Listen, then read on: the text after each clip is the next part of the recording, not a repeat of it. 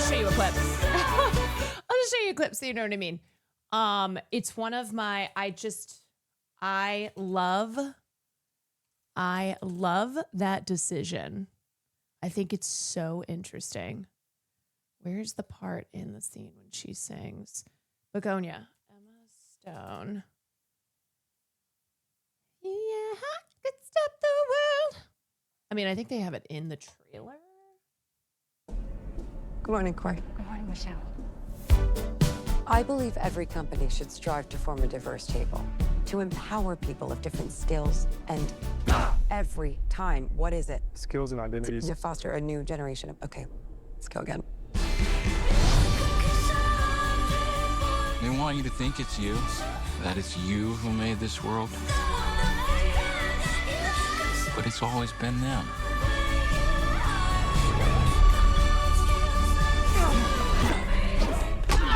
All we've lost. I discovered you work through Emma Chang. That was an awesome interview. We're setting that right again. Greetings. Welcome to the I don't know if it headquarters shows of the it here. Human Resistance. Where's my hair? Your hair has been destroyed to prevent you from contacting your ship. Also, hi, welcome in. What ship? Your mothership? Okay. In the next 48 hours, the police Now and I'm the just FBI will begin now a I'm just statewide showing the whole manhunt. trailer. I'm a high-profile female corporate executive. I'm like, I just want that I one am part. crucial. In all humility, I can say that. Think of it like you abducted the governor, but worse.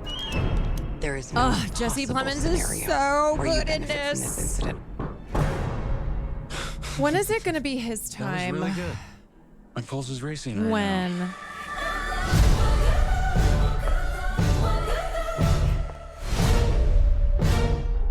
I've done a ton of research on this. He You're was killing so our planet. snubbed. Alien fellas. I'm not an alien. You're lying to me. What's the difference? You know this is crazy. You know this is wrong. I know who you are. I know what you are. I know you too, Teddy. It's fine. It's cool. There it is. Watch the entire trailer just to see that part. It's so good. It's so good. I was listening to an interview with Emma Stone, and she was saying that she is a huge Chapel fan, of course, and she loves that song, and she was wanting to have that song specifically be, like, of all Chapel songs, be in the film. She's like, yeah, it was amazing. We reached out, and within 24 hours, it was all set up. I'm like, of course it was, because it's a Yorgo film starring Emma Stone. I loved her humbly being like, yeah, it was so amazing because, you know, we kind of had to like get an answer quickly, and it was a last minute reach out, and they got back to us within 24 hours and confirmed that we can use the song. I was like, yeah, of course. That ain't like me making a short film and reaching out to Chapel Roan's team and being like, hey, can I use this song? And they get back to me within 24 hours. Yeah, our little indie film. Anyway, hello, everybody. Akoya, thank you for the prime. Mawak, thank you for the 5 months. Welcome in. I'm a little bit early because at 6 o'clock I am jumping on Zoom with Taylor Lorenz. We are going to, she is going to break down Section 230, the attempts to repeal it, KOSA, the Discord verification, essentially everything that's happening that is an onslaught on our digital freedoms that could potentially mean we do not have protected speech on the internet, as it has already declined, as we've already seen censorship. We've already seen, progressive speech be censored on these platforms.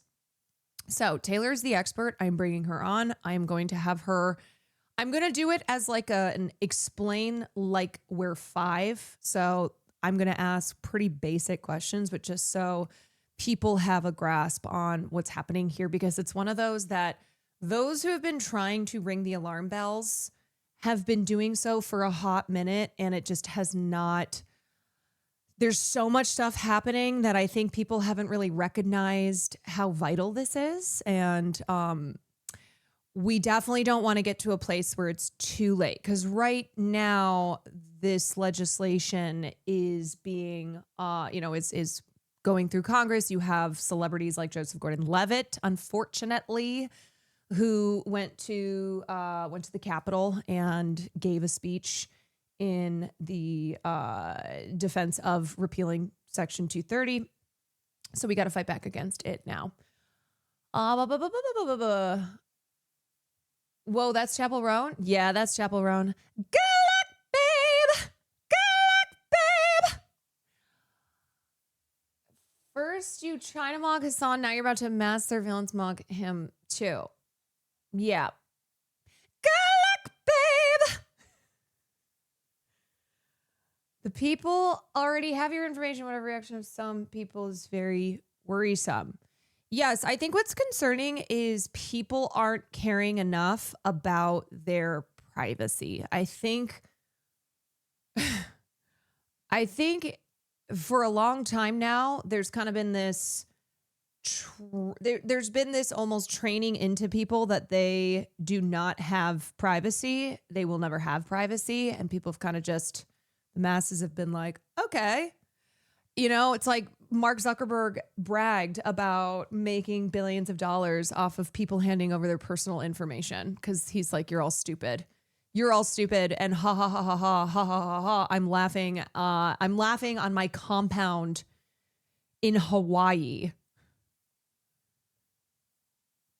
Speaking of privacy, can you ask Will to close your door again? He's at the gym. So, William, imagine my door closed. That would be scary. If I was like, hey, could you close my door? And suddenly it just slammed shut. Discord updated their announcement, are trying to backpedal a bit, probably worried about their rumored. Well, it's because at least there's been a pretty big response to the Discord age verification update. And people are like, fuck that. And I think a lot of people have I think in the last couple days, people have deleted Discord. They've been trying to move to alternative platforms. So I think Discord was like, whoa, yeah, a lot of people who canceled Nitro. So I think Discord is like, oh shit, because that's what can happen here. As long as people are aware and as long as people understand how bad it is, and then do something about it, these companies will be like, oh, wait a second. Whoa, hold on. So we are going to talk about that in half an hour. And then I also, I am going to cover, yes, the Pam Bondi crash out session today. Whoa. Pam Bondi, who was, who was just so attacked and insulted by Democrats during the House Judiciary Committee. Leave her alone. She's just a small bean, okay? She's not the person in charge of the Justice Department, in charge of the handling of files related to Epstein. Now, granted, she answers to Donald Trump, but oh my God, there are so many moments from that hearing today. Which, you know what, though? This is the fight. This is the fire that people have been begging Democrats to have. It's like, please, this is what we have. This is what we have begged for.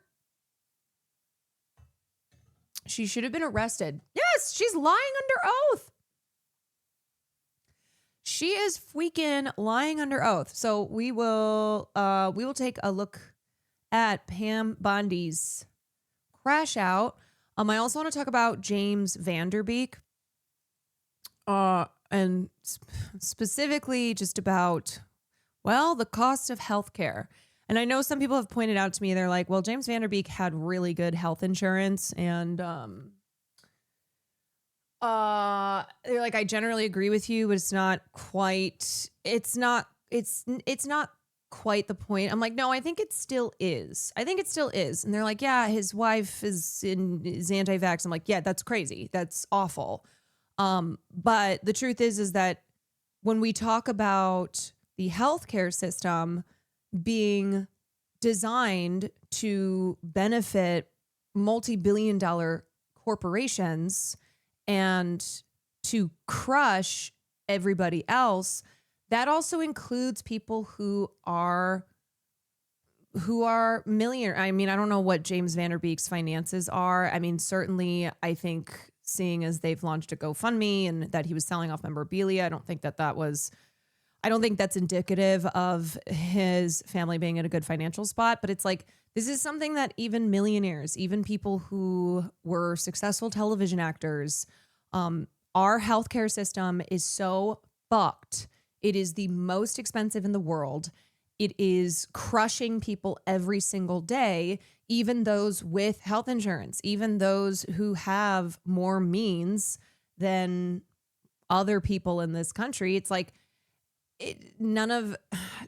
unfortunately, that is just how, that's how brutal our healthcare system is. It doesn't matter how rich you are, you're still human, and healthcare is a human right. Yeah, absolutely. So anyway, yeah, James Van Der Beek from Dawson's Creek passed away.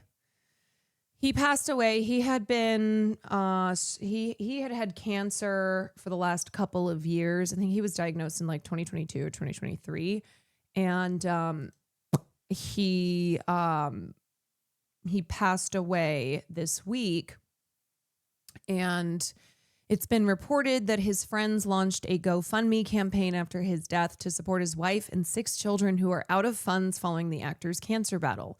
In the wake of this loss, Kimberly and the children are facing an uncertain future, reads the campaign statement. The cost of James' medical care and the extended fight against cancer have left the family out of funds.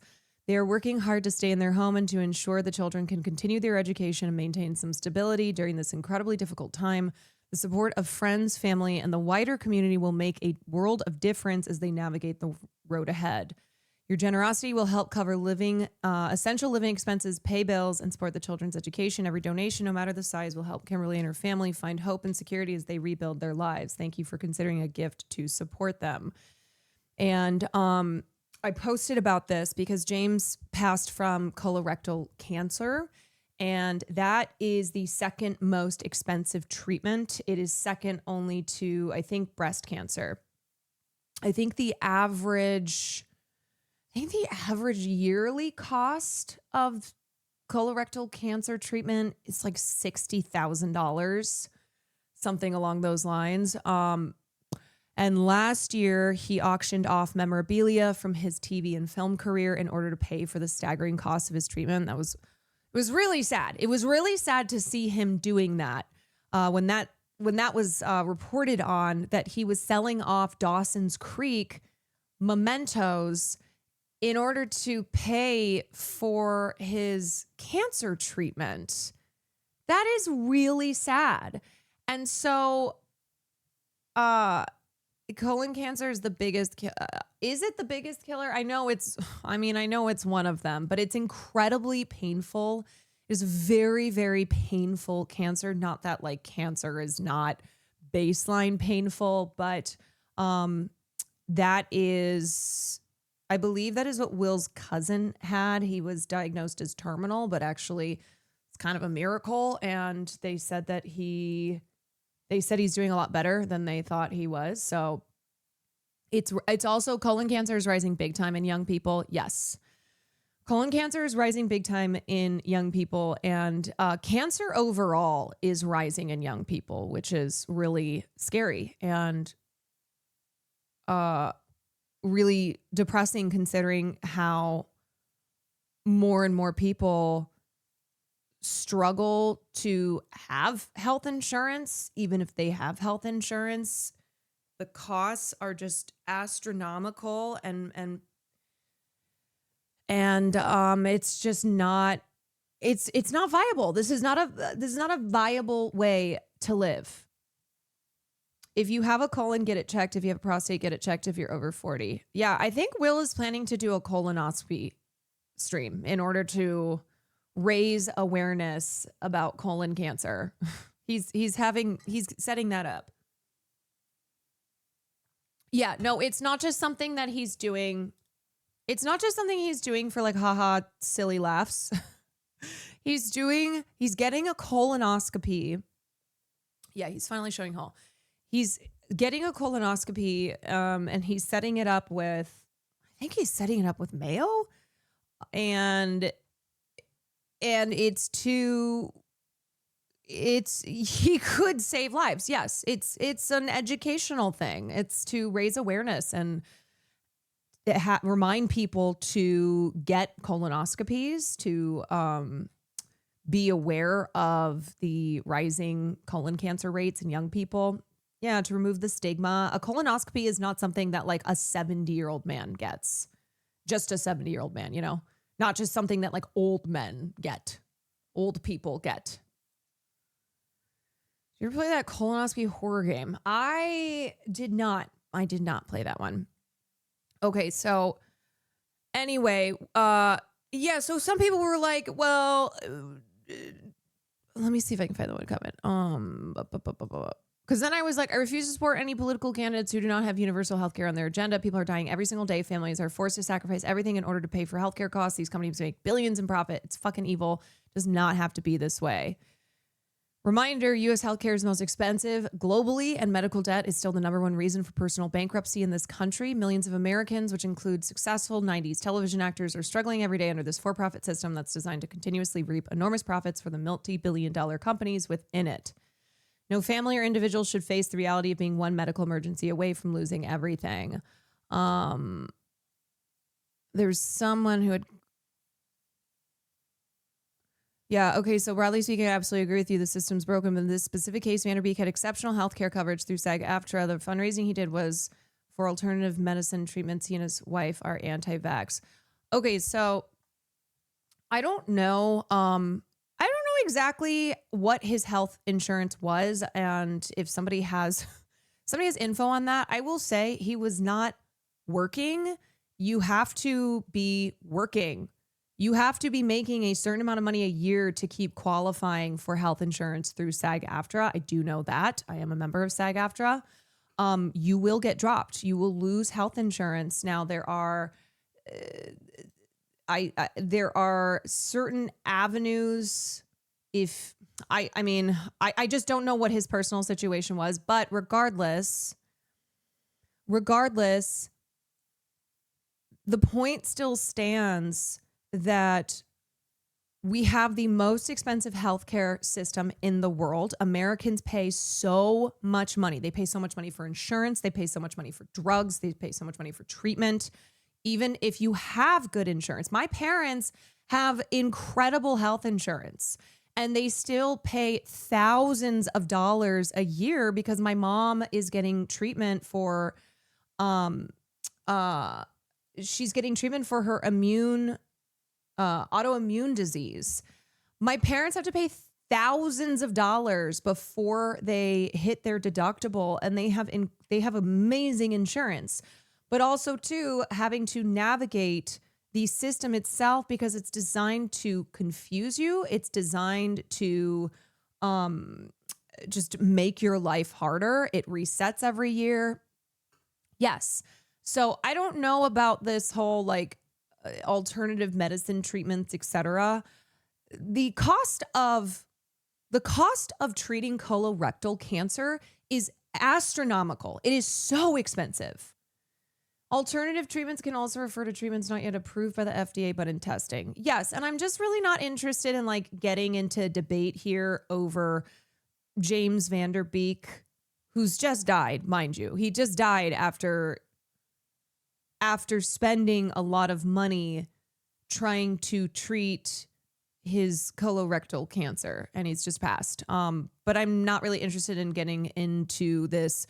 Oh, he and his wife were anti-vax, or at least his wife was promoting that. And so this example is an exception to what we're talking about here with the US healthcare system.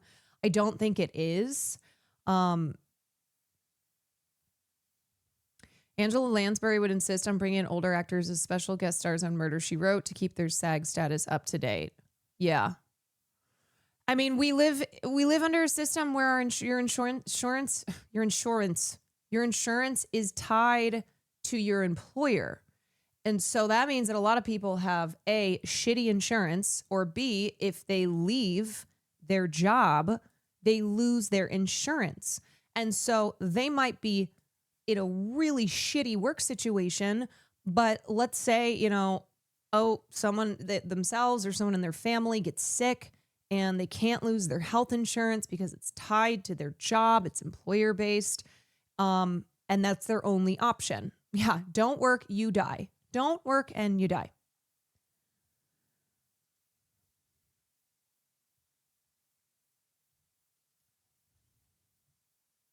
I'm on Medicare because I'm disabled. It costs me $202 a month and I still have to pay 20% of my cost of everything. Yes. Even when you are getting help from something like Medicare, which Republicans have been slashing at every turn. They love slashing Medicare benefits. One thing they love to do. They like to take an already bad situation and make it so much worse. But you are still paying money and you are still not getting not always getting access to all the treatment that you need. It's like for having the world's most expensive healthcare system, what Americans pay, what we pay per capita for a healthcare system, but also not having exceptional care. That's the other problem. It's how expensive it is, but then it's also an issue with quality of care, with quality of treatment and medication.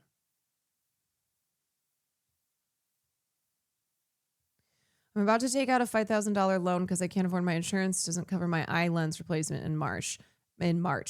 Every time we talk about the insurance industry, everybody's got a story.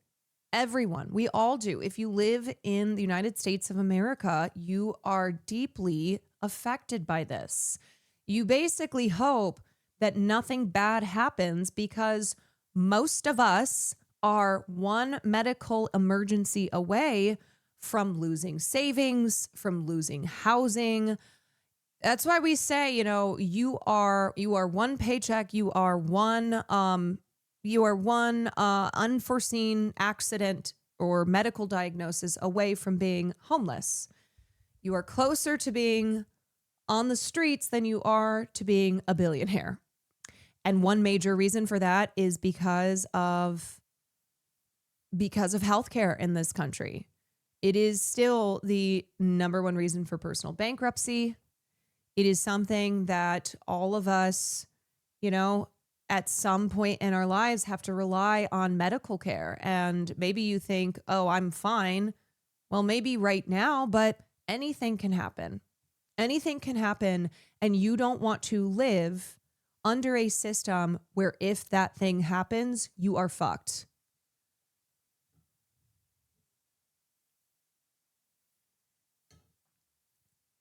We are the only industrialized nation without a universal healthcare system. Yes, and we were talking about this yesterday, that Cuba is a place that produces some of the best doctors and medical professionals in the world, for it being so bad and communist over there.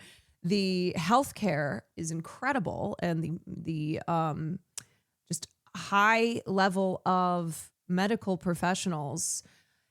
And during Hurricane Katrina, Cuba had offered to send a delegation of doctors and medical supplies, and the U.S. government said no. Nope. Yep. They would rather us die. They would rather us die from not having health insurance. As long as these companies make billions of dollars, they'd rather people die after a disaster like Hurricane Katrina than to have than to get medical assistance from a place like Cuba.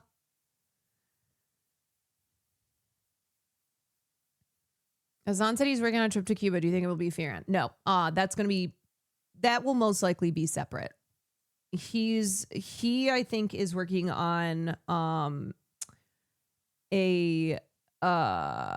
this delegation that people are trying to put together right now, a flotilla type delegation. And then we did talk about Fear and Cuba, but that would be a separate trip.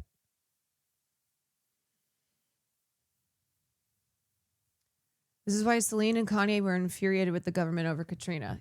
Yeah, I mean, Kanye West, who famously once upon a time said George Bush doesn't care. George Bush hates black people. George Bush doesn't care about black people. And then later on in his life, he started saying other things that were not as based, that were not as correct. I have a medication I've been taking for a year with my new insurance. They've required a pre-auth for every fill, and they bounce it back and forth so many times before the insurance will approve it. Because this is how the system is designed. When we talk about the system being broken, oh, no. The system is working the way that it's been designed. Healthcare is it is broken as far as how unbelievably fucked it is in the United States. How unbelievably fucked Americans are because of this massive for-profit system. But the system itself is working as designed.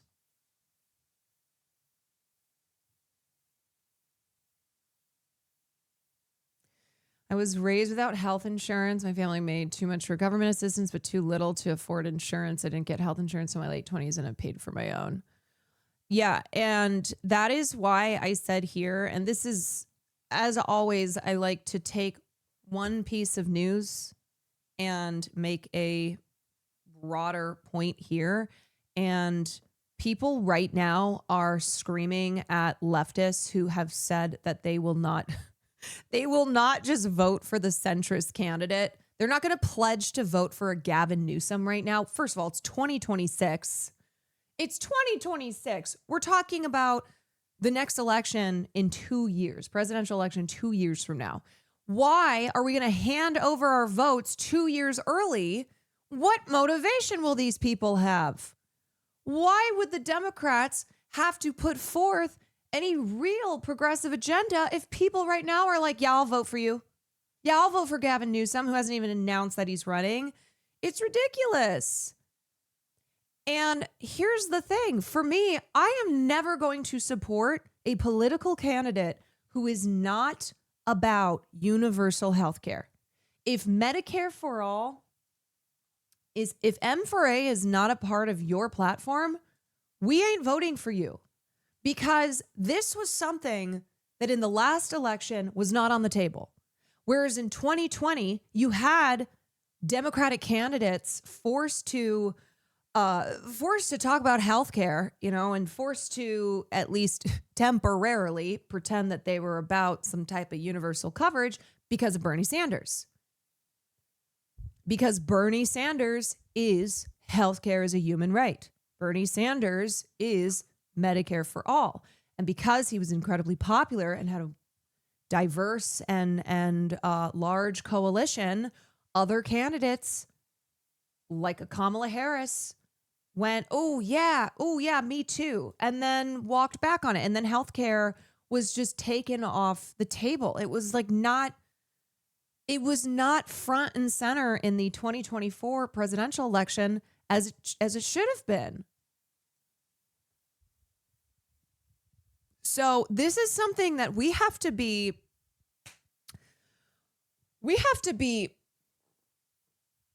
black and white on. There's no nuance. There's no like, oh, well, our healthcare system is broken. So here, we're going to put a Band-Aid on the problem. No, this is you either support universal healthcare, you either support healthcare being a human right, which means that every single person should be guaranteed access or you don't. And if you don't, then we are not voting for you.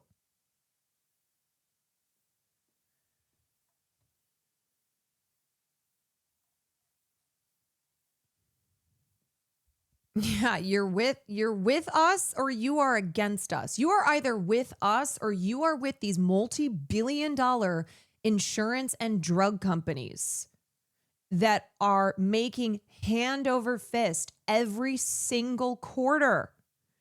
They are making so much money off of people dying. Tens of thousands of Americans die every year because of lack of access to care.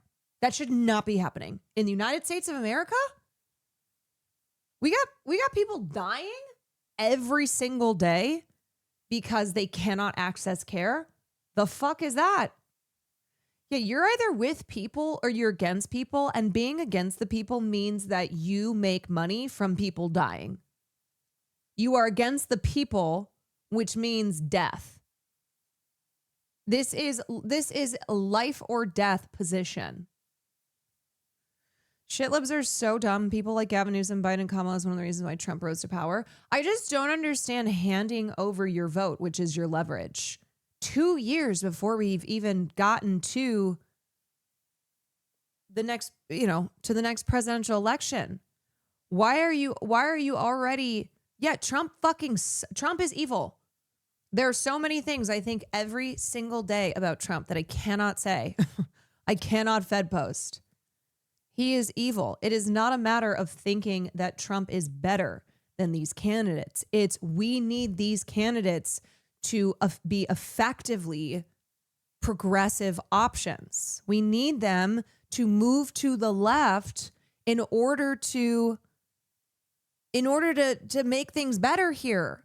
You can't make things better by status quoing it. You can't make things better by fixing the optics.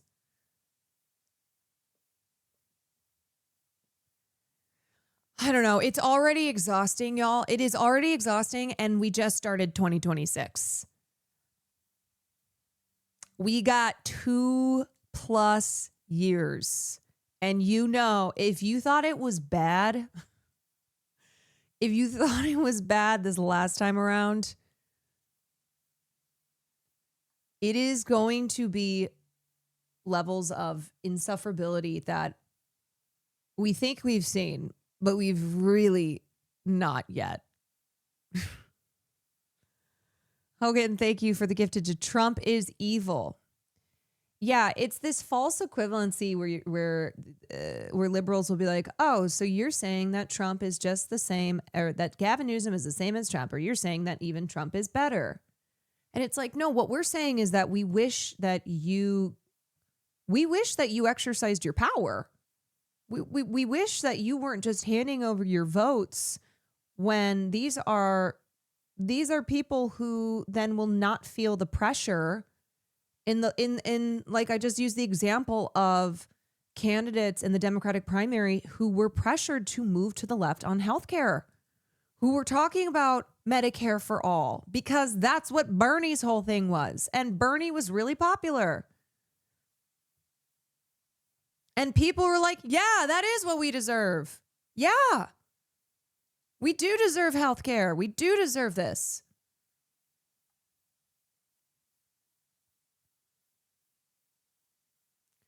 Libs are already saying excluding pro-Israel candidates is a purity test they don't care about. Yes, they're just going to run this back.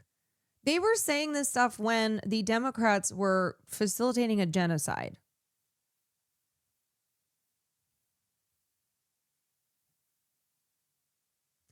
Trump is extremely unpopular, but so are the Democrats because centrist losers like Jeffries and Schumer are not fighting against anything Trump is doing. They're winning during the shutdown and they just gave up. They were winning during the shutdown and they gave up. Yes, because they're controlled opposition. And here's the thing too, okay? You elect a Gavin Newsom, you elect somebody who is going to have a nice smile and is going to say some nice words, and maybe, American citizens aren't being so openly executed in the middle of the streets in suburbs in Minnesota by ICE. But what's going to happen is a maintenance of the status quo. The status quo being the status quo being an agenda that is pro corporate, that is pro the interests of these Democrats. And then people are going to go, well, my bills are still really high. My life fucking sucks. And so then another presidential election rolls around and they're like, I'm going with the other guy. I'm going with the other one. And we're just going to we just flip flop back and forth. And all the while people become even more disillusioned. People become more checked out. It's harder. It's harder to get folks energized unless we give them something to feel energized towards.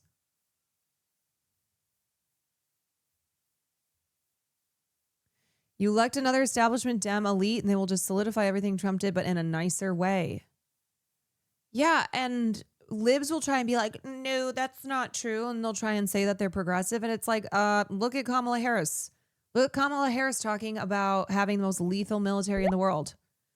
Kamala Harris, really ramping it up with like the pro safe borders, pro strong military, imperialist language. When Kamala Harris for a moment was like, oh, we're going to do some progressive stuff. And then she had a meeting with billionaires, with people like Mark Cuban, who then bragged about running Kamala Harris's show. He was like, oh yeah, no, we're in charge here. She met with Wall Street. She met with her donors and they were like, let's just make sure we're on the same page here. She had fucking Cheney on stage. Yes. She paraded out both Cheneys. They brought out Bill Clinton to go to Michigan to go talk to Muslim communities. You have Bill Clinton. You have Richie Torres.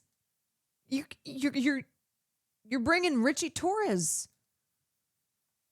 Was that a notification sound? That is my 5-minute. That is my 5-minute Zoom warning. I did want to play a quick little vid on section 230. Let me see if I have time.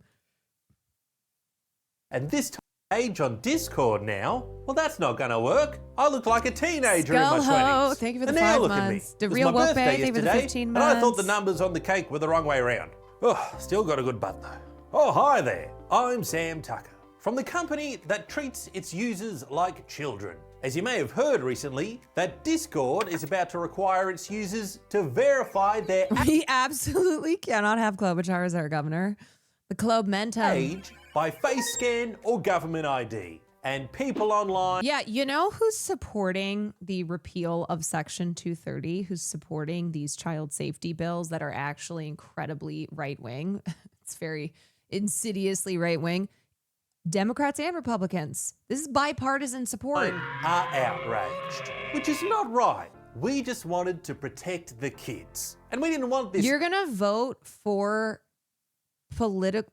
potential presidential candidates who are supporting the removal of our free speech from the internet, who are censoring progressive voices online, who are handing over the keys to platforms like TikTok over to the Ellisons. The TikTok ban had bipartisan support, both Democrats and Republicans, because they're both owned by billionaires and corporations. And that's why they are together on this shit. And also because they have an interest in censoring speech that poses a problem to the United States government. They don't want people to advocate for Palestine. They don't want them to challenge the US's never-ending well of support to Israel. So that's why they took TikTok away and put it into the hands of right-wing billionaires. disagreement with people. It's not what Discord stands for.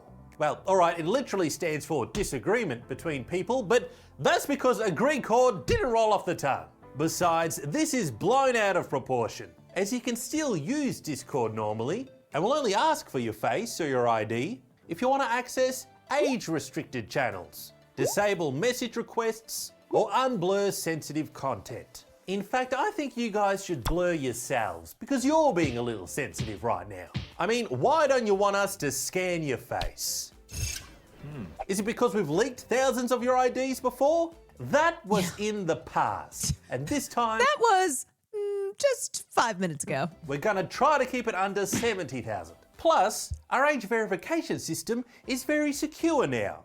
You had me cloned. Sometimes we'll verify your age just by your behavior on Discord. And if you do scan your face, well, the selfie video you take to determine your age will never actually leave your device. Well, that's cool, but what's stopping a kid from just pointing their phone? Take a wild guess where Discord's new CEO is from. Israel.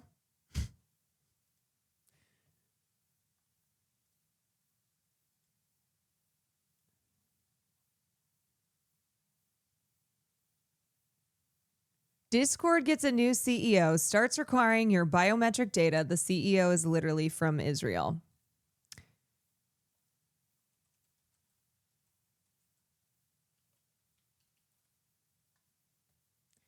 I mean, fork found in kitchen. I wish I was surprised. Yeah, he's Blizzard Activision's former CFO. And now he is Discord's CEO. Surely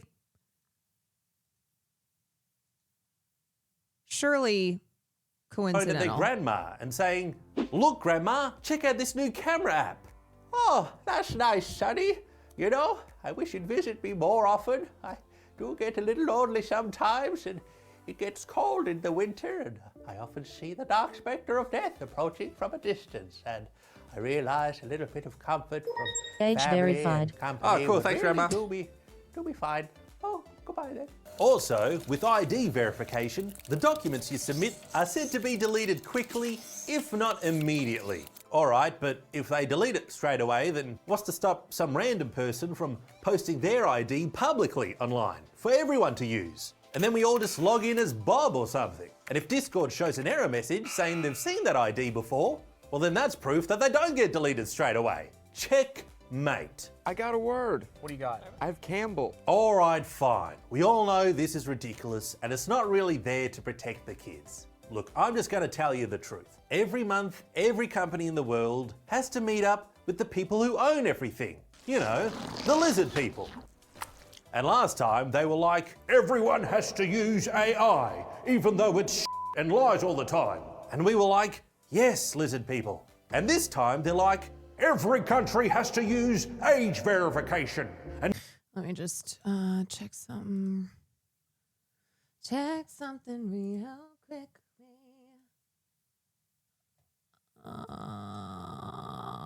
Okay. Let me just open this up.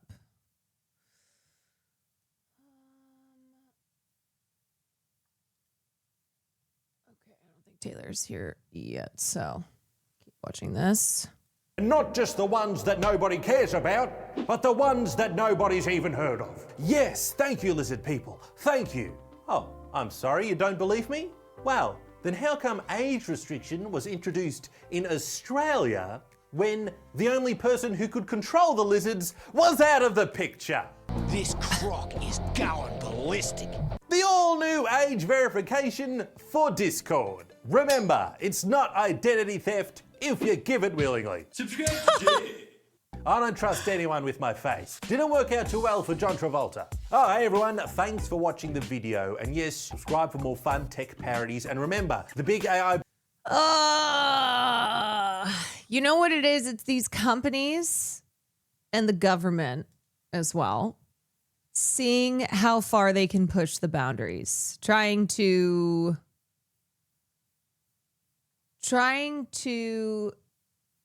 invade further our privacy while also saying that they're protecting American citizens' privacy. And they're trying to see how far they can go without people leaving.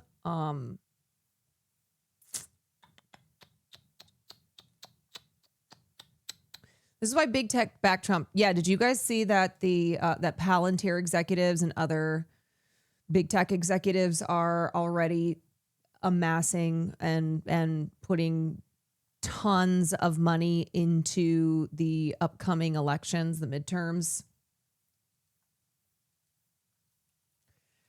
And essentially, they are funding candidates who are going to be pushing a pro AI agenda, who will be in the pocket of big tech. Yeah, didn't they put something like 100 million already? Palantir executives, 100. Yeah, how Palantir and AI money is shaping the midterms. Ooh. Oh, yeah. I mean,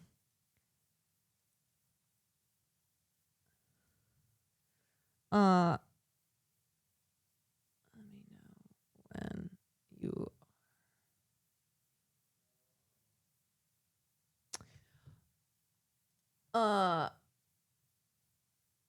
Yeah. I mean, this is the age of the. This is the age of the technocrat. This is why these tech billionaires all contributed money to Donald Trump's inauguration. And we're all standing side by side behind him. And they will have to say is they didn't know about it, like with Project 2025, and people will lap it up. I mean, I think, oh, Taylor's here. Okay. Why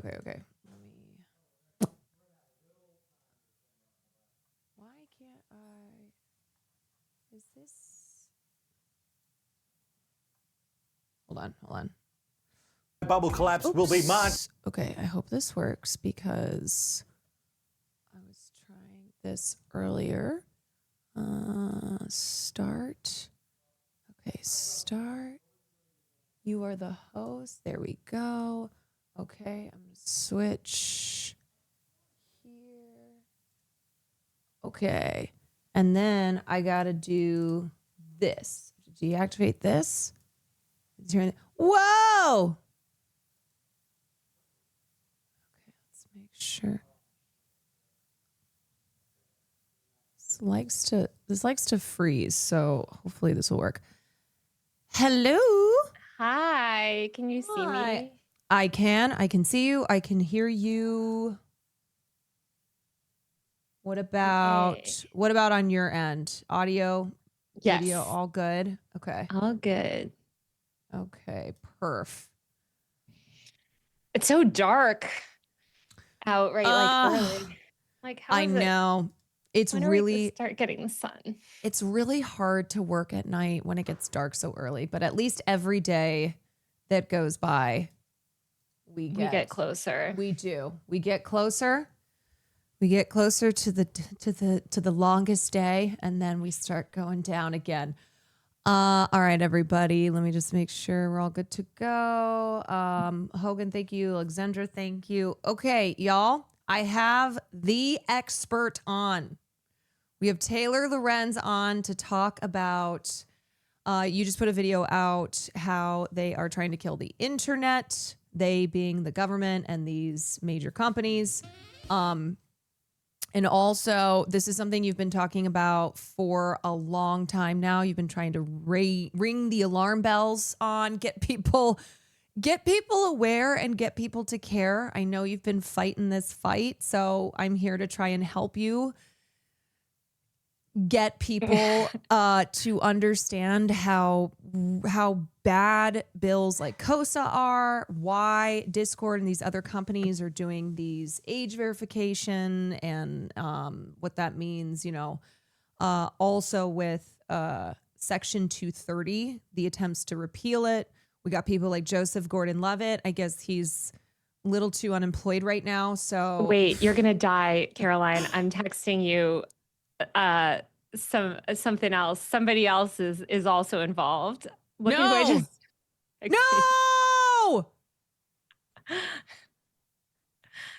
No! The worst celebrity. The worst celebrity is always at the scene of Why? the crime. Oh no, y'all. Taylor just sent me this PSA featuring Seth Meyers, Amy Schumer, Josh Charles, Tony Shalhoub, and others. I'm sorry, but celebrities should, not that they care or are smart enough, but you should assume that if you're standing alongside Amy Schumer, you're on the wrong side. On any issue. On I think any it's safe issue. to say. Yeah. You do not want to be doing anything with Amy Schumer. Mooney, thank you so much. Okay. So we're going to talk about all that. And I already told my chat that I want to kind of approach this as a explain like we are five.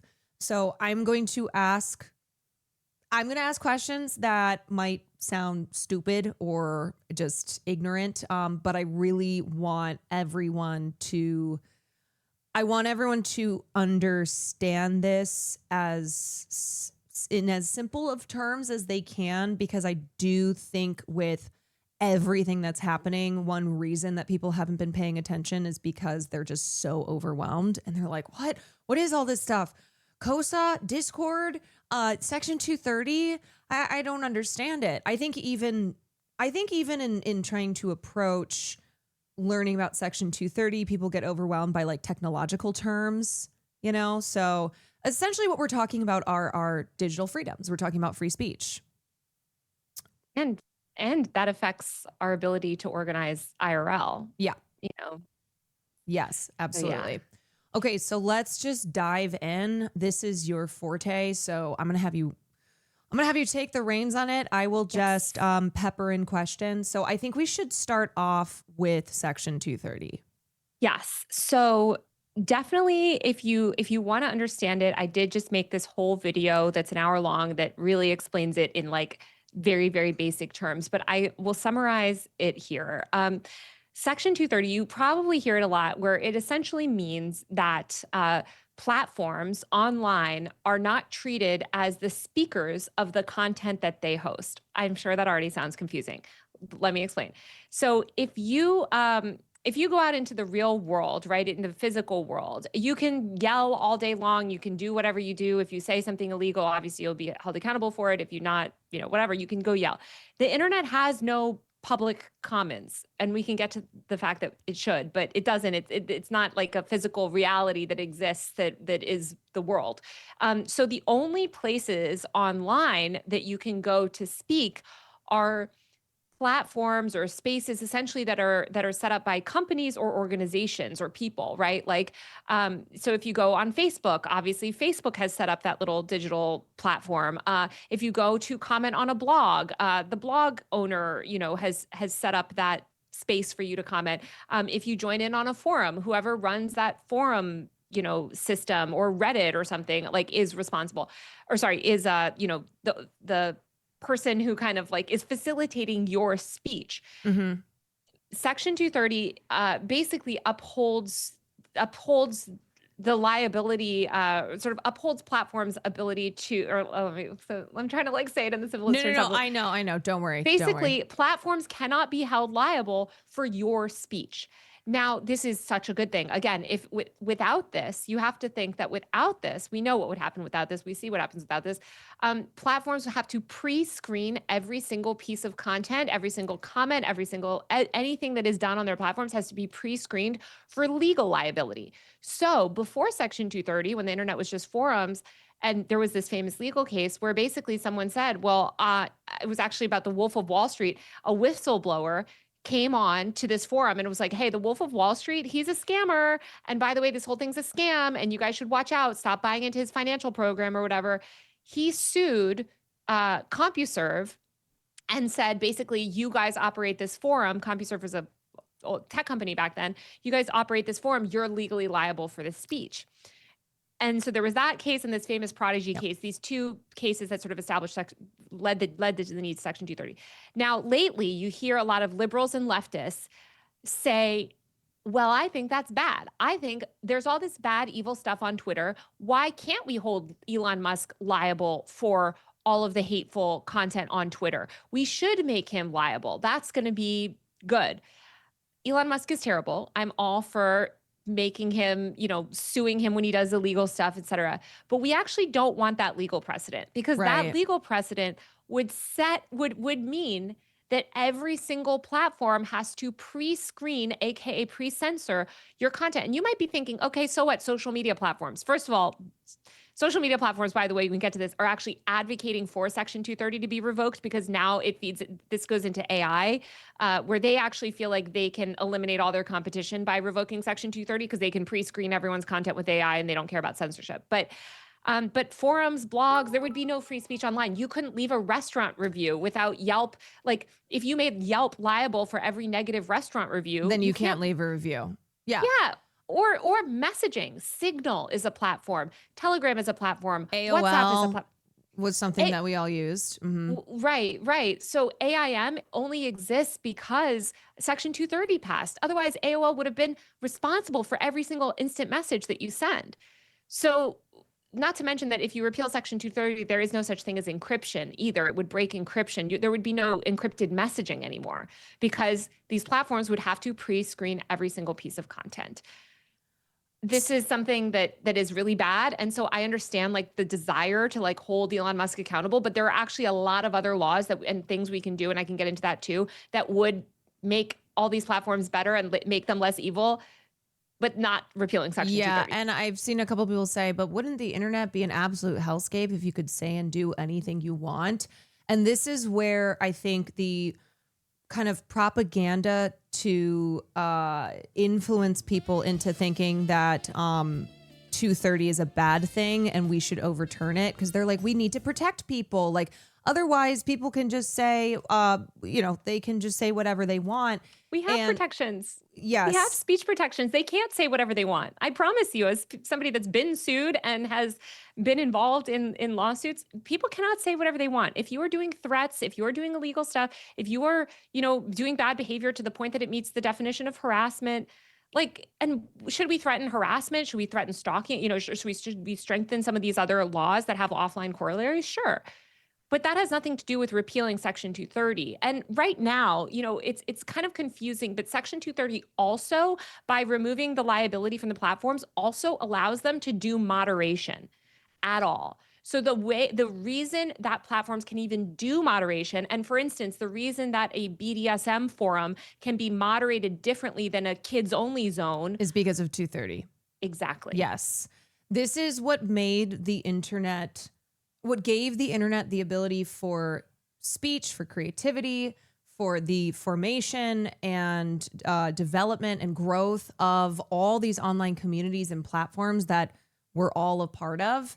And I think people who want to repeal Section 30, a lot of them they're misguided. I think Joseph Gordon-Levitt, this kind of language around protecting children that is actually being pushed by the right. And we'll get into talking about KOSA and these other bills, but I want to stay on 230. I think that's what's motivating folks to say, oh, we do need to repeal Section 230 because there's all this bad stuff that's happening on the internet, and we need to be able to hold these sites and these platforms accountable for that. But one example that you have in your YouTube video is, I can't remember his name, but it was back in the AOL era, and he was getting harassed. It was one of the first. Zarin. Yes, this is a big case that you talk about in your video. Yes. Zarin was kind of one of the first instances of online harassment, and it's something that people, he didn't even really understand because it was not as prevalent as it is today. And he reached out to AOL and told them this is what's happening. You need to do something about it. So that was on record. AOL didn't do anything about these users who were harassing him. And so he sued AOL. And this went to the 4th District Court. And then ultimately they rejected his argument. But the reason that it was actually a good thing, and it was good for him and the rest of us as well, is because you explain that What that means then is if companies are on the hook because they don't do something after they have been reached out to by users, that means they're actually incentivized to not do anything, to ignore any user complaints, because they don't want to end up in a situation where there's a legal suit because they didn't take any action. Right?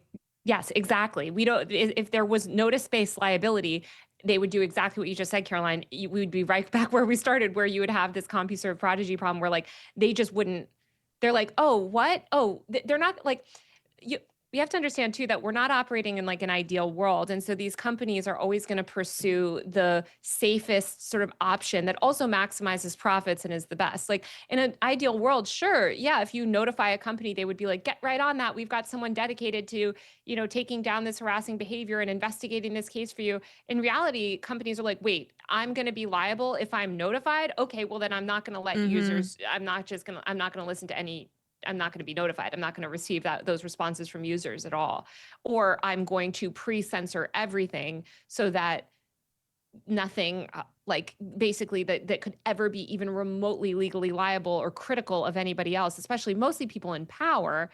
I think people need to understand this isn't about protecting these companies. This is about protecting the people, the users, Yes. those of us who use the internet, which is all of us. Like we're all on the internet right now. So it's not, don't confuse this and think this is about protecting these multi-billion-dollar companies. It's actually the opposite. Yeah. Okay. Y'all who are saying I do not use the internet. Okay, sure. But it's it's so the propaganda has been so effective because people think, well, this is a protection for big tech. This is a protection. And it's like, kind of, again, it actually doesn't say anything about protecting or liability in Section 230. Section 230, the crux of the law is 26 words long. It's known as the 26 words that created the internet. And all it does is say that you are basically, that the platform is not going to be treated as the speaker of that content. And when you think of that, like, sure, no, Facebook should not be treated as the speaker of the content because I'm not operating it like a newspaper. I'm not writing in an op-ed. There's no editors. I am the speaker of my own content, and I still have liability for that content, by the way. I think the other thing to keep in mind, because we're talking about free speech, we're talking about censorship.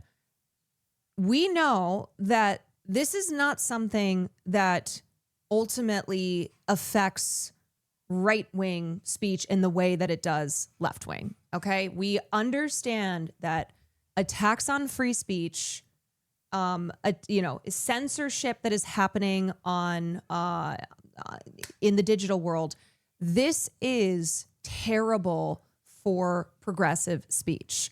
We've already seen it happening. It is why the Ellisons and other MAGA billionaires bought TikTok, which was a bipartisan push in Congress. Both Democrats and Republicans wanted to wrestle control of TikTok from Chinese control in the United States and hand it over to American billionaires because they are trying to control information that young people, that young progressive people in this country have access to. And that's why a lot of these bills and a lot of these pushes to repeal Section 230 originate on the right. These are like Christian nationalists, right-wing organizations and politicians, and then they, they'll get some Democrats on board. They'll get liberal celebrities like Joseph Gordon-Levitt. So you don't see this as partisan. You don't see this as benefiting the right, and I think it confuses people. I think, what people need to realize is this entire plan was written in the 90s, and the right has been very consistent. They have actually followed the plan completely. A group that's been very pivotal in all this. There's two groups really that have been pivotal in this fight. The Heritage Foundation and a group called NCOSE, which now stands for National Center on Exploitation or something. What they were previously known as before they rebranded recently was Morality in Media.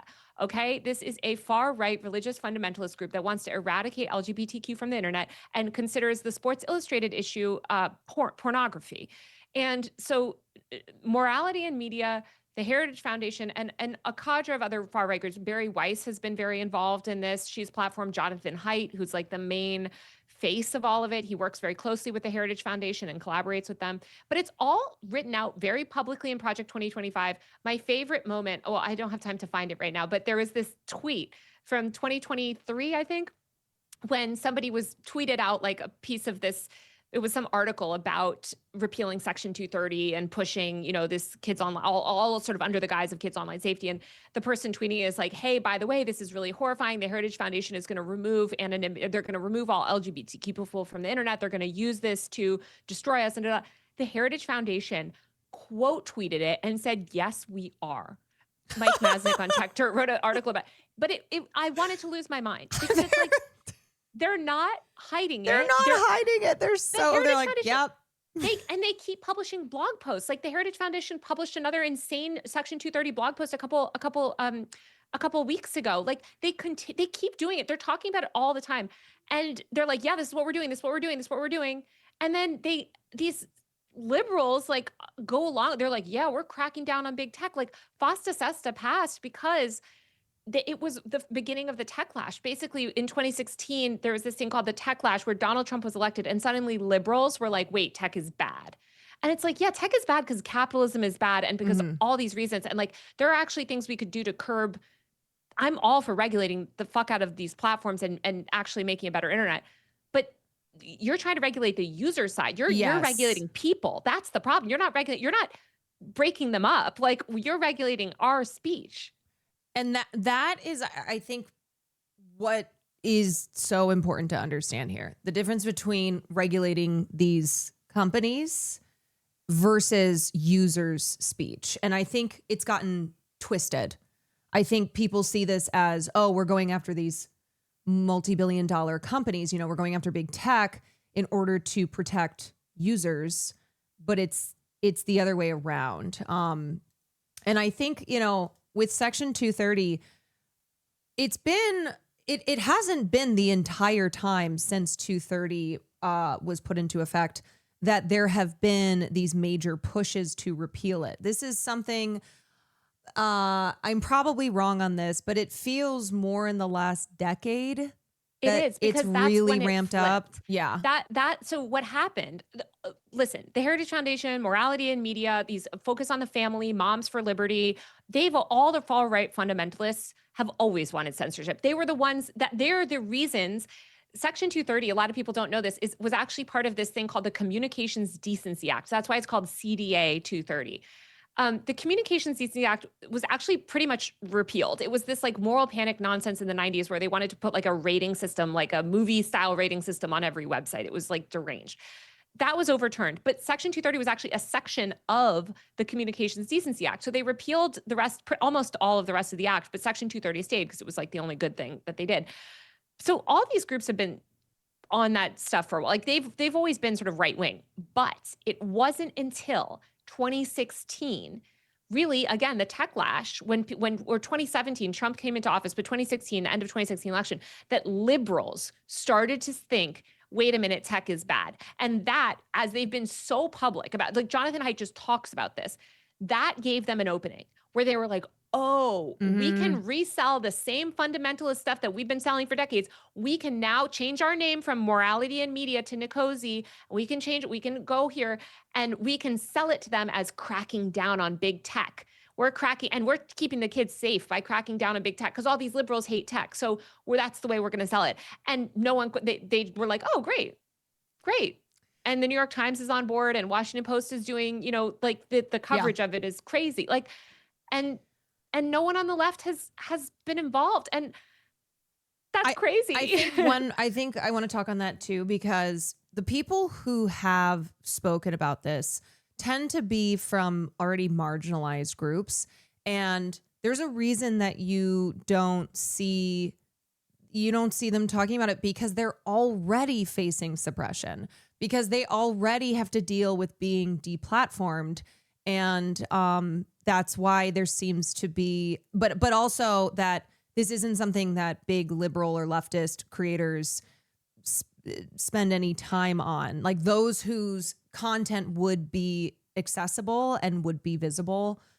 And those who have talked about it for years, because they're always the first in line to be affected by this stuff, they're already suppressed. Like we already, Yeah, I just want to make it clear. Liberals are pushing it. So Ezra Klein, Ezra Klein has done multiple episodes pushing it. Derek Thompson, the Abundance Conference, actually had Jake Achelos, who's the author of some of the stuff, pushing it. Liberals have been aggressively pushing it, like Pod Save America, John Favreau. These people are pushing authoritarianism. Like, unsurprisingly, liberals are going along with the Heritage Foundation's tech policy agenda. On the left, I mean, what was so heartbreaking is like 2017 was like the worst year because that's when all this like really started. Sex workers, trans people, every marginalized group was like, wait a minute. Like, hey guys, this is really bad. This is really bad. And everyone was like, shut up, basically. And in 2018, like FOSTA SESTA passed. FOSTA SESTA was the first, and it was the first amendment to Section 230 that is the only time we've ever chipped away at Section 230. It's the only time it's ever successfully happened. And by the way, guess who's one of the two attorney generals, by the way, that were involved in all this? Kamala Harris. At the time, she was attorney general who was involved. Classic. Yeah. It's just like liberals have played such a key role in this. But sex workers were like, oh my God, this is so bad. They were making constant, like they couldn't have been louder about it. And people just didn't care. They were like, oh, well, it's fine if we like mass censor sex workers. But let me just tell you immediately what happened. Tumblr banned all adult content, and that platform effectively shut down. Vast swaths of the internet were shut down. We know that so much, like now we have research that shows actually like huge amounts of trans people, reproductive justice, anything sexualized was basically, that's when you started to see the mass deplatforming. So yes, have reproductive justice activists, disabled people, trans people, sex workers been loud? Yes, they've been loud, but they've been loud to an ever declining amount of followers. And ultimately they're not like, these are marginalized people that are most affected. They don't have the platform that someone like Ezra Klein has. You know what I mean? They just don't. But they're very involved. They're very, very involved. Like, as you will know online, if you do not mention, like which is amazing. I love them. I work with them. The Free Speech Coalition, which is the main trade group for the adult industry, is the only one even showing up to like at these state houses, like fighting these laws. But they're not a good messenger either, because a lot of this stuff is about moral panics and about inappropriate content. So when you have these sex workers coming online and being like, well, we shouldn't ban porn, like people, they're just not a messenger. Whereas somebody like, you know, the Pod Save America guys, like actually could be that messenger to the normies, you know, and it's just frustrating. Yeah. God, what was I going to ask you about? Oh, just to also make, I keep going like, just to make this clear to people, Section 230 not existing means, or getting repealed means Taylor can't put out these videos. I probably can't stream on Twitch. Like, this is what the result of it will be, because these companies then, not wanting to be held liable, will suppress this. They will outright restrict it.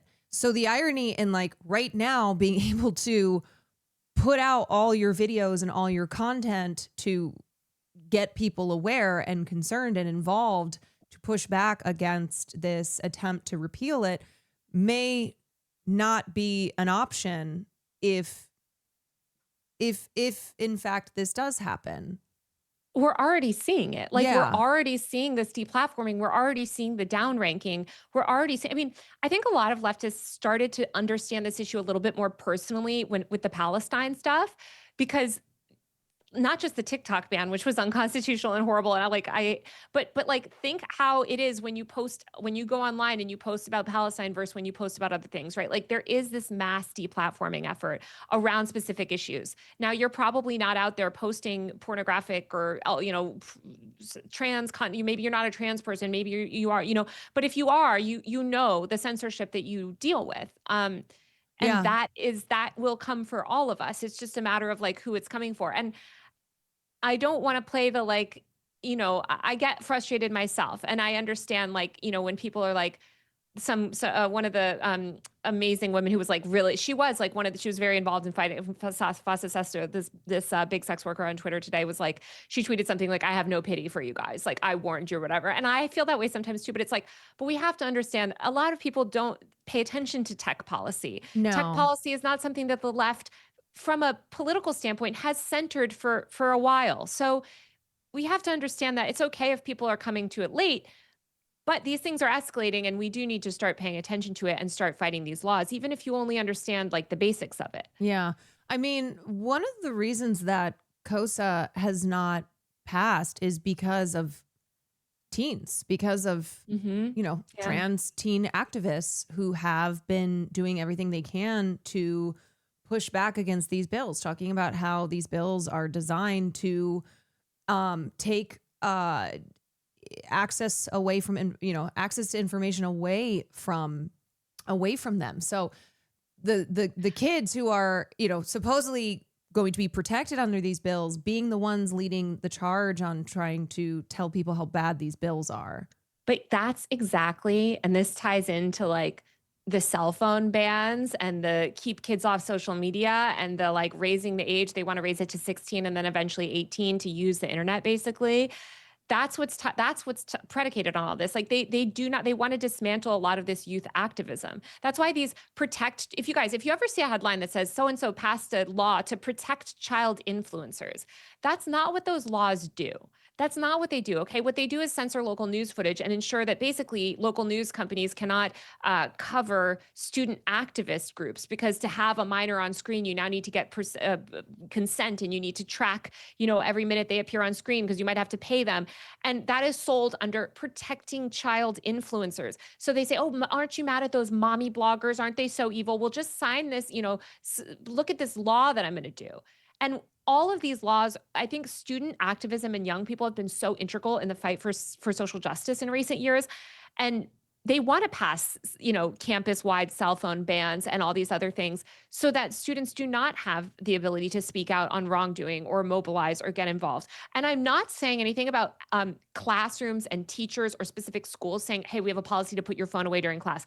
Everyone supports that. That's very different from having a law that a police officer who is on campus now is enforcing. And like, I want people to understand that difference too. Because when I start talking about cell phone bans, people are like, well, kids shouldn't be on TikTok during class. I'm like, I know. Guys, you don't need a law that a police officer is enforcing to have that happen. But the problem is that it's obviously there's things here that are true and there are solutions that are effective, but people get kind of caught up in well, it's just common sense. And they'll go, so you think exactly like the example you use. So you think it's okay for these 13-year-olds to just be on TikTok all day? Like these teachers are having issues already with AI and with these cell phones. And no, that's not what what you're advocating for, or what any of us are advocating for. It's that they are trying to push these laws by utilizing this moral panic.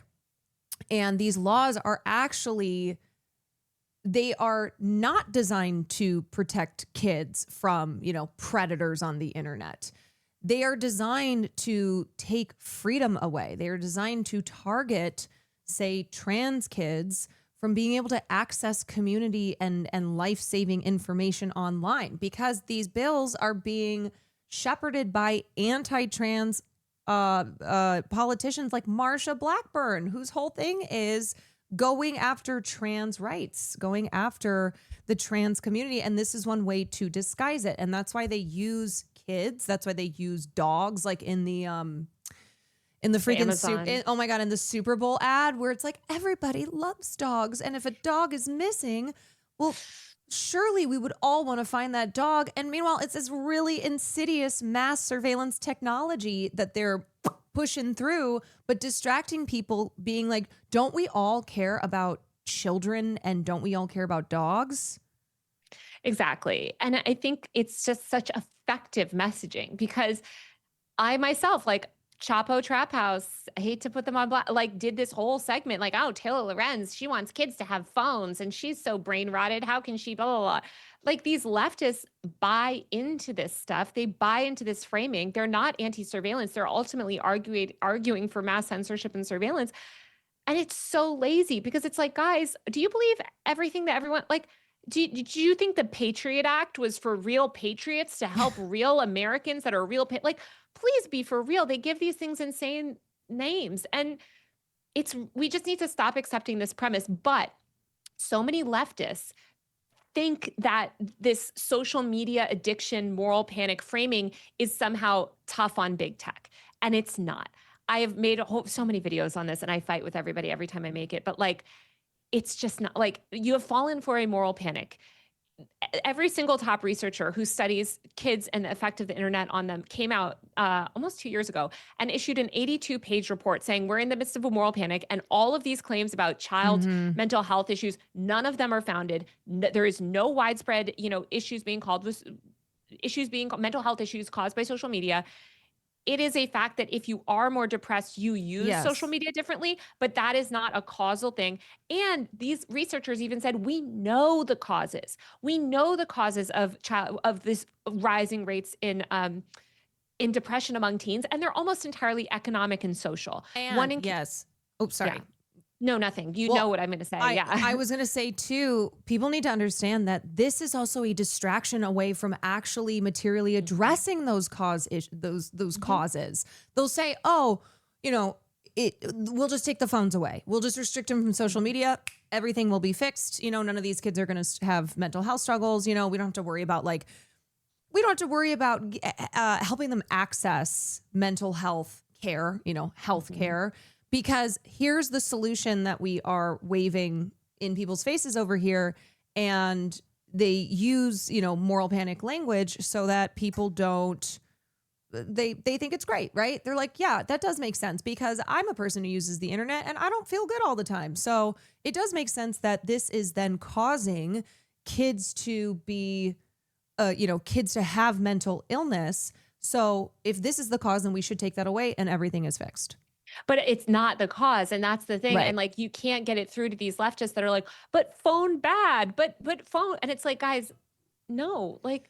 And I think what happens too is that people then start whipping out all the bad faith talking points and arguments, and they'll go, I'm like, Taylor does not think, nor does any reasonable person think that there is no, there are not solutions to implement as far as our internet usage, It's like if you are a person who already is struggling mentally, yeah, maybe being on Instagram, seeing people's lives be depicted in this perfect way is going to make you feel, it's going to make you feel worse. It'll exacerbate that, but it's not causing you to have depression. And it's also like, just all of us should use the internet in a healthy way. We should all have the tools to, we should all have the tools and be putting those tools into practice to be good, the best type of users we can be online. Yeah. I mean, we also know that the framing of addiction actually makes it harder for people to moderate use. So the more and there was a big study that came out of Caltech proving this, basically showing that the more people think of their tech use as an addiction, the harder it is to moderate. So it's in the tech company's benefit for you to think that you're addicted to this thing, because it makes it actually much harder for you to moderate your habits. I think so much of it reminds me of just like also conversion therapy stuff where like there's so many like fake studies. Like, I was talking to somebody recently who was like, well, but trans kids, like they're all, they're all suicidal and it's all this stuff. And it's like, yeah, but they're not suicidal because they're trans. They're suicidal because of this is the way that society is treating them, because of the environment and like all these things. And it's like, same thing with these depressed kids. It's like, they're depressed because of like many factors. Hundreds of thousands of children, hundreds of thousands, potentially millions at this point, because these stats were from 2022, have lost a primary caregiver to COVID. They have lost their parent to COVID. That is crazy. That is like, losing your parent when you're like 13 is so much more influential. Not to mention, COVID is the number one chronic illness of kids right now. We're not doing anything to improve. And all these kids, some of these kids have lead pipes in school where they're getting toxic, waste all the time. Like, we could be making schools healthier. We could be fighting disease. We could be providing mental health care. We could also make it, a huge issue is the fact that more kids are growing up in dual working households where both parents have to work. This is, again, an economic problem. These kids are lonely. They're often on their computer or their phone because both of their parents are working. these are problems that we need to fix from a society level, and banning kids from the internet, it's not going to help any of that and at all. Yeah, I think too, people, we talk so much about the manosphere and young men being radicalized and just this proliferation of right-wing speech. And I think people point to that and go, well, how about this big problem that everybody's always talking about? Doesn't that prove the point that kids should not be allowed on the internet, that they should be surveilling things, that they should be putting in these age verification laws in order to protect them so that they don't become radicalized and like shoot up schools or. But let's talk about this. This drives me insane because I also remember I'm a millennial. We had the video, but I wasn't even allowed to play video games growing up because my mom was like, you will become the Columbine shooter. Like, you play Mario Kart, like you will become a school shooter. And that was, we were in the midst of a lot of moral panic about video games. Yeah. None of that. And of course, none of that is true, right? We all today understand that as bogus BS. You should treat this social media stuff as it's actually the same people with the same message and the same goal. It's all involved. The men's misogyny and radicalization stuff really grinds my gears because there's this big study, I'm trying to pull it up, that came out that showed the number one predictor of young people basically becoming radicalized is actually their involvement with religion. And the more religious they are at a younger, yes. So it's like, it's not social media that's causing it. It's also due to economic conditions and all of these other, like Donald Trump's like language, like the sort of the language that's being used in the media. Like, there's so many competing factors. And I'm not arguing that the internet doesn't exacerbate it. I'm not. Right. But you have to understand that, like, these things are due to so many different factors, and kids becoming vulnerable to this ideology is due to a lot of factors that are often not internet related factors. It's related to the house they grow, their economic conditions, like all of this stuff. I mean, even Clavicular talks about this all the time. He's like, money maxing is worthless. I looks max because it's the only thing I can control. Like, that's a lot deeper than you watched a Nick Fuentes video at the wrong time in your life. Like, not to say that we can't make efforts to have a better internet, but I just think it's like, these are all much more complicated problems. Yeah. And we're not going to solve them by,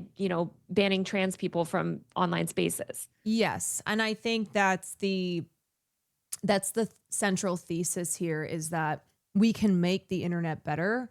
We can, teach ourselves, say, how to differentiate AI content from non-AI content. These things that we should all be learning, but the solution is not mass censorship. It's not what's happening right now, what's being pushed right now as the solution to these real issues.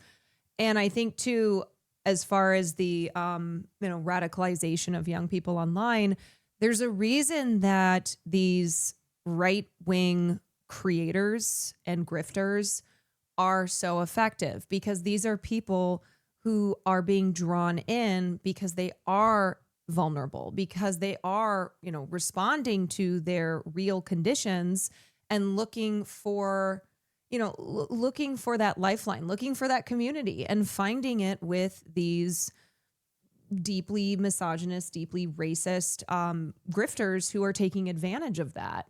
So it's not that they had a normal baseline and then all of them just become like, it's not coming out of nowhere.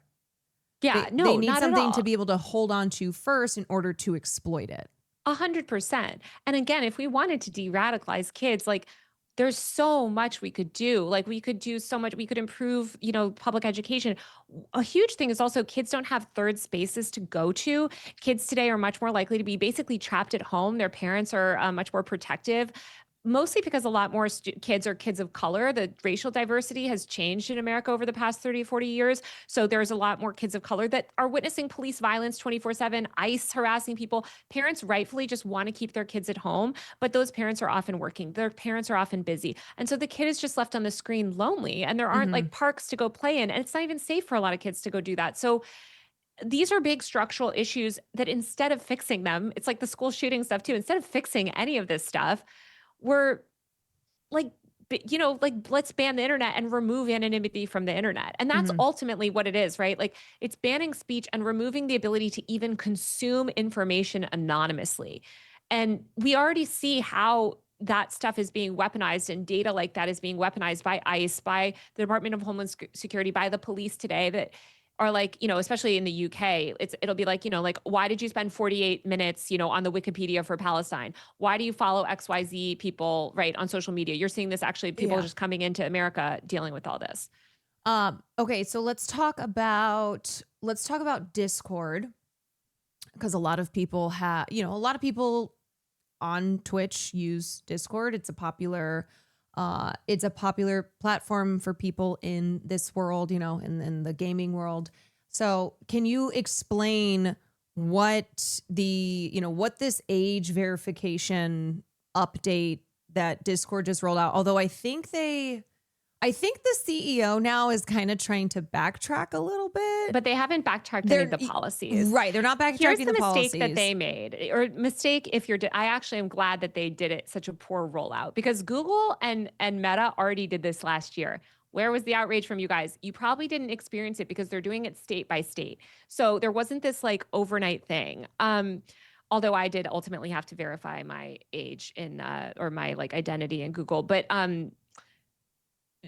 what's happening is, because on a federal level and a lot of state levels, you're seeing the rise of these identity verification laws. Age verification is identity verification. You can't know if someone's underage unless you know who they are, basically, or how old they are. Like you can't know how old they are unless you know who they are. And there's ways to get around some of the things that they do but it depends on the system. Anyway, long story short, it's about removing anonymity. So they're seemingly moving along federally because there's no like backlash. And then we have 25 states that have laws, identity verification laws in progress or on the books. 9 have already taken effect. So these companies are like, oh, well, we would love to harvest biometric data on children. That would actually be wonderful. We would love to harvest more data. Our businesses are all predicated on harvesting as much data as possible. So whereas back in 2017, we were like hauling Mark Zuckerberg in front of Congress for Cambridge Analytica, like, how dare you harvest this data, da, da, da. Now, they're not even necessarily being forced to legally harvest this data yet, but they're pre-complying because they assume that the laws will come soon. And so they're just like, oh, well, we're just going to roll it out in the name of online safety. And there's no backlash. Thankfully, there's been backlash to Discord, but what unfortunately, it's like backlash to Discord, the company, and people not realizing that they're only doing this because of this legal effort, and every single platform is going to have to abide by the same policies soon. Does this have anything to do with Discord being named in Charlie Kirk or yeah. Because Discord is among there's this like target list of tech companies basically that need to enact child online safety, AKA you better start censoring stuff or Trump is going to come for you. Which, by the way, the same list Biden was telling these tech companies the same thing, but Discord has gotten wrapped up in that because they like say that it's leading to radicalization or whatever. Really what it is, as somebody else tweeted, I retweeted them. Discord has actually become a really important tool for progressive organizers. So there's a lot of progressive organizing happening on Discord. Specifically, there's a Discord with thousands of kids, teenagers, organizing against KOSA and against these types of age verification laws. So they want to shut all that down. What do you mean in the Charlie Kirk? What? This was after Charlie Kirk was assassinated, and the FBI put out a list of tech platforms that Tyler Robinson had I don't even think though he had, because didn't they list Twitch too? Yeah, they did. It was just basically like, here's platforms where progressive activism is happening, and you guys are responsible for this left-wing violence. We are going to like destroy you if you don't start protecting children, AKA mass harvesting huge amounts of data that we, the government, can have to, prosecute your users. They were like Tyler Robinson got radicalized because of Steam, because of Twitch, because of Discord. And so, we have to crack down on that radicalization happening. But that's all been, in the last couple of years, y'all, we have seen efforts from the right, which include right-wing streamers on this platform, to deplatform people like Hassan Piker and other leftist streamers. And they have pushed this, terrorist radicalizing is happening on Twitch, and this is dangerous. And of course, Twitch is like, well, we don't want to be held liable. They're like, we're not responsible for this. And so the easiest solution for them is to censor that speech. I mean, the other day I was talking about something and I got slapped with a sexual label. Wow. Yes, the type of label that they would put on, somebody in a hot tub doing like hot tub type streams. Yeah, they put a sexual label on my stream because I think someone had maybe reported it or something, and that then of course restricts me in the algorithm. You see this a lot. I mean, my Threads account initially got banned because I tweeted about revenge porn. Like, so often, and especially if you talk about like feminism or LGBTQ issues, like you will be hit with sexual content. That happens all the time on Meta platforms. I don't know what Twitch is like, but Meta notoriously like catalogs people these way because that's how the right view, like that's who they're censoring for. They're just going to censor for whoever's in power, which right now is Trump. Mm-hmm.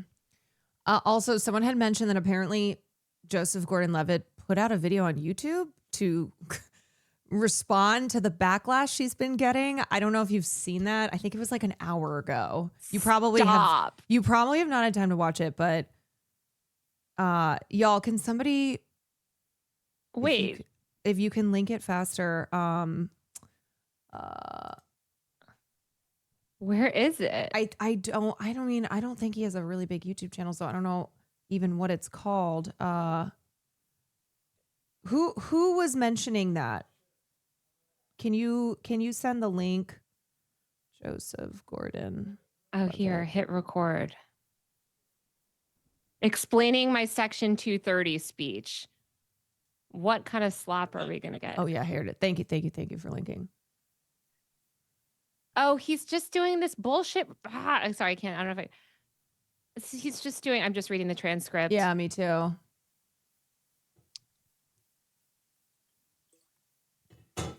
He's I think he's trying to pull the, I'm not arguing it for it to be eliminated. We just want it reformed. To reform it. That's the FOSTA SESTA. Like, here's the thing that I would ask. Here's the thing that I would ask Joseph Gordon-Levitt. Okay, if you're watching. You claim that reforming or amending Section 230 to restrict more content is going to crack down on big tech. Well, that is actually exactly what FOSTA SESTA did back in 2018. That was a major, major big deal. That is the first time we have done a huge carve out for Section 230, which made these platforms for the first time held these platforms accountable for content on them. What happened since? Has Facebook gained more or less power since then? Has big tech become more or less powerful since FOSTA SESTA? Mm-hmm. Obviously, it's only become more powerful and gotten record profits because these platforms do not require free speech to profit. The platform's profits are not predicated on free speech or free expression. They're predicated on harvesting mass amounts of data. What's the most effective way to harvest mass amounts of data? Through AI and surveillance. And what do these laws mandate? Mass AI surveillance and censorship. So I'm sorry, this man needs to just go back to acting. Well, I think the problem is that he's not booking work. Is Joseph Gordon-Levitt stupid or paid? I don't think he's paid. I don't think he's paid. He's literally just like, I mean, look at Amy Schumer. Like, look at that other ad. That ad is actually from a couple years ago, but somebody just sent it to me today. But like, I'm just telling you, these celebrities get roped into these causes. By the way, Joseph Gordon-Levitt is an effective altruist. Okay, he spoke at the Effective Altruism Conference in 2017. Yeah. His wife was on the board of OpenAI. Effective altruism is the weird TESCREAL ideology that says like, basically, it doesn't matter the harm that you do while you're alive, as long as you're helping. Like it's like what Elon Musk and all these people weird believe. Tech. Like it's right up there with the weird pro-natalism and eugenics shit. It's like one of those beliefs that proliferates in Silicon Valley. It looks too that okay. So he's using his own online company Hit Record as an example of why he believes that no, a company like mine shouldn't be held liable for all the things that anyone might post on the website. Like, I do understand, he says, the logic behind 230. However, the internet is so different now. A platform like Hit Record is not It's how only most 12 minutes people- long. We could watch it. Or I don't know if you can watch it if I'm on, but I don't know how. I'm going to make a response to this. I'm so pissed. Because Well- here's the thing, like he's pushing all the, like there's this idea, and I actually just made a whole video on this with Eric Goldman, the top lawyer on all these issues. There's an idea that because platforms have like algorithms, like they shouldn't be, held to Section 230. Platforms have always had algorithms. Okay, Prodigy and CompuServe, those were technically algorithms, the reverse cron algorithms. Like this idea that like there's algorithm, like it's ridiculous. He doesn't know what he's talking about. I know that I'm already at 7:00 and you have so much work you have to do, so I want to be cognizant of that. Oh, And that's okay. and you have to do your response video to JGL now. I just want to make sure that we kind of okay, let's see, as far as Discord. So we talked about how these platforms are already rolling out these age verification policies even without the laws in place because it's more anticipatory. They're like, okay, we'll do this. We'll get ahead of having to be legally mandated. And I think everyone understands why age verification is bad, right? Do we get why this is these companies and the government pushing the boundaries on our privacy as far as they can to see how many people just don't care, as long as they stay, then they'll just keep going. And it is, I know we've gotten used to our data being mined, but we should not be used to that. I know that we have Mark Zuckerberg, bragging about how he became one of the richest men in the world because people handed over their personal private information. But I think that's a big part of this here where we shouldn't normalize this. We shouldn't allow the government to claim that they're protecting American citizens' privacy while being the ones responsible for actually for actually stealing people's privacy, for spying on people, for setting up these mass surveillance systems by signing contracts with companies like Palantir for hundreds of millions of dollars to control the population. Caroline, you said something that actually, I think that a big content creator, I don't want to call him out on the Twitch drama universe, but a big content creator who's a little bit reactionary, who has somehow decided to be pro age verification, pro identity verification. Who has been called? Yeah. Yeah. So I saw a clip from him where he was saying, guys, Discord already knows everything. Discord already knows everything. If you think they don't know your age, you're mistaken. Which, by the way, refutes his own point. Exactly. They know your age. So why do you think they want to harvest all this data? Yes. But let me explain to him and to you and to anyone asking why you should fight to protect your data. It is not like when you say they already have your data, they have maybe your data at this point. They don't have every single point of data ever. And you're constantly generating new data as you go through the world every day and do things. So even if you don't care about the government having your data, which I think he doesn't seem to care, that like the Department of Homeland Security is using this to, put people in concentration camps, you should care about it if you just don't want to pay more. Google just announced that they're rolling out surveillance pricing. Essentially, they're giving tailored deals to you, but certain people are going to pay higher prices. Instacart just last year was found to have been charging certain users 23% more for groceries based off data that they're having. We know that your data is already being used. Third-party data brokers are harvesting this stuff, and it's used to deny you healthcare, to deny healthcare treatment for you. Maybe you go and you because healthcare providers are big buyers of this type of data that's harvested on you. Maybe on Discord you were talking to your friend and you were saying that maybe I smoked some cigarettes last night or something. That is now a data point that is fed into your healthcare algorithm and can be used to deny you care. This stuff is used to deny you pay higher rates for car insurance, you pay higher rates for all this stuff. As surveillance pricing becomes more normalized, which it is, it's coming, it's Walmart, Amazon, all these platforms are integrating it. use a VPN if you don't believe that your data is being used against you, because you will see very quickly that like you are not, when they don't recognize you, you're paying different prices for flights, for groceries, for everything. So even if you don't care that the government has your data, and even if you're like, wow, everyone has my data anyway, they have your data only up until this point. Like you are going to create, if you're young too, you're going to create so much more data. You don't want to pay. Do you want to, Asmongold, do you want to pay more for your groceries because you said the wrong thing on Discord in 2017 or whatever, 2026, whatever year we're in? That's so stupid. It's so stupid. It's so stupid. But also, obviously, he only looks at this as, oh, this is great because his entire worldview is Hassan Piker. So he thinks that this, surveillance this is like shit, Ethan Klein, that this Ethan Klein censorship brain. shit, that this is going to this is going to hurt Hassan. This is going to hurt other leftists. So therefore it's good. But the other part here, right? The other You're part here, screwed too. Exactly. And you know who did a great, you know who did a great exactly. video on all this? Charlie, the Moist Critical Charlie. Yes. He did a wonderful video on Section 230. If you're going to go stand some content creator, I don't even know what his politics are, but he did a great video on Section 230. The reality is that no matter where you are on the political spectrum, it's like the First Amendment. Does the First Amendment protect a lot of like evil speech that I don't agree with? Sure.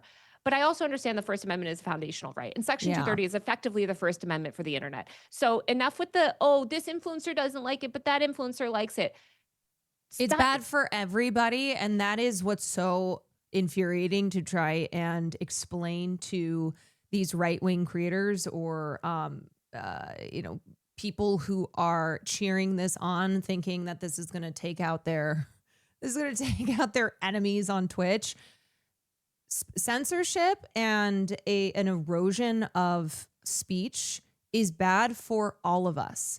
When constitutional rights are being violated, it's not a like, oh, my side is winning just because your side is in office. It's people who kind of look at it very black and white that way, where they go, oh, well, Trump is in power, Trump is my guy, so therefore these crackdowns on speech is it's good. It's something I support because it's hurting the other side. Is what, like, it's so funny because Asmongold has like Democrat brain. Like that's Joe Biden's philosophy. Like Neera Tanden, the woman that I tweeted about who was like supporting all this stuff in the Biden administration, like the Democrats for years have embraced that same thought. They've been like, well, yeah, I should support tech fascism and authoritarianism because I'm going to be in the White House again one day and I want to be able to censor my critics. And it's like, okay, great, Joe Biden, you banned TikTok. How is this is fundamentally this authoritarianism and fascism, like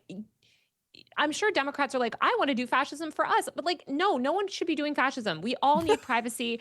And again, even if you don't care about the government, which a lot of people don't seem to care about the government, do you want to pay more? Do you want to pay 23% more for your groceries every week? Do you want to lose healthcare because you texted your friend the wrong meme, or because you spent too much time? Again, they have your consumption data too. You spent too much time looking at the wrong Wikipedia page. You asked the wrong search queries, and now that data is being used to prevent you from getting a job or prevent you from something else because you have a risk score, which is something employers are increasingly assigning. That risk score is based on the content that you are also consuming online. Oh, you read too much radical content. You watched too much Caroline Kwan, and now you're not getting the job that you want. Yep.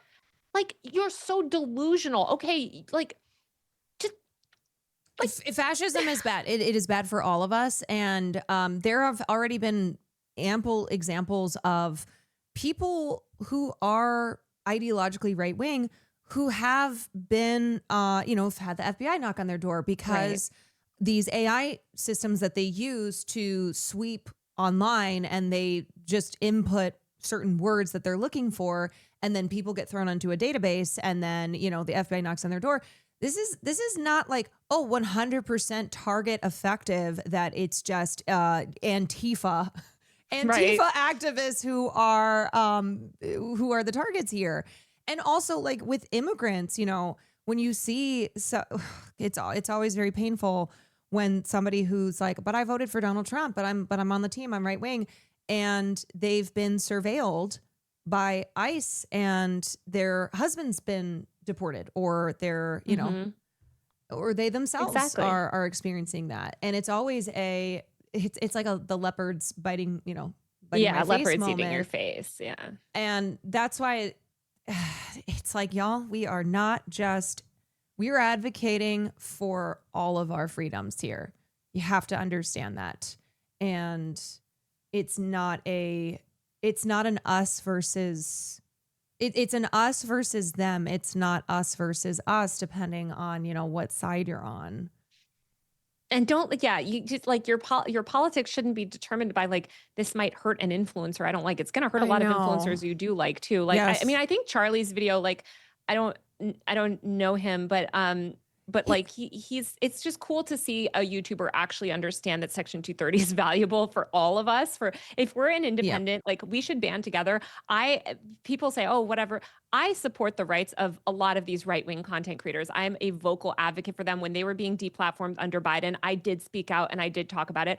If you see my channel, you know that I am consistent on these issues and I always defend speech, even speech that I find reprehensible, because this is a core value that I understand ultimately protects all of us against the government. So, and I think people need to separate that from like someone sending death threats, Oh yeah, no, we're not talking about that. But Taylor, unfortunately, I always have to clarify, because people be like, oh, so you think it's okay for, Nazis to be threatening me on the internet? It's like, no, that's not, no one is saying that. What she's talking about is that we can't turn around then and to any, content creator who's not super duper leftist, advocate for their deplatforming as if that's somehow going to, as if that's going to be like culturally and politically effective. Mm-hmm. That's not the solution. And that's also not the same thing as like moderation towards harmful speech, which I understand that somebody being right wing, I get it. You're like, but that is harmful. But we're talking about like, but here's the thing, you can protect like what we should be asking for. And I'm not a fan of top down moderation. And by the way, trust me, I've gotten harassed on the internet. I'm a veteran of harassment on the internet. So like, I hate when people are like, but what about harassment on the internet? I'm like, you think that I don't care about harassment on the internet? I deal with it every day. But one thing that is so important that we don't have from these tech companies is user controls. They default us all to this miserable public experience where we all have to suffer and like deal with these. We could have things like, restricting, the content that you're exposed to, or even something as simple. It's crazy. It took Twitter like over a decade to just, have like replies from followers only, or like Blue Sky has all these, quote tweets only, or on Mastodon, each server has different moderation and you can sort of pick your server based on the type of moderation that you want. We should have those types of controls for all of social media, and we should fight and advocate for all this stuff. And we should have interoperability where, you know what, if a platform gets really toxic, I can take my followers and go to this other platform, like the Fediverse model that Blue Sky is built on, that Mastodon is built on. That's the type of set that we should have. And we can take our data with us. Instead, we have this like hellscape because we've never regulated big tech in any sort of meaningful way. And because we're too busy asking, the government to just censor the content that we don't like, as if that's not going to blow back on us immediately. Yeah. So people understand there is a difference between regulation of these companies, of these platforms, and pushing through these laws that are directly attacking free speech, that are pushing censorship and mass surveillance. Yeah, because they're like, we're regulating big tech. And it's like, oh, there's somebody did a good video. They're like, we're regulating big tech. And she was like, through privacy laws? And they're like, no. Through antitrust regulation? No. Through user controls and data portability? No. We're going to mass surveil everyone and protect the children. It's like, okay, well, so we don't want that. That's bad, actually. Right. And it's in a format that's, it has to be in a format like that because that is what's happening. It's like, oh, here are the things you can, the government can be doing to regulate these companies, and they are absolutely not doing that. Exactly. No, they don't care. No, they're not going to And by the way, Meta remains like, I think it's number 2 biggest lobbyist in Washington, and Google might be number 1. That's Joseph Gordon-Levitt. I can't wait to see what this man has to say, but I can't wait to watch your response video on it.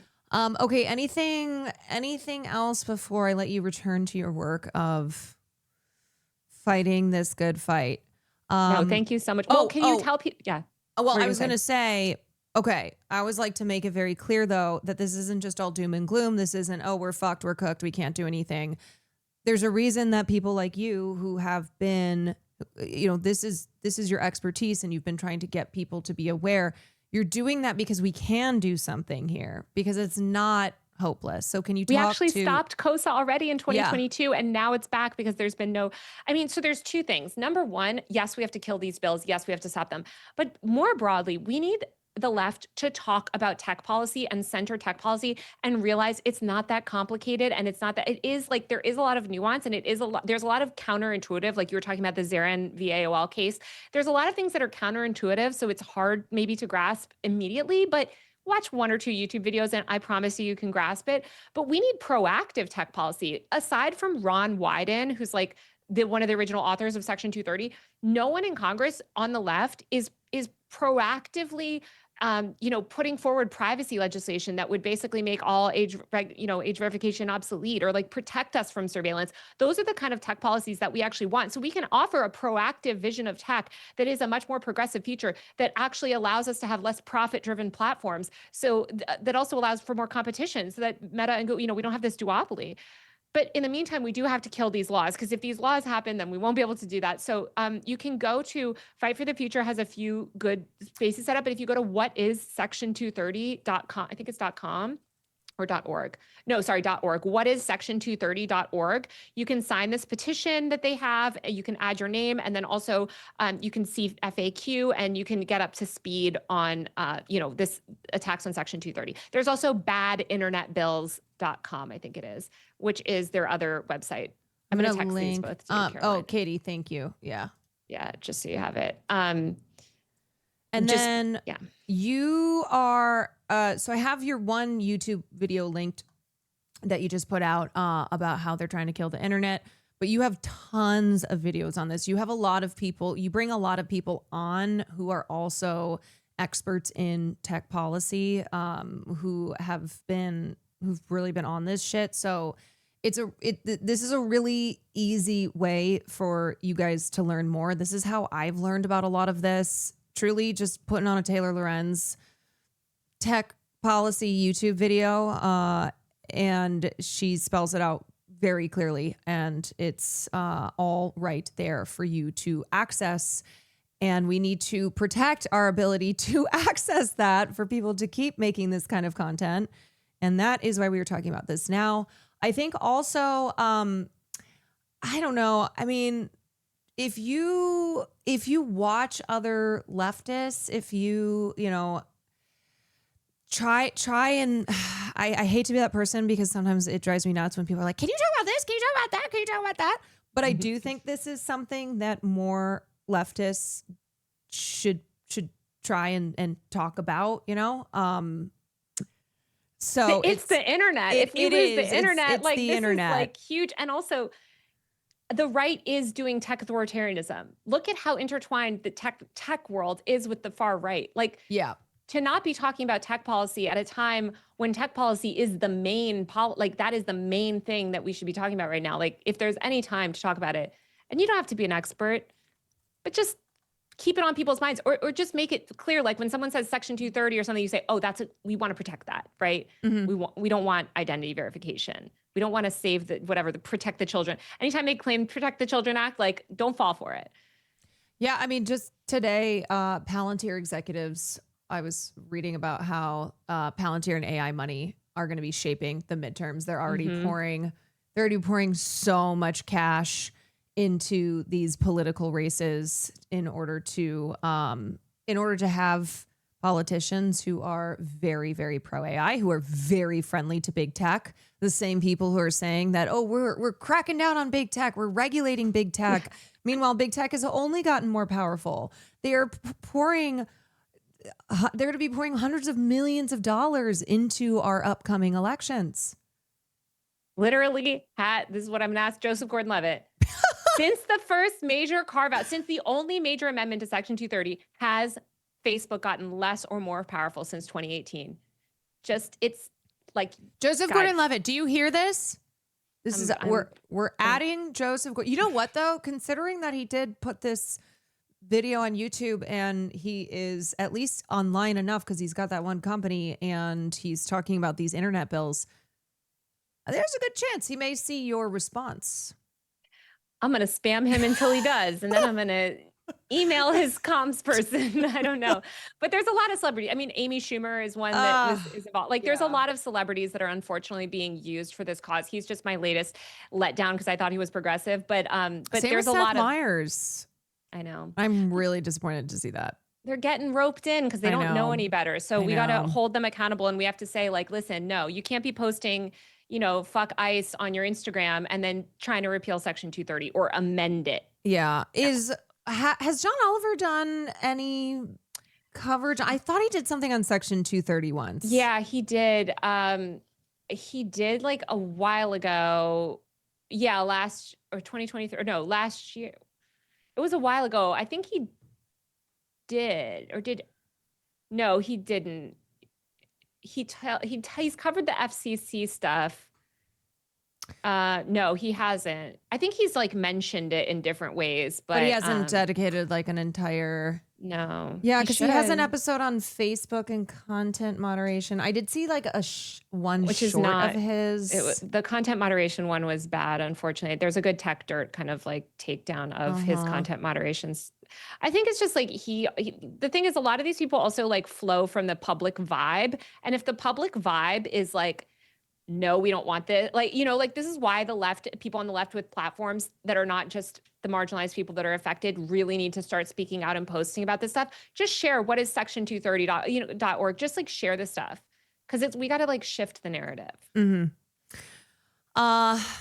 So go watch Taylor's YouTube videos, go talk about this online, go, don't say I sent you, but maybe pester your other leftist, the creators that you watch, maybe just not pester, but just say like, hey, you can say I sent you and you can spam all their chats and say, talk about tech policy. You can say Taylor Lorenz sent me and she needs everybody to talk about this.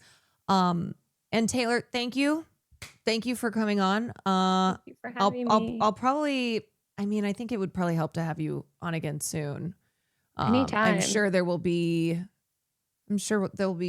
more shit to talk about with this here, but I just wanted to like get a baseline. And I know that you have been working tirelessly to advocate on this and to educate people. So thanks for coming on the stream. Thank you. All right. Bye. Okay. See you, sister. Bye.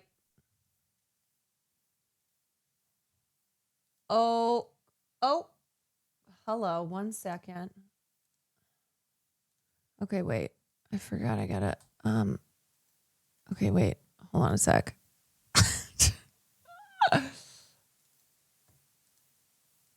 Oh, yes. Woo. All right, we did it, Joe. We did it. Okay, let me pull up.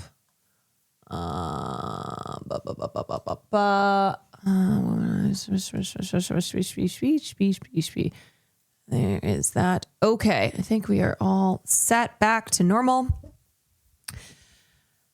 Thank you, everybody. Thank you for tuning in to that conversation. I hope that was helpful. Trust. I understand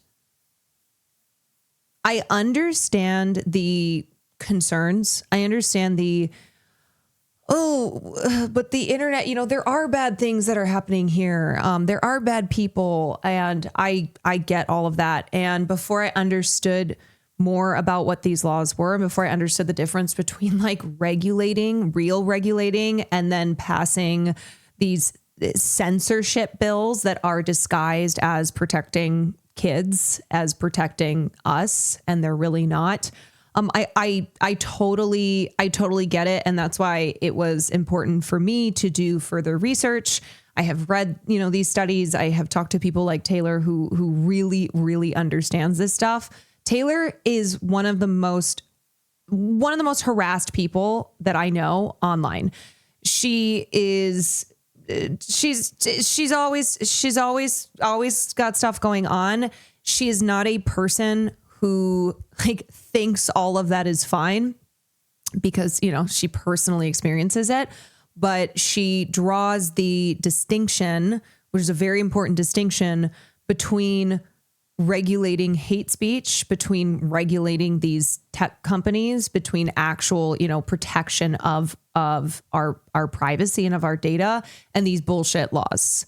These bullshit laws that bipartisan Congress are supporting, because they actually, it's actually the opposite, in that it is good for big tech, and big tech is who is funding these politicians, and it is good for their ability to control our speech and information that we can access. And they're not even really that clever in how they disguise it, because if you do even just a little bit of digging, you'll see exactly what this shit is all about. It's just that they use shit like the Child Online Safety Act. They will use these Super Bowl commercials where it's like, oh, a lost dog. Don't we all want to find a lost dog?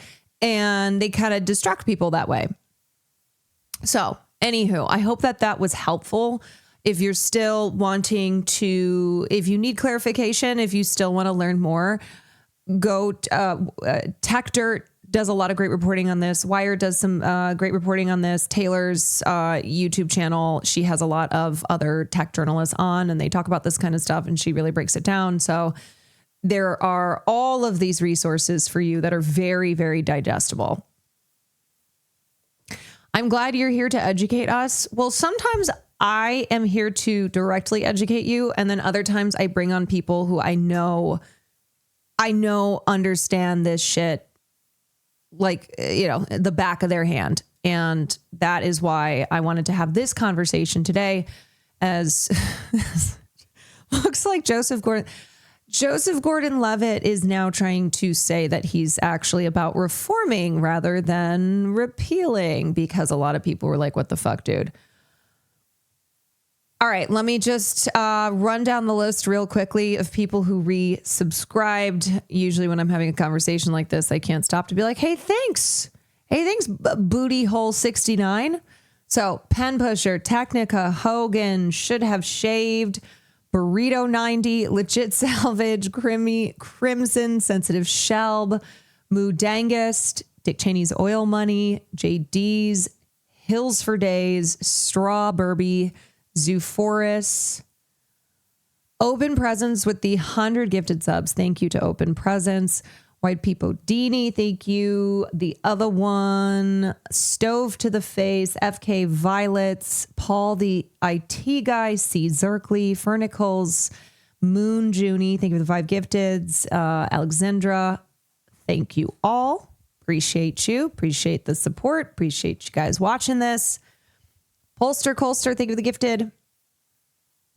Okay, I'm kind of interested now to watch Moist Critical's. That was so funny when she was like, yeah, I thought the video was actually really good. And then she kind of hesitated and I don't really know Moist Critical.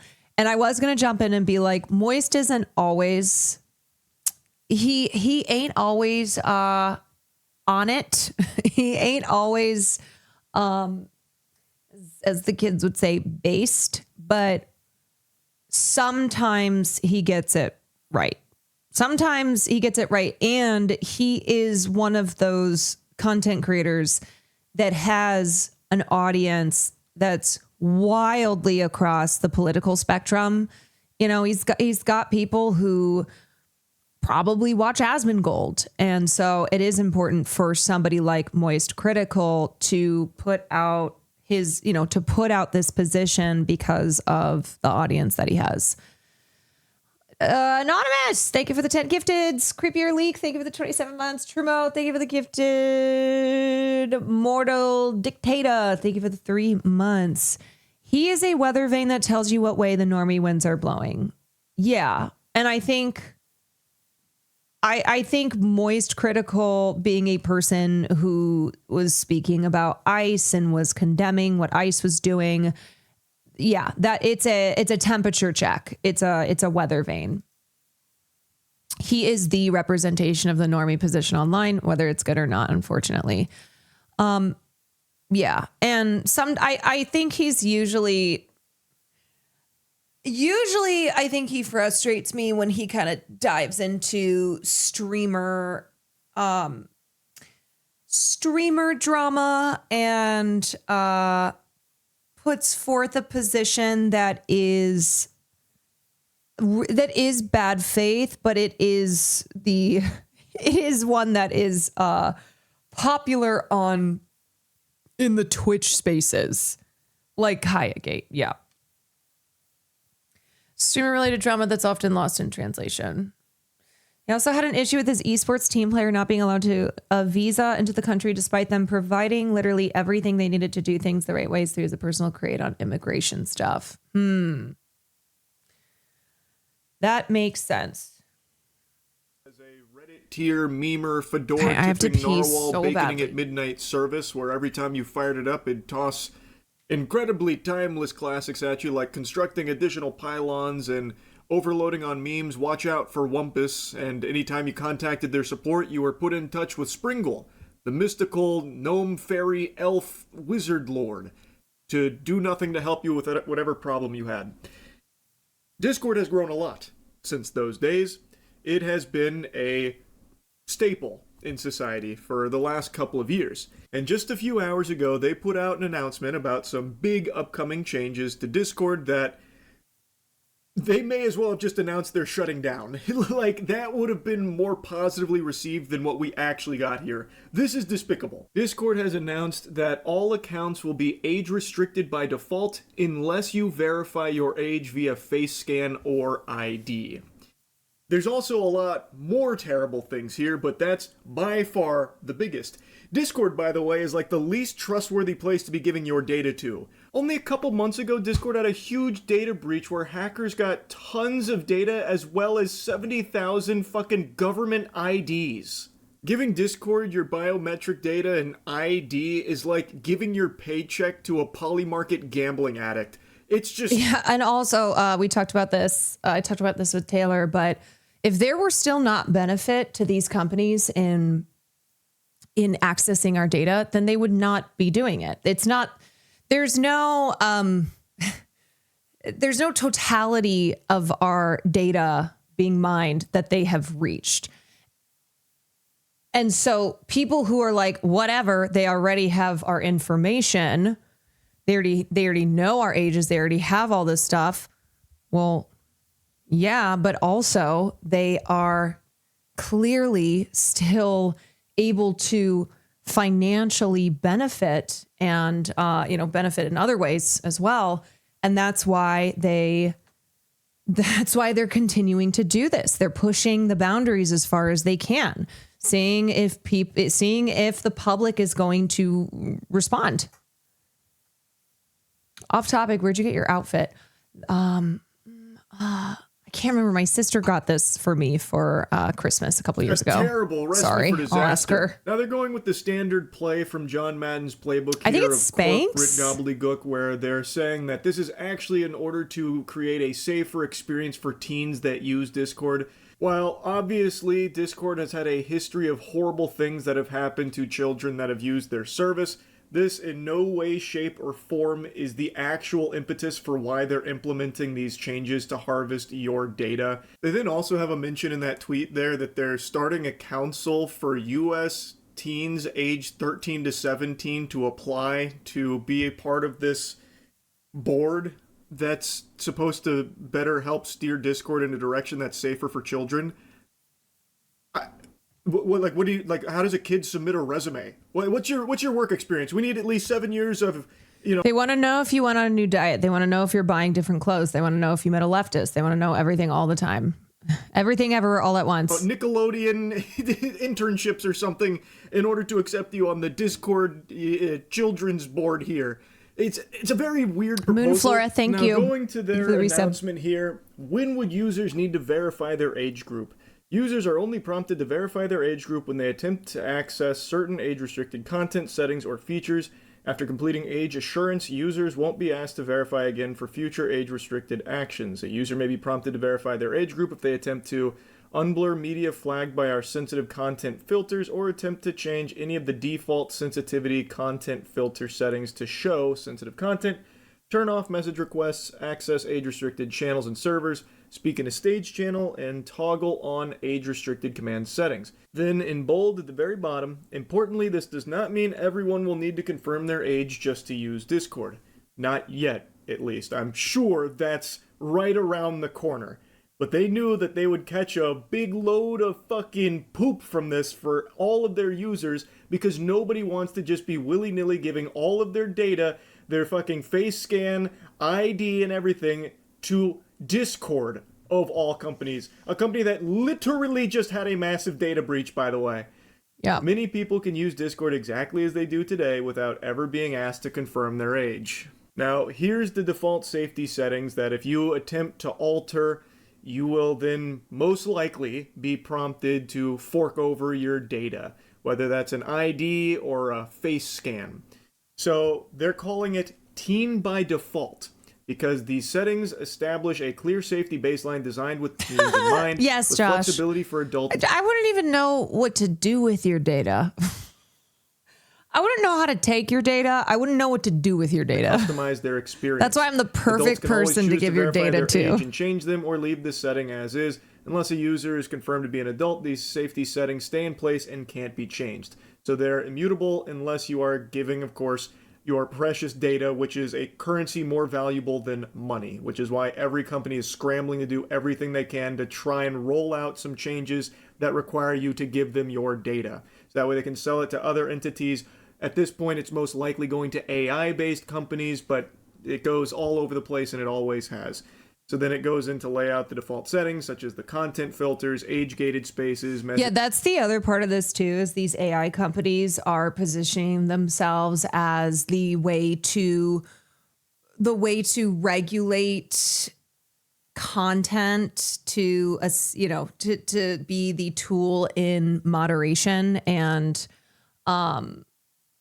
it's all of them. It's Palantir, it's OpenAI.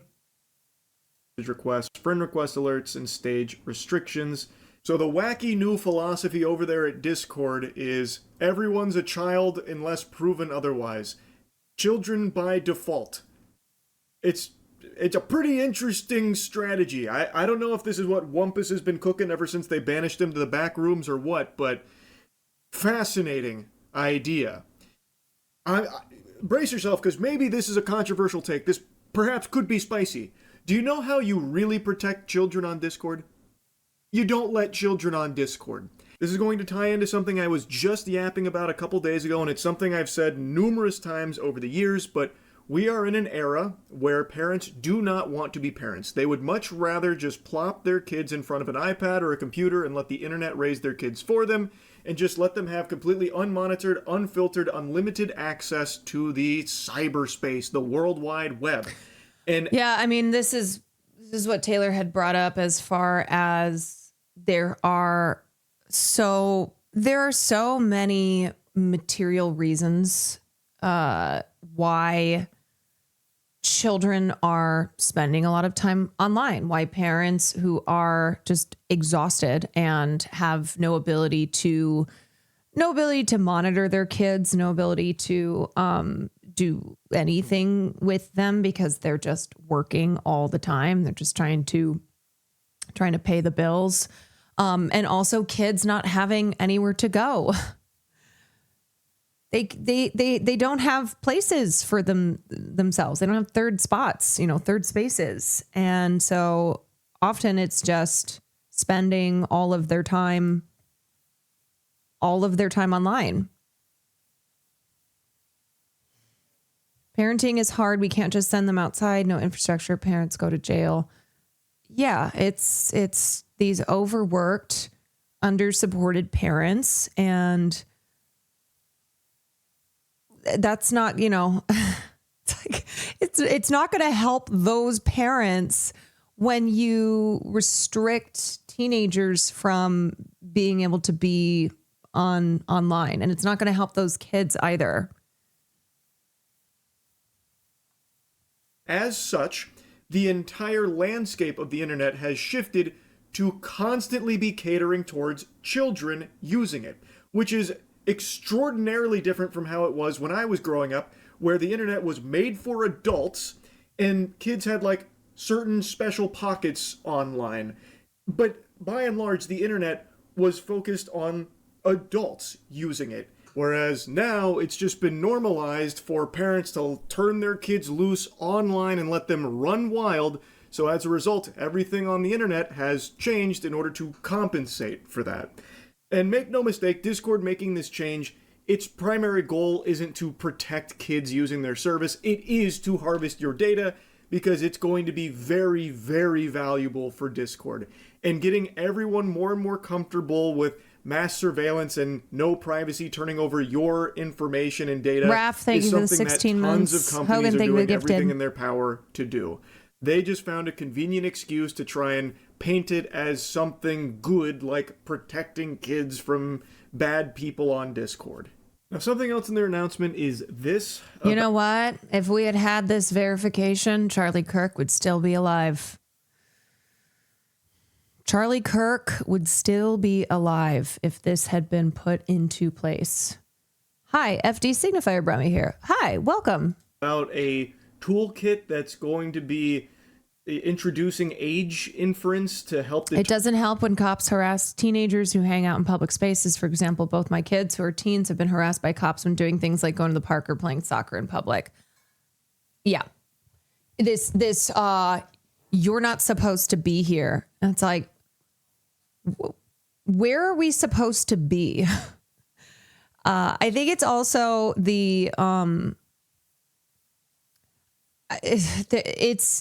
it's why too I really hate the conversation around places being child free. I understand if it's a bar and it's 10 o'clock at night on a Friday. Yeah, I don't think kids should probably be there. But a lot of times this conversation just turns into child bashing. It turns into this, oh, kids shouldn't be anywhere. Like if these spaces have adults, then there should be no children. And what that's done is essentially just force kids inside and online. You know, this whole kind of child-free push where, look, I am not someone who has children. And granted, are there sometimes do I go somewhere and there are loud, noisy kids? And is it annoying? Sure. But I'm not going to I'm not going to then say, oh, these kids shouldn't be allowed to be anywhere. Parents with children should be barred. It's society because, yeah, there's obviously, you know, a lot of things can be true at once. You can have these weirdos who, these right-wing kind of Christian nationalist weirdos who push push marriage and children and are like society has collapsed because women aren't getting married and women aren't having kids, but also living in a society that does feel like it's increasingly hostile to kids, you know? I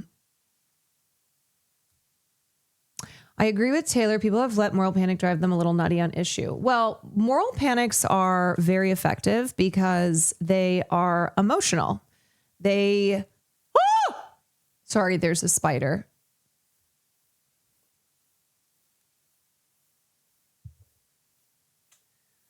See, here's the thing. Whenever you see a spider, I feel like you have to act quickly.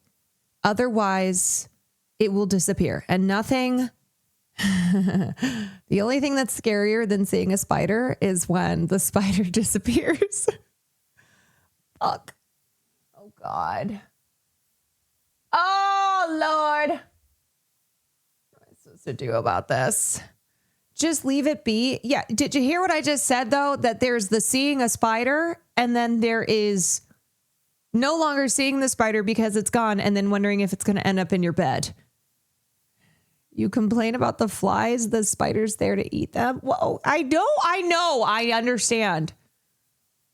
Okay, I'm just watching it crawl up the wall. It's really going on a journey. I don't know. It's crossing the big white wall, the Great Wall. It's BBW Reborn. No, it's not BBW Reborn. It's definitely not a Black Widow. It seems pretty harmless, I will say. It doesn't look like the spiders that I have that have antagonized me in the past. Okay. Maybe I'll just let it do its thing.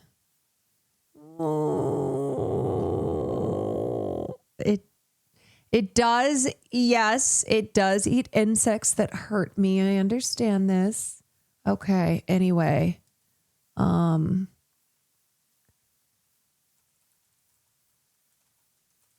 It's probably a common house spider. What the fuck is a common house spider? Yeah, it's just really walking around.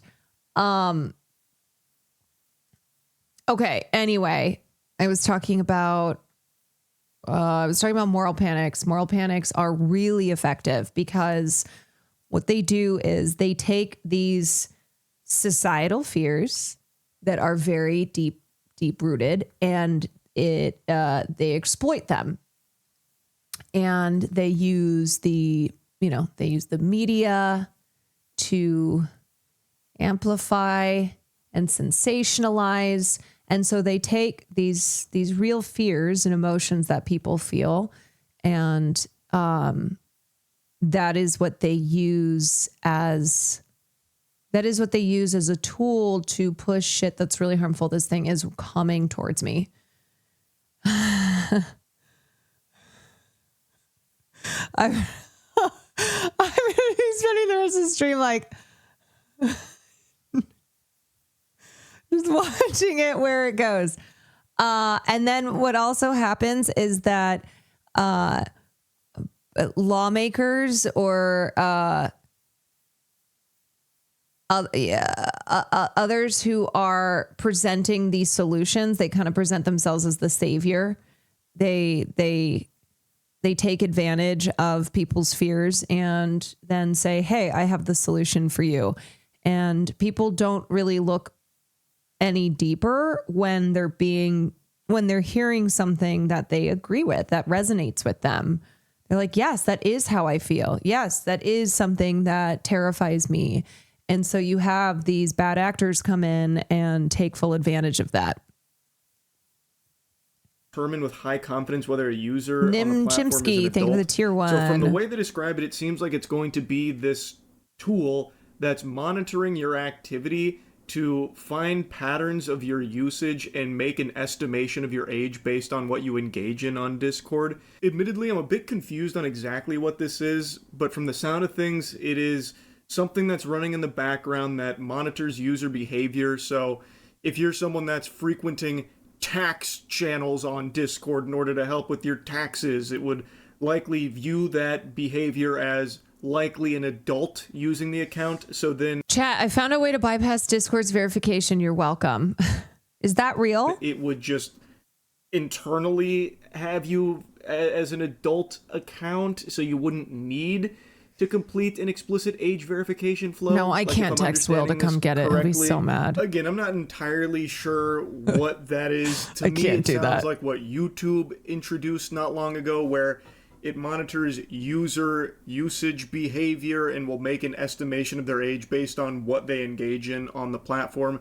So for Discord, it seems like it's doing that too. And if it determines that you're an adult, you might not have to submit your facial scan or government ID. But again, I could be totally wrong. Now here's Discord treating its users like dogs, trying to coat this pill in peanut butter to make it easier to swallow. We also offer other assurance methods through our collaboration with trusted, privacy-forward partners such as facial age estimation and ID scan, all designed to minimize data use and maximize user control. There's no way of dressing that up in any way that is actually privacy-forward, by the way. We will continue exploring and validating additional age assurance approaches with the goal of expanding options and giving users choices that work best for them. After completing a chosen method, users will receive... It's very unsettling how badly they want our face, specifically, especially given all the fucked up facial rec tools to hunt people down. Yeah, don't love any of this, but specifically the facial verification, like having everybody's face. Yeah, they just want to see how cute we are. Roblox did this recently. So many kids are boycotting the role. It's a huge mess too. AI deciding little kids are adults and disconnecting their accounts from their parents, and the parents losing parental controls they set up. Yeah. Not unsurprising that these AI companies completely fucked this up. Confirmation via direct message from our official Discord account. A user's assigned age group can be viewed at any time in My Account settings. Users can also go to My Account settings to appeal by retrying the process. We currently only prompt users to age assure when they are in the Discord app and trying to access age-restricted content or update specific safety settings. We do not send emails or text messages about our age assurance process or results. So then they go into the key privacy protections. On-device processing. Video selfies for facial age estimation never leave a user's device. Quick deletion. Identity documents I know, submitted I'm to sorry. our vendors are quickly I'm gonna deleted. try not to be in distracted. most cases, immediately after age confirmation. Not in every case, by the way. Just It's okay. most of them, they're like immediately deleted. But usually it's like real quick. Like I'm talking lickety split. Straightforward verification. In most states, users complete the process once and their Discord experience adapts to their verified age group. Users may be asked to use multiple methods only when more information is needed to assign an age group. Fuck, Jesus.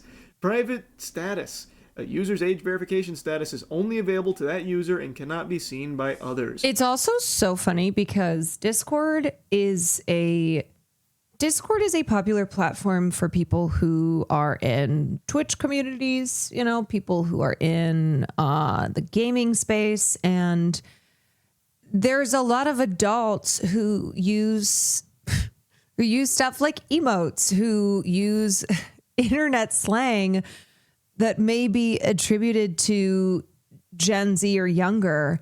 And just the absurdity of assigning an age group based on what Discord is picking up from your communications. We're intentional about selecting and working with age assurance partners with strong privacy practices and limit data collection to what's strictly necessary for age assurance. There you have it. That's the big changes coming to Discord right around the corner. And don't let Discord deceive you into thinking that this is a change that they're making for a positive reason, like protecting kids that use Discord. That's not actually why they're making this big pivot here at all. It's just in this race that every company on the planet is engaged in to collect as much data as possible and get people as comfortable as possible with just giving their data willingly. So that way they can just harvest it easily, no hiccups. This is not a good change, and it is not something that anyone should be looking forward to. Do I think it's actually going to kill Discord?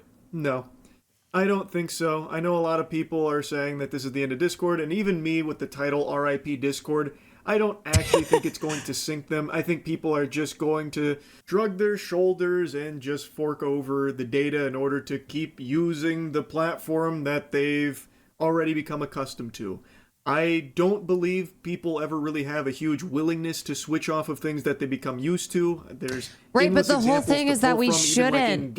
We shouldn't people just have set games that are their comfort game, and they maybe might tinker around with playing a because already the initial response to the Discord verification with people saying "fuck this shit," canceling their Nitro subscriptions, Discord was like, oh, now have they changed any of the policy? No, but they're well aware of the backlash. So yeah, if you have Nitro, that may be a good way to do something here by canceling it. Game in the same genre, but typically always go back to the one that they've just spent the most time with, and right now that's Discord. So I don't think that this is going to be, a huge destruction of Discord, even though I think it should be. I just don't think people are actually going to make a switch to something else in its place because people are just too used to Discord's service at this point. But I guess we'll see. I could be entirely wrong. Skype, for example. Skype, by all definitions, was too big. See, this is the difference between me and Moist Critical. He's like, nah, no one's going to do anything about it. I don't think it's actually going to end Discord because people are just going to hand it over. I'm like, we can't do this. To fail. They were the top dog until Discord came around and ate their lunch. Discord was a superior service to Skype, and Skype ate shit for it. It never adapted, it never changed, and it died. So who knows, maybe I'm entirely wrong, and something will pop up now that Discord is in a really rough spot, lost their footing here. Maybe something else will come and take its place, and people will flock to that. That's the limitation. Yeah, Charlie's not going to be a person who's, you know, encouraging any concrete action or kind of offering up tangible solutions here. He's just like, yeah, I think this is stupid, but also, wah wah. Well, we'll see. We'll see if I'm wrong. We'll see if people prove me wrong. Dang, 31 months. Dang, Micah, thank you for the 31 months. Okay, so I know I referenced this a couple times. The Super Bowl. It's nothing we can do. Yeah, nothing we can do, but maybe I'll be proven wrong. Maybe we'll see. This is Milo. Pets are family. But every year, 10 million go missing. And the way we look for them hasn't changed in years. Until now.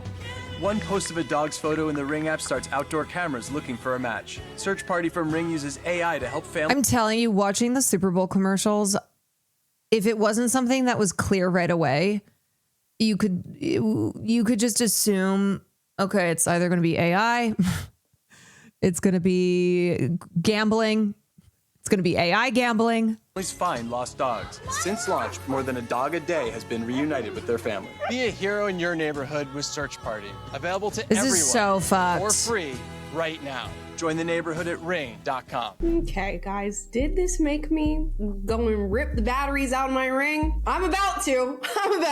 Let's talk about it. Yeah, you better. Yeah, a very dystopian ad. A very dystopian ad that they're shoving down our throats by trying to, by hiding behind cute dogs. Really exemplifying how badly they're trying to normalize living under a mass surveillance state. You know, that panopticon that we always talk about, how now they are just openly advertising that by using puppies. Yeah, you better. Guys, before we get that Ring ad had me look into a new doorbell with local storage and no subscription service. Yeah, there's definitely alternatives to Ring, and I think that's good. If people saw that ad and went, whoa, this is dystopic as hell. This is insidious. And if you have Ring, maybe you're looking into alternatives. Today's video, please like and subscribe. Today we're talking about Ring and the Super Bowl commercial that has set the world alight. I mean, this is all over social media. People are responding to it saying we are heading into a surveillance state, a police state. This is going to be utilized against the people, not for the people. And we have to rewatch this ad to really get into the nitty gritty of it. Ring has put together this ad that was played during the Super Bowl that essentially says we're going to utilize Ring cameras to help you find Fido. The truck was, The truck was caught on a Ring camera when my friend was kidnapped from her home last year, and the FBI and local police refused to look at it and do something about it. What the fuck? You're telling me that when you have Ring as part of the as part of the terms of service for having a Ring subscription, the police can automatically access your footage. And in this situation, there was evidence caught on camera, and the police just refused to look into it. Okay.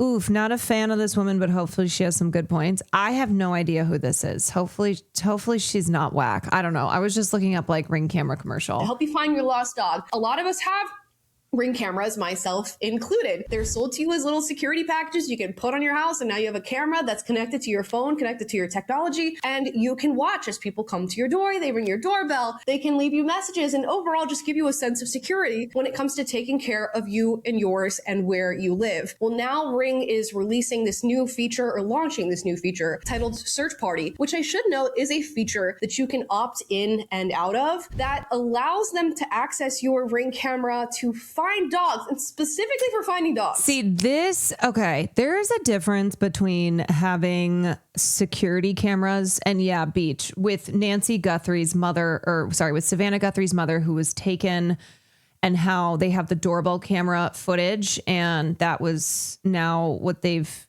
used to not just confirm that Nancy Guthrie was kidnapped, but hopefully is I think today, isn't there someone in custody? I don't know.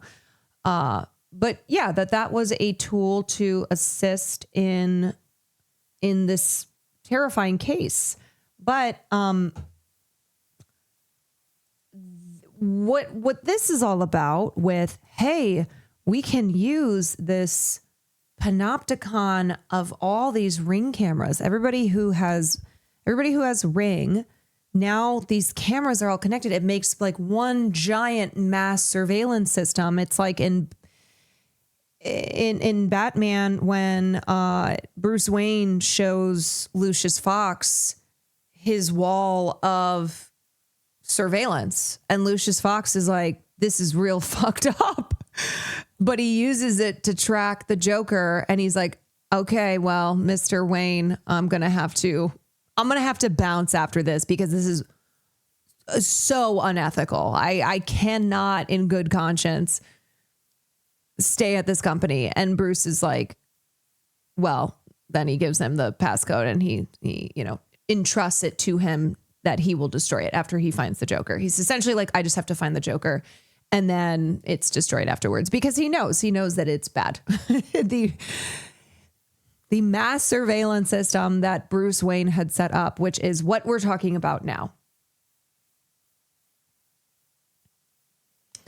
I guess they're going to utilize this AI technology to track the whereabouts of these lost dogs. I don't know, guys. Let's watch the ad one more time.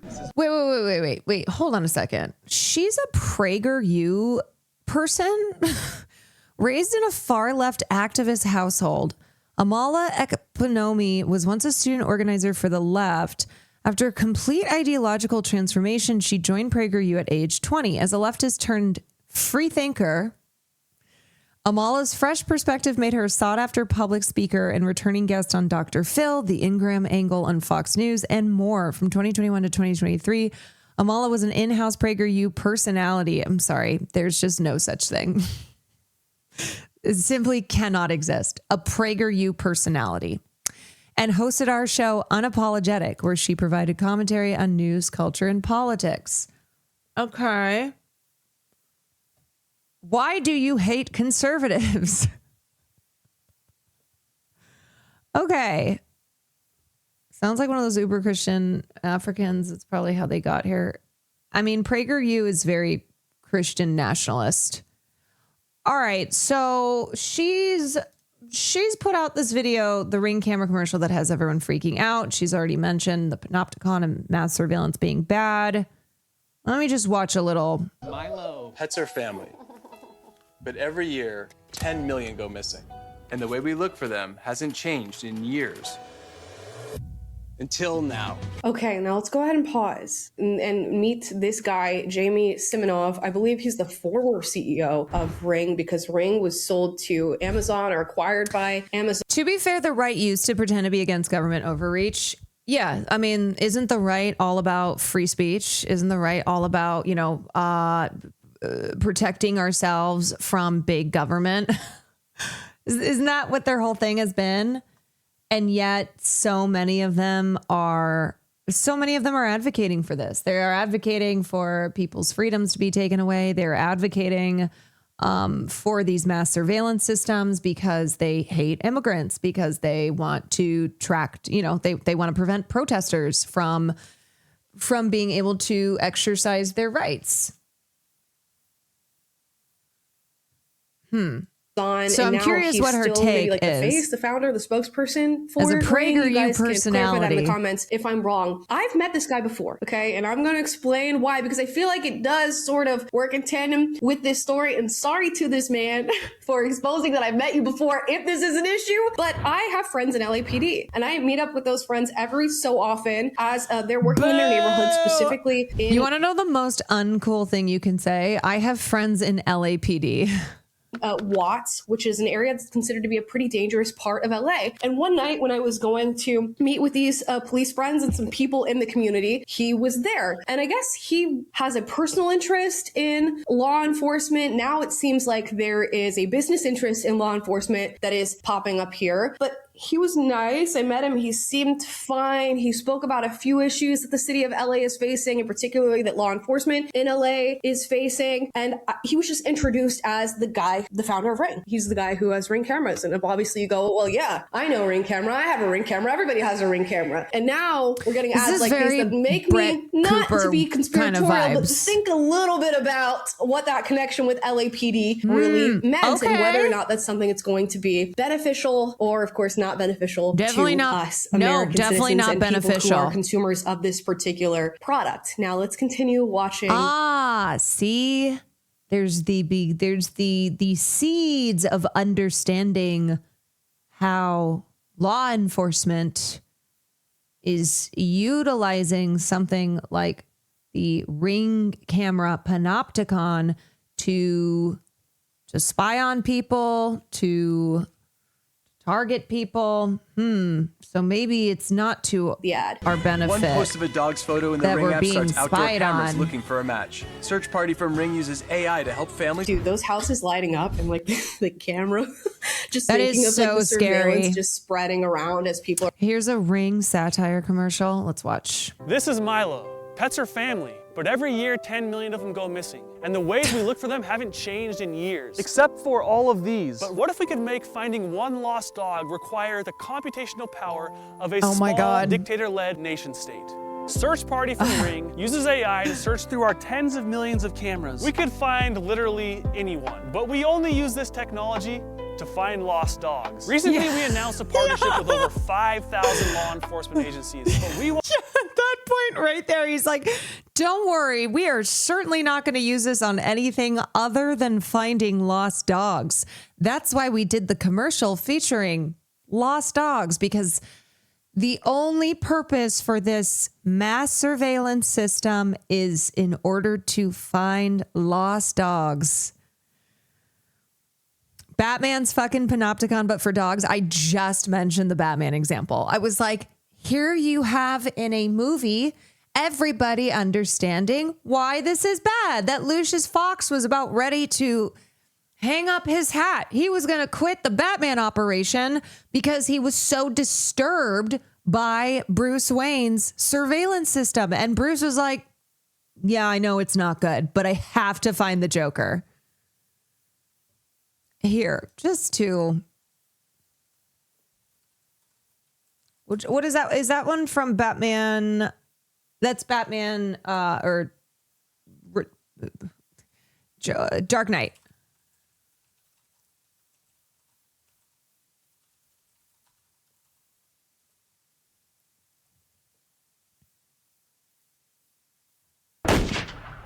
Beautiful.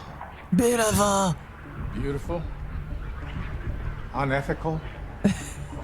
Dangerous. Dangerous. You turned every cell phone in Gotham into a microphone. And a high-frequency generator receiver. You took my sonar concept and applied it to every phone in the city. With half the city feeding you sonar, you can image all of Gotham. It's fucked up, Bruce. This is wrong. This is wrong. Yeah, and you know who's saying that right now? And granted, Bruce Wayne, Joker was bad. Okay, Bruce Wayne needed to find Joker, but this is the government. This is DHS. This is the local cops saying we have to find that man. We have to find that man who's probably probably some immigrant who has applied for asylum, and they're using this surveillance system to hunt them down. At what cost? The database is now key encrypted. It can only be accessed by one person. This is too much power for one person. That's why I gave it to you. Only you can use it. Spying on 30 million people isn't part of my job description. Boom. This is an audio sample. If he talks within range of any phone in the city, you can triangulate his position. I'll help you this one time. But consider this my resignation. My resignation. As long as this machine is at Wayne Enterprises, I won't be. When you're finished, type in your name.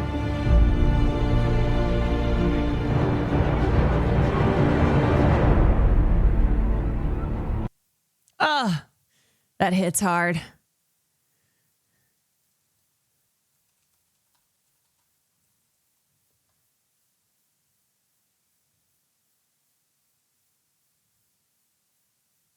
Lucius fuck type his name. Dark Knight. Okay, now where does he actually does it? Is this it? Wait. No. Let me get this straight. No, this isn't it. Is it this one? This is too much power for one person. That's why I gave it to you. Oh, it's the end of it. Yeah. Only you can use it. I'll help you this one time. But consider this my resignation. This shitty ass clip. Type in your name. Sometimes people deserve to have their faith rewarded.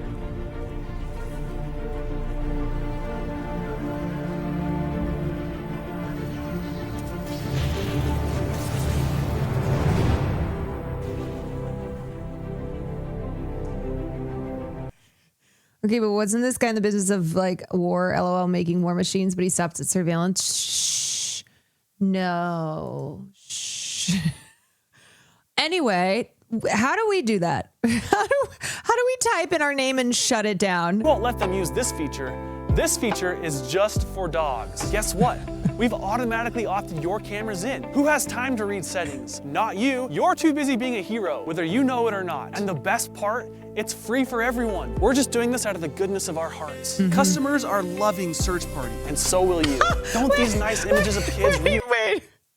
You know it or not. And the best part, it's free for everyone. We're just doing this out of the goodness of our hearts. Customers are loving.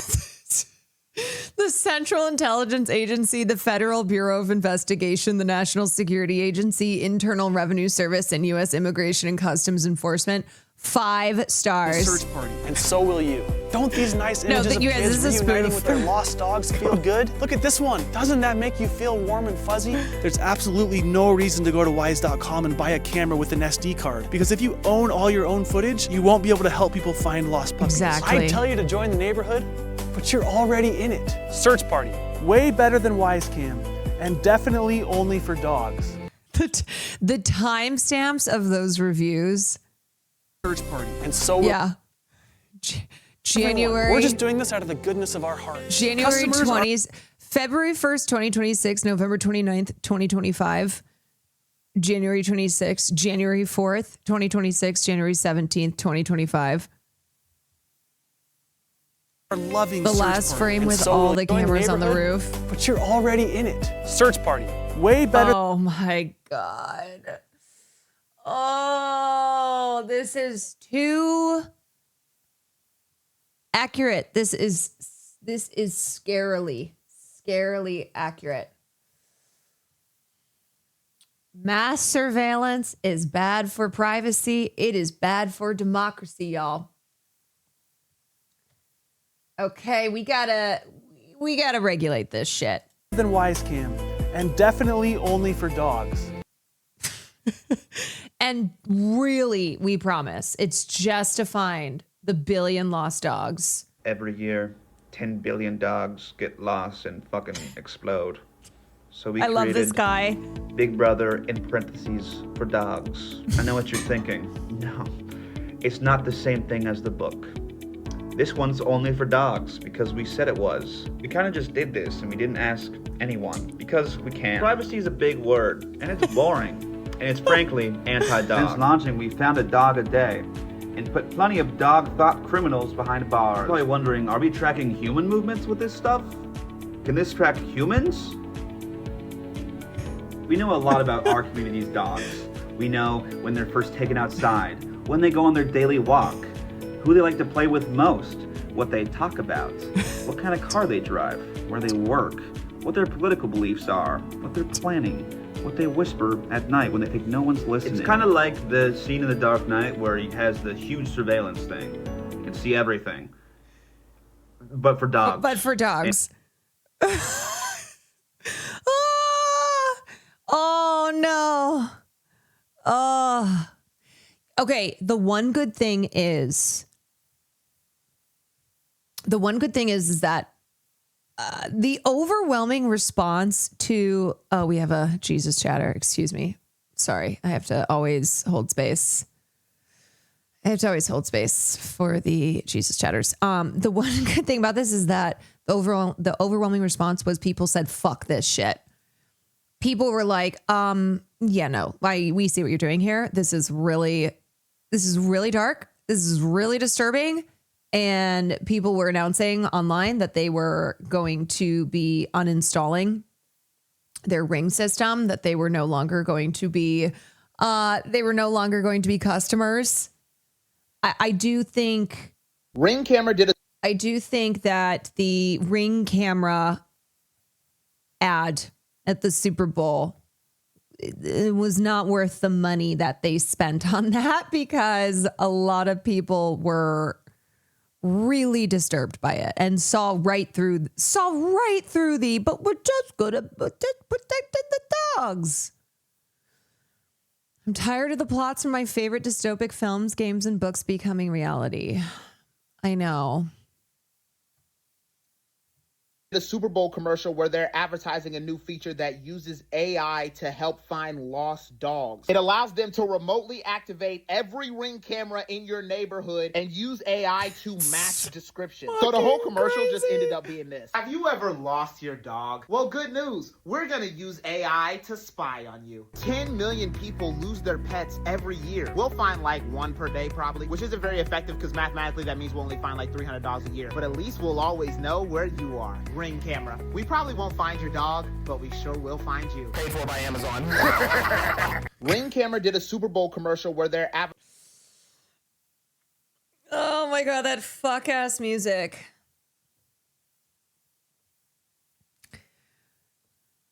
That happy-go-lucky, positive sounding. Isn't it great?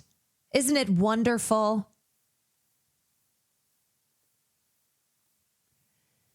Isn't it lovely? Nightmare. Where's the spider? Why did you just fucking ask me? I just forgot about it, and now I don't even see it. And now it's probably, I don't know, crawling up my butthole as I speak.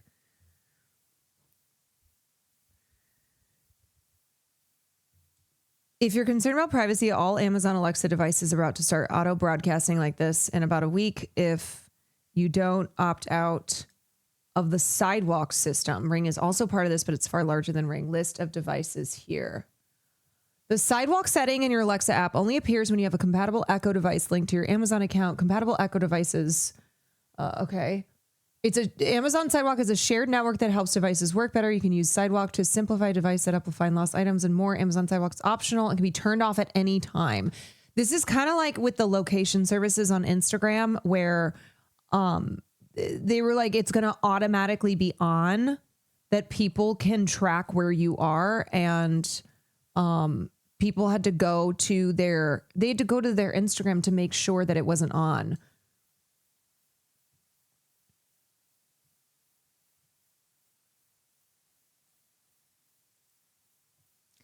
That's why we just got to get, you know what? Get the Chinese cameras. I'd rather have the Chinese spying on us. Top She having my data. From we don't have it because she hasn't had a subscription for a long time. Also, Google Cams recovering footage they said didn't exist days later. Investigators wrangled video from Nancy Guthrie's Google Nest camera out of blackened systems. It's not yet clear how FBI collected the video. Experts said in some cases it's possible to collect data from the complex infrastructure that's enabled cloud-based cameras. Yeah, and this was not reported on until the last, 48 hours?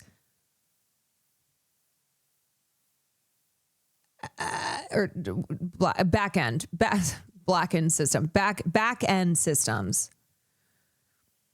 Shortly after Nancy Guthrie disappeared, Pima County, Arizona Sheriff Chris Nanos said that a camera fixed to her door had been disconnected, that she did not have a subscription that would have saved video, and that investigators were trying to work with a tech company on the difficult forensic task of recovering any video. Against those odds, they were successful. More than a week after her reported disappearance, that video was revealed, marking the most significant public development in a case that's captured the nation. An internet-connected Google Nest camera captured an unidentified person in a mask and gloves and carrying a backpack and a gun approaching Guthrie's home just before she disappeared. And the other thing, too, okay, the point needs to be made. An 84-year-old woman, somebody's mother being kidnapped by strangers, this never happens. Like, truly, please don't. I'm sure this is going to be used as an example of why we need mass surveillance. This never happens. And that is why this case has been so bizarre. It has been so unbelievably strange because of how uncommon this is. Home invasion is one thing. Kidnapping is a whole other. It costs money to delete data. It was probably sitting on a server waiting to be overwritten. These companies are not interested in protecting your data at all, and it shows. Right.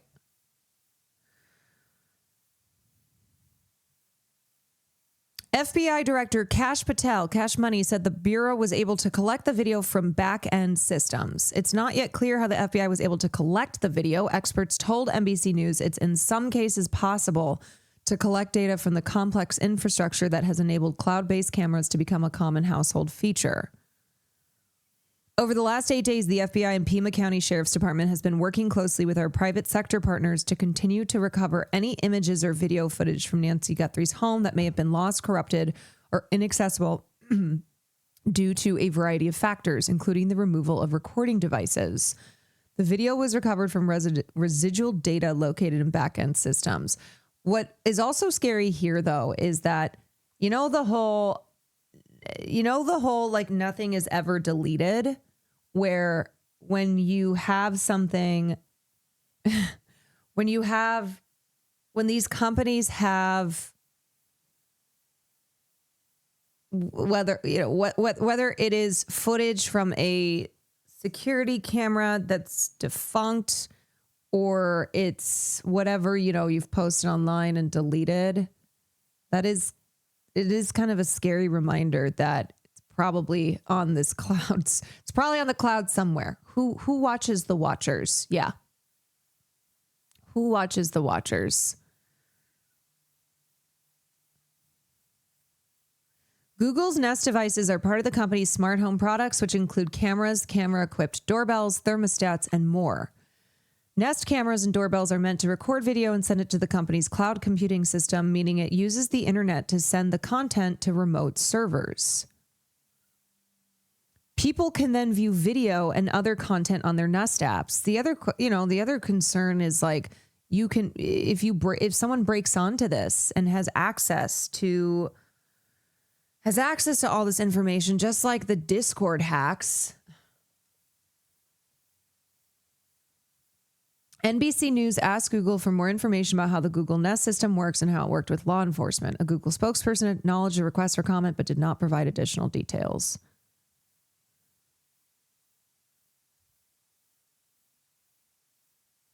It's not clear which model of Google's Nest doorbell Guthrie had outside her door. Newer models include backup batteries and local storage that automatically optimize to record what the company calls events, such as someone approaching the door. Timothy Gallagher, a retired FBI agent who is in charge of the Newark, New Jersey field office and has worked in cyber investigations, said that even if Guthrie had not been paying for a subscription, the device could have still been transmitting images to Google. That data is being transmitted to the cloud, but even if it had not gotten there, there are many stops in between where data will reside, and the FBI prides itself on being able to tear into these data streams and pull out bits and pieces of data and piece together an image like we see here today. Former FBI cybercrime agent E.J. Hilbert said that it can be challenging for Google to find recordings and that it takes time for legal processes to play out. Nest/Google deletes billions of data points every hour. To find this data set means they're finding a single needle in a 10,000 foot by 10,000 foot haystack.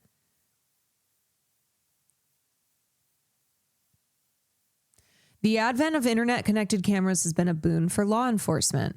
Many tech companies, including Amazon and Roku, now offer such devices. Authorities regularly work with the companies to recover video relevant to investigations, although a lot of times they don't as well, sometimes using subpoenas to gain access to sensitive or private images.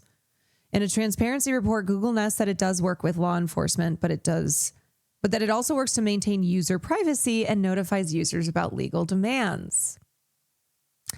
For example, if a U.S. government agency presented us with a search warrant to investigate a crime they think was captured on a Nest Cam, we wouldn't just hand over user data. Yeah, fucking right. You guys have been doing this. Wait, why do you think all these companies have been rolling out these verification policies without being legally mandated? We'd analyze the request to be sure the warrant wasn't overly broad. Then we'd make sure the information they requested was within the scope of the warrant. These are just reassurances. Josh Brunty, a professor of cyber forensics and cybersecurity at Marshall University, said law enforcement seeking Google data like Nest Video has to enter a legal request through its law enforcement request system. When Google receives a legitimate legal request for data, the response is usually handled fairly quickly, in many cases just a few days. If it's an emergency disclosure request, then it goes through quicker.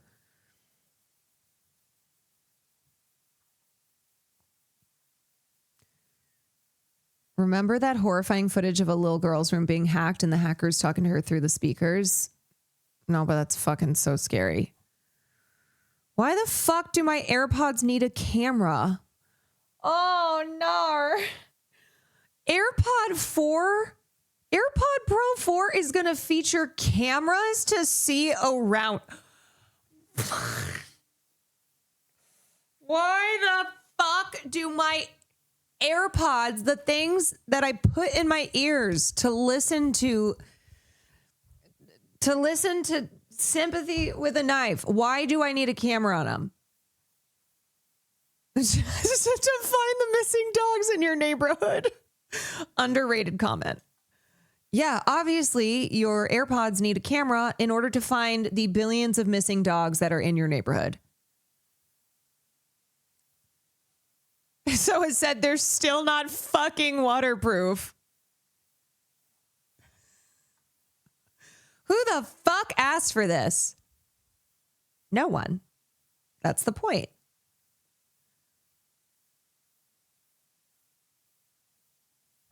Yeah, I mean we all know, or we all should know why there are these cameras. Why everything is now a camera.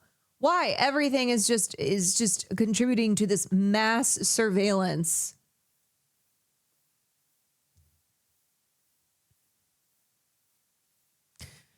Adding cameras, but it's the same price. It's such a steal. It's going to be available at the same $249 price.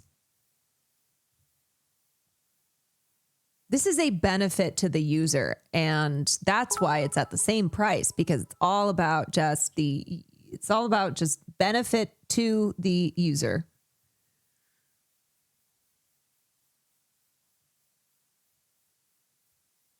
When the surveillance state gets thwarted with a small amount of paint or tape, but Corso, thank you for the bits. Maple, thank you for the gifted sub. Everybody needs to not go along with this. In the same way that we need to all stop being such fucking cops, whipping our phones out, recording everybody all the time. I'm not talking about, at a protest recording ICE agents murdering people. That's not the same thing. I'm talking about like the story I told of that woman who was just recording me. She was secretly, she thought she was not so secretly recording me. And when I confronted her, she was like, yeah, I'm putting this on the internet.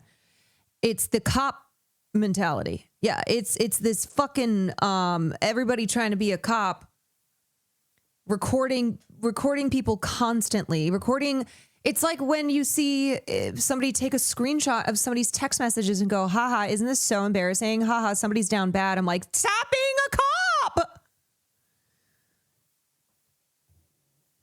Yeah. Y'all are, this is part of the panopticon that we cannot escape. What happened? What happened is that I took Farley for a walk. I went to a coffee place. That's one of those outside ones where you just order out a window. Farley pooped. I threw the poop away in a only trash can that was around. And this woman was so mad that I threw it away in this trash can because it was nearby the coffee place. It's not like I went inside. This is not a coffee place you go inside. It's not like I threw the poop away in a trash can inside the establishment. And I was like, I don't know where else I should put this poop. There's other poop bags in this trash can. Like there's already flies buzzing around it. Yeah, I was, at least you picked it up and threw it away. I said, I can't just leave my poop here. She was like, oh, what? You want a prize for picking up the poop? I said, no, I don't. I have a dog and I'm responsible for my dog's poop. Should have handed her the bag. And so then Farley pooped again. This little fucker, he pooped again. And I was like, okay, great. So I had to throw the poop in the trash can again. And that was when I noticed that she was recording me. Yeah, Farley was like, oh, watch this. Mm-hmm. And then I turned to him. I was like, I swear to God, if you poop a third time. She was recording me and I was like, are you recording me? And she said, yes, I am. And I'm putting you all over TikTok. I'm going to show everybody who you are. And you know what? If she had something to like scan me and, figure out my name, my address, my age, everything, I'm sure she would have done that. She would have taken the little device out, used it, and then posted all my information. And I was just like, why? Why are you doing that? That's how I was talking to her. Because sometimes it didn't work, but sometimes I think when you just ask people, why are you doing this? You kind of use that tone that hopefully will reveal to them how crazy that behavior is. And I was like, okay. And then she just kept, she just kept yelling at me and recording me. And then I was like, okay, I'm going to record you because you're harassing me. Like, is that what we're doing here now? And then she's like, well, then I'm recording you, recording me. I was like, yeah, this is the problem. So then I dramatically took the entire bag out of the trash can and I walked it all the way home and then threw it away in my trash can at my home. Oh, now I'm pissed. Get him banned. I am not the one, baby. I am not the one. Oh, now I'm pissed. She'll be with that Ring camera thing. Yeah. She can just use a photo of your dog to find you. Mm-hmm. Yeah. So that's the other thing. It's like people who either just don't really care. They're not concerned about it, or those who will use it to further their own cop behavior. So let's say they have an interaction with someone, and they want to expose this person on the internet, and then they'll use the Ring camera mass surveillance system. And I just don't think that's good. I'm a little disappointed you took it out. Well, I was trying to make a point, and then afterwards I was like, yeah, I don't know. I don't know. I was trying to make a point about how ridiculous she was being, how unbelievably ridiculous she was being, but I don't think that she had any change of mind or heart. Some people are so obsessed with true crime. There are people who also see true crime in everything. That's what she essentially was telling me I was committing a crime. So she had to stop me. And by stop me, she had to put me on TikTok. Okay.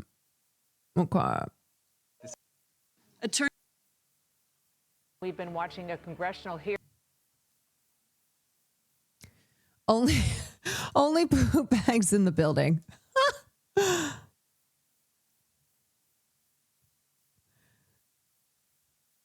People are dying, Kim.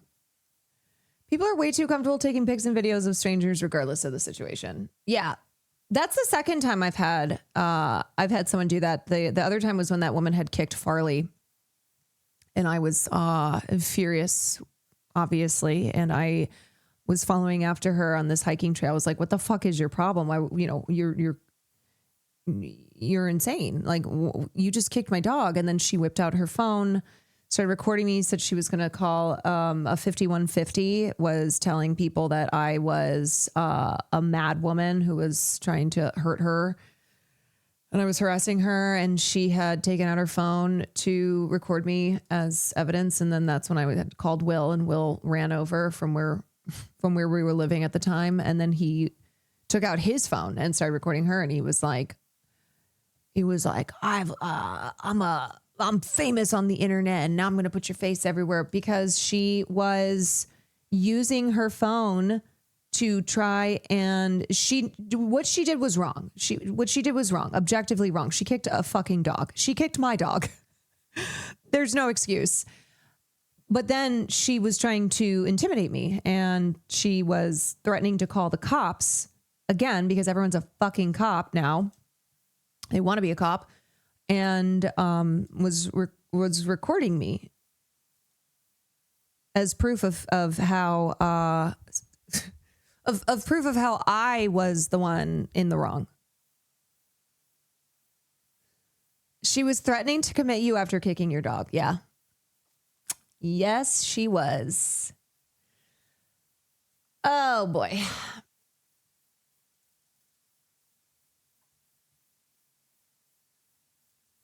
I was trying to teach my puppy place and come. I had a vibration collar on her because I had run off leash before, so I needed a method to reach her for my dog's safety. This oldie came out of her house and told me she was going to have your dog ripped away from you because you're abusing that puppy. Yeah, it's not abuse to train.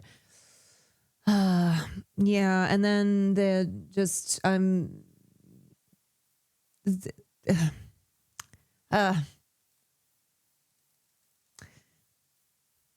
yeah, people really get in people's business. Really get in people's business.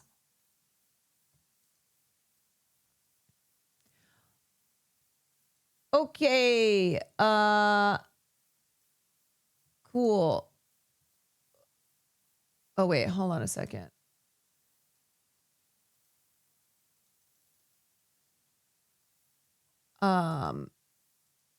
Wait. Let me fix one thing. Okay. Great. Do you know what is really fun? When Twitch will lock your account because you've I don't know, if you do anything, political or inappropriate, and you don't have the proper label, and they'll lock your account, but they'll still run ads because they get money from those ads, but the streamer doesn't get money from the ads, but they will still run ads. Yeah. Isn't that funny? Because these advertisers are still paying. It's just that the streamer is not getting getting any percentage of that revenue.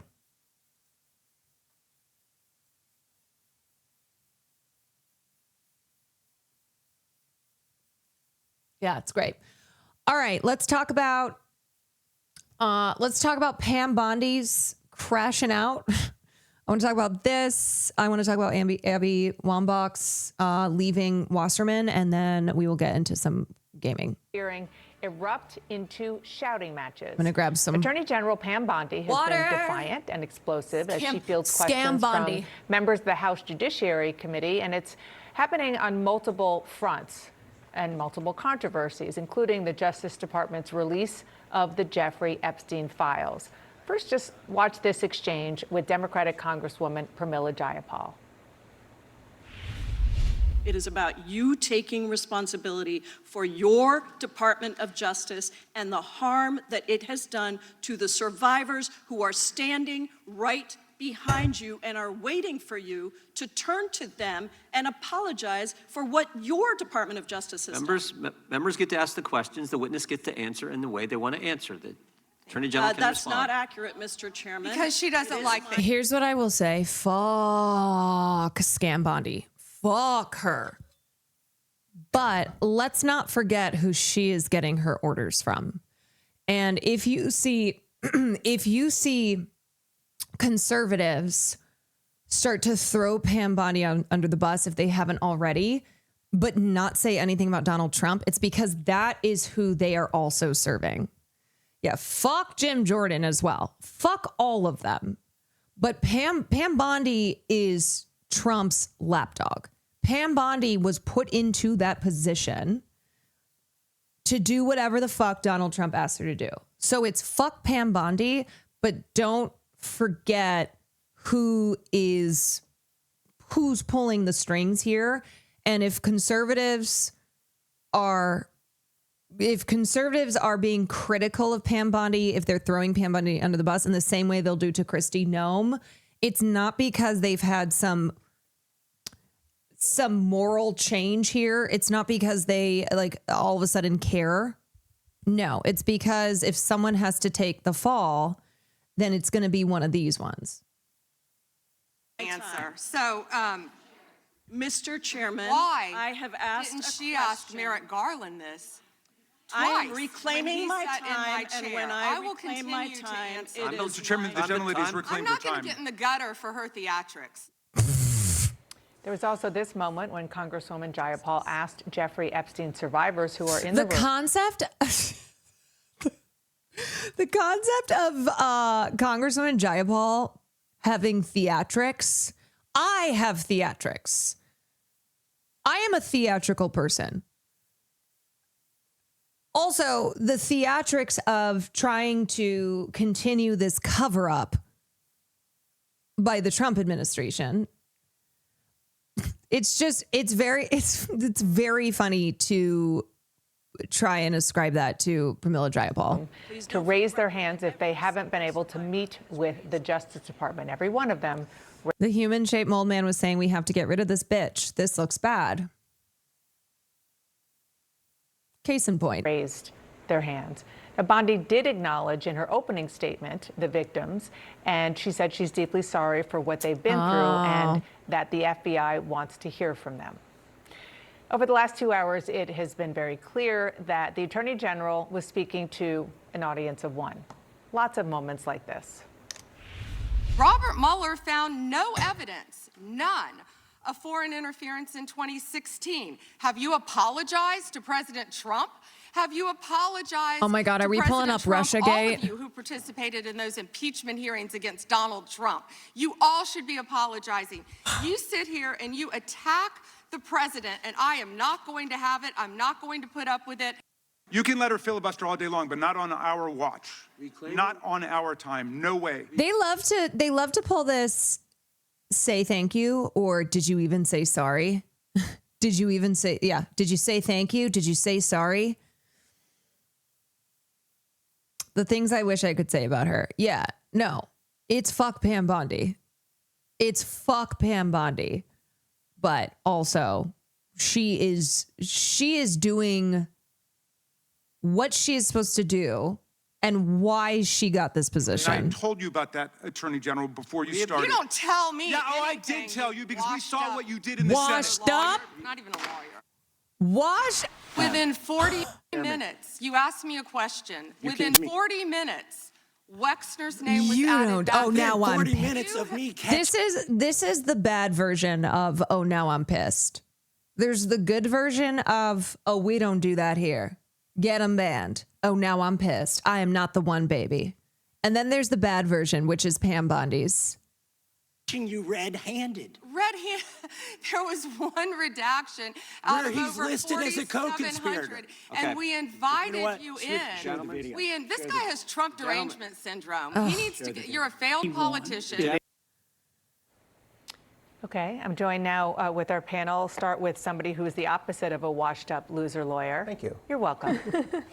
I want to get into a lot of the specifics because so much. She was so clearly scrambling. She was so on her back foot.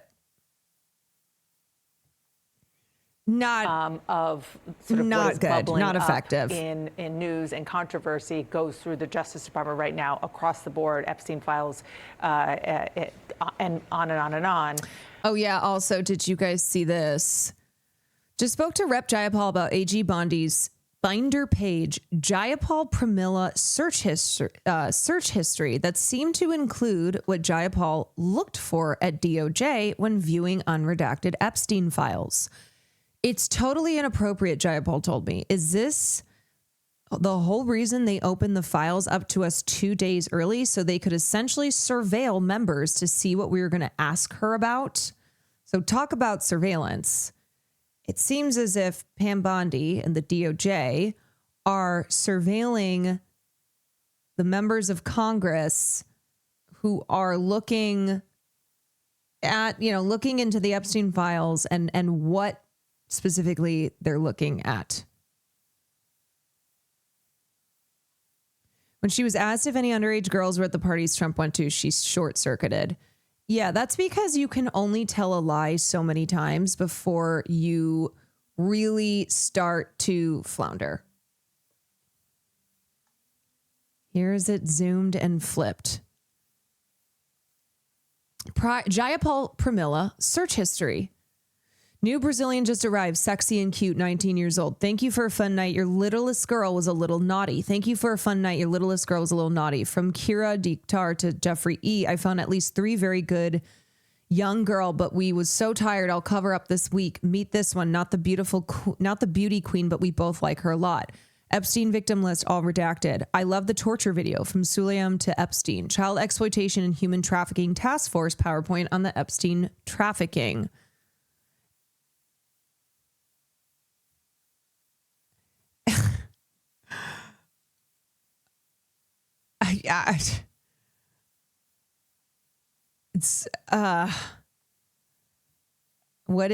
Okay, that being said, Jayapal assumed her searches and those of other members were likely being cataloged because they were all asked to sign into the DOJ computers with specific logins, but she was shocked to see that Bondi would have used them as prep to rebut Democratic questions. Just also creepy too. Creepy that she has this printed out and in her binder. And she's sitting there in front of the House Judiciary Committee.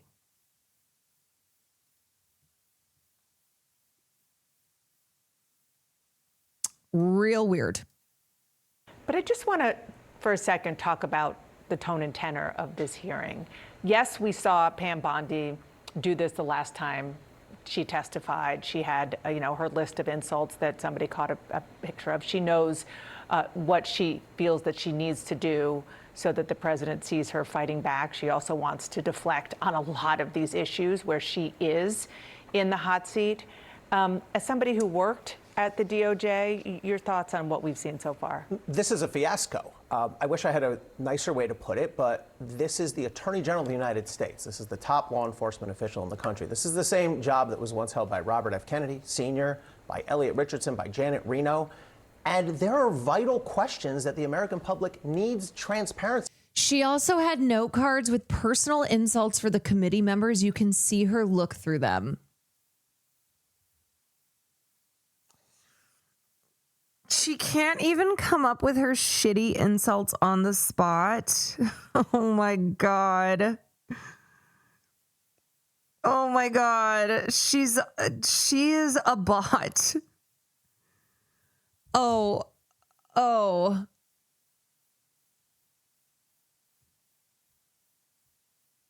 Even Massey called out her damn flashcards. They literally asked her to get rid of the burn book before it starts, but she doesn't because she's really stupid. She's really, really stupid. And again, she's following orders. She is just a soldier for Donald Trump. God. One of the committee members asked her to pull out the card she had for him and read. It's so pathetic. Oh God, it's so fucking pathetic that she had pre-written insults. Oh God. Oh. Oh God.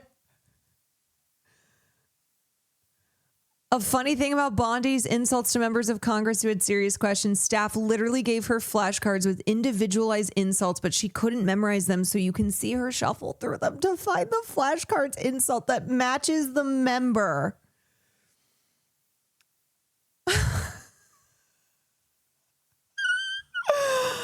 Oh, it's so bad. She was sitting there scrambling through her note cards to try and match the insult card to the congressperson and couldn't. Oh yeah, well, you're stupid and ugly. I thought maybe she was working on the spot. Oh no. No, that's how pathetic it is though. Is like with this creepy ass prep that Pam Bondi did and still floundering. Just flopping. An absolute flop. She's playing Bondi against humanity and she's losing. Yeah, everyone was laughing at her because she's cartoonishly stupid. Like it was so, she was so unserious. But also, let's not forget that she's participating in a cover-up of sex trafficking crimes. So she is stupid. She is a joke. She is a disgrace, but she bears responsibility. She's accountable here.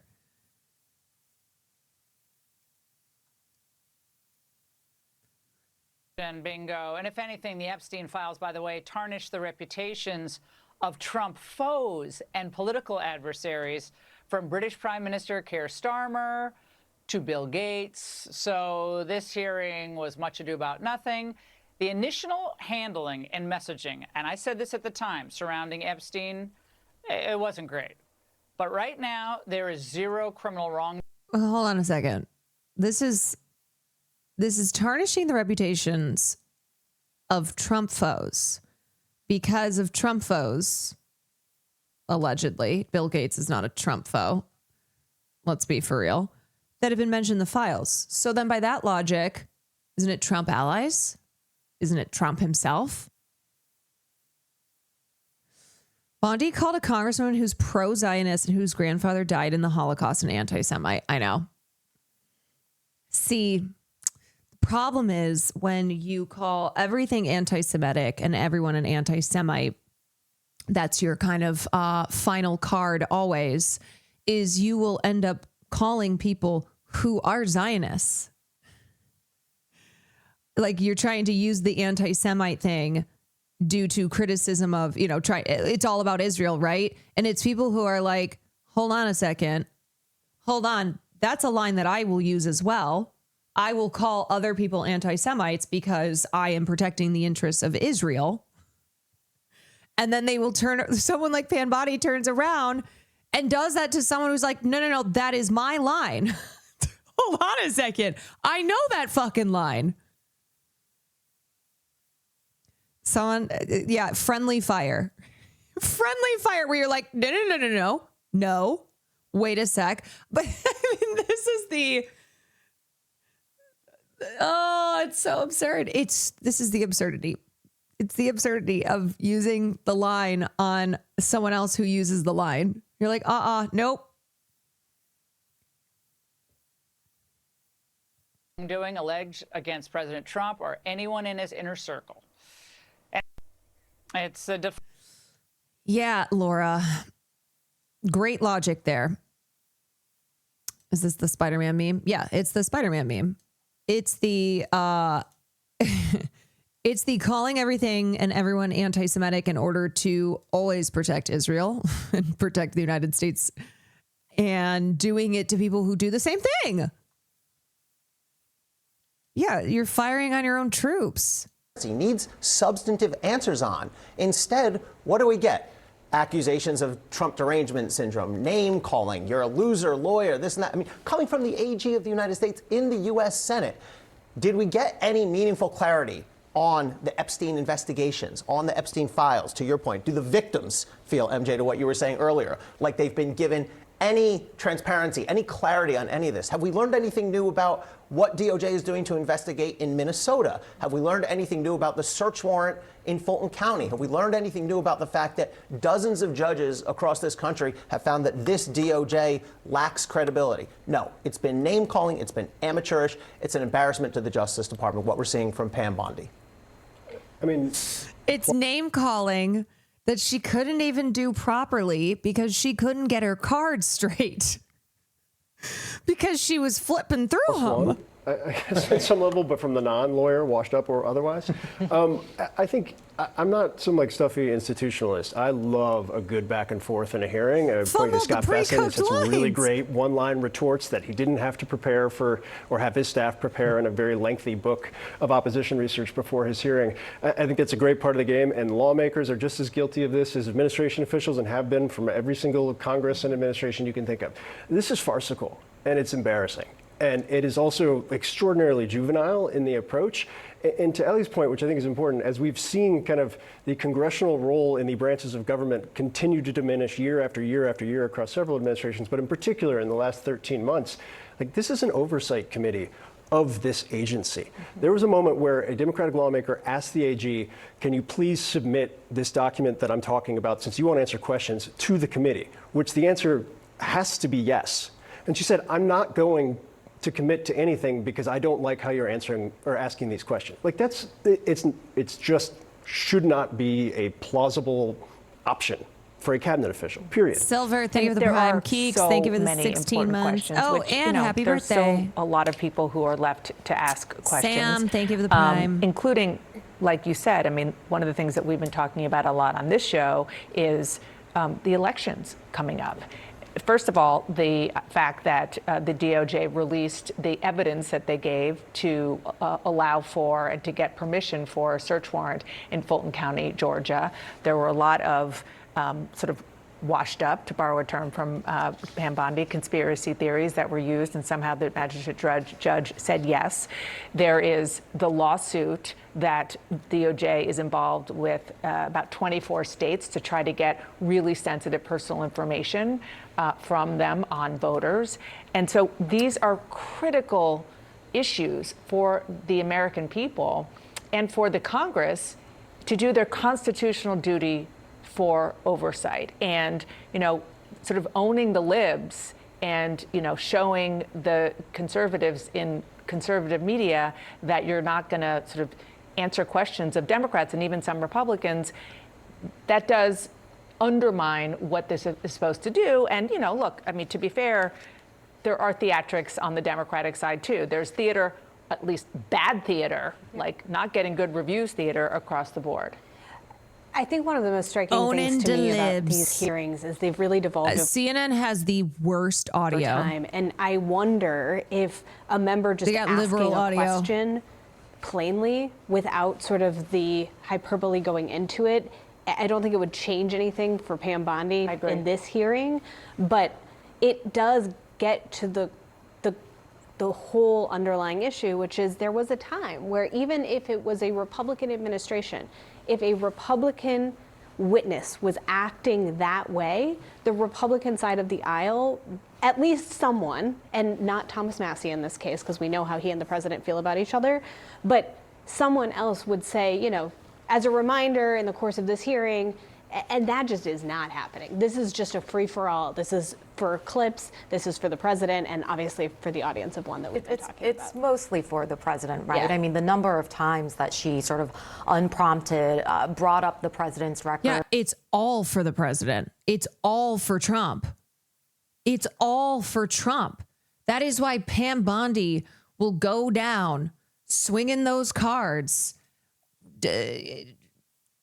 lashing out in just a really, really unbelievably gross way, because her job is to try and convince not just Congress, but the American public that we need to focus on the stock market. You know, she literally said, I think why aren't we talking about the stock market? Why are we focusing on that? She wants to move the attention away from the biggest pedophile sex trafficking ring in American history, that currently conspirators involved in that are walking around, some of them in power, in political power. She's like, yeah, we need to not talk about this anymore. And that is all for Trump. The moment where she was being asked about Epstein-related issues and then brought up the Dow breaking records. And I think it was a Democratic congresswoman who just shouted into the ether, what does that have to do with any of this? She clearly is keenly aware of the audience that she most needs to win over, including on the Epstein stuff, which... Exactly. I'm sorry to interrupt you, but we're almost out of time. But I want to just pull something out of you, which is especially on the Epstein stuff, because there's a lot of criticism of her, the way that people believe, conservatives believe she bungled the beginning of the administration on this. Right. I mean, how many times have we played the clip of her talking about this so-called client list and saying it's sitting on my desk right now? That sort of set off this entire firestorm of controversies, and she's not been able to shake that off. And we've wondered, Todd Blanche has sort of been the main face of the DOJ when it comes to Epstein issues. She really fucked up by going, the client list is sitting on my desk. The client list is on my desk, Pam Bondi's desk, and then going, what? There's no client list. Let's talk about the stock market. Because she bungled it so badly initially that she couldn't be trusted to be the face of this really important and politically explosive issue. Not to excuse anything with the sitting on my desk. No. I understand, but what she made it sound like was that she kept saying the list is on my desk. And so there are a lot of, not enough, but some conservatives who were like, wait, what? What? This is confusing.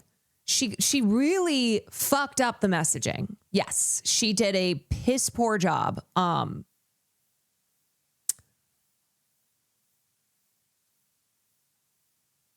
Attorney General. She did a terrible job. Yeah. Bondi. As far as the cover-up goes. You apologize to the survivors in your opening statement for what they went through at the hands of Jeffrey Epstein. Will you turn to them now and apologize for what your Department of Justice has put them through with the absolutely unacceptable release of the Epstein files and their information?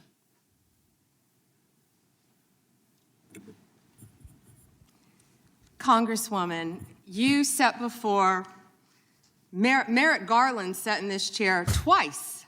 Attorney General Bondi. No, can I finish my answer? No, I'm going to reclaim my time because I asked you a specific question that I would like you to answer, which is, will you turn to the survivors. This is not about anybody that came before you. It is about you taking responsibility for your Department of Justice and the harm that it has done to the survivors who are standing right behind you and are waiting for you to turn to them and apologize for what your Department of Justice has done. Members get to ask the questions, the witness gets to answer in the way they want to answer. The Attorney General can That's respond. not accurate, Mr. Chairman. Because she doesn't like the my answer. time. So, Mr. Chairman, why I have asked didn't a she question. ask Merrick Garland this?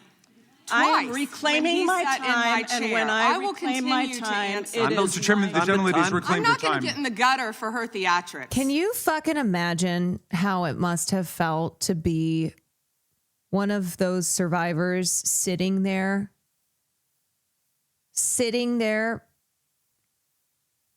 bearing witness to all of this? How many of Epstein's co-conspirators have you indicted? How many perpetrators are you even investigating? La, la, la, la, la. Oh, there she goes. Oh. First, you showed it. I find it. How many have you indicted? Excuse me. All I'm right. going to answer the question. Answer my question. No, I'm going to answer the question the way I want to answer Let the me question. just check these cards so I can call you. Chairman Jordan, I'm not going to get You look like the old man from Up, huh? How about that? in the gutter with these people. How many But of you- I'm going to answer the question. How many have you indicted? Again, the time belongs to Reclaiming my time. the time I belongs. think it's very Reclaiming interesting. my time. I think it's very Reclaiming my interesting time. You can that reclaim he your talks time, about but they reclaiming my indicted. time, Mr. The Chairman. president said they Close the indicted clock. him twice. Mr. Chairman, please They stop the sure clock did. and stop the he clock and indicted- restore his time. Okay, here we go with these Committee will be in order. theatrics. The time Reclaiming my belongs time to the and gentleman build from back New the clock, York. please. We will give you a few more seconds. We will do that. But when Reclaiming you my ask God, the I question, hate this piece of shit. the witness question gets to was- answer. You may not like the answer, but she gets to The answer. question was, how many She's of not Epstein's... They don't the like question. the answer, Reclaiming Chairman, my time. because it's honest. Reclaiming So my- he asked a Reclaiming my 4-minute time. question. Restore 45 and seconds, I Mr. am Nadler, going please, to Mr. Chairman. Answer. You can let her filibuster all day long, but not on our watch. Reclaiming- Not on our time. No way. And I told you about that, Attorney General, before you started. You don't tell me. Yeah, oh, I did tell you because we Washed saw up what you did in the loser Senate. Lawyer, not even a lawyer. Committee will Not be in even a order. lawyer. Get back at least 45 seconds. We will give you a few more seconds. I Not a said that few more, already. 45 seconds. Okay, I'm timing right now, Mr. Nadler. Go All ahead. right. Reclaiming my time. The answer to my question, how many of Epstein's co-conspirators has she indicted, is 0. You are acutely aware of how important it is You to don't protect the tell identity me. of victims of sexual assault, correct? I have addressed this multiple times. I think others were cutting She's me doing off the when I was meme. trying to. She's like, it's because they don't like the answer. And she's pigeon cawing and is checking her notes and it just says caw. She's like, well, it's because I'm honest. I'm honest, and that's why they don't like my answer. And she's literally not answering any of these questions. I just simply asked, are you aware of the fact that it's vitally important to protect the identity of sexual assault victims as you prosecute the people they accuse of assaulting them? As you Isn't that correct? prosecute.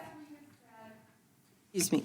As we have said multiple times, Protection of the identity of all victims of the victims are is protected. so very Who are important. protected under? Do you want me to answer or do you want to interrupt? Well, because you're not answering the question. You do a Jekyll and Hyde kind of routine around here. It's like you do this And I just want you crazy- to answer my questions. What This does Jekyll crazy and Hyde evil mean? white It lady means you're shit. nice to the Explain that. Republicans and you turn like Hyde on Democrats. I want to know, were there any underage girls at that party or at any party that Trump attended with Jeffrey Epstein?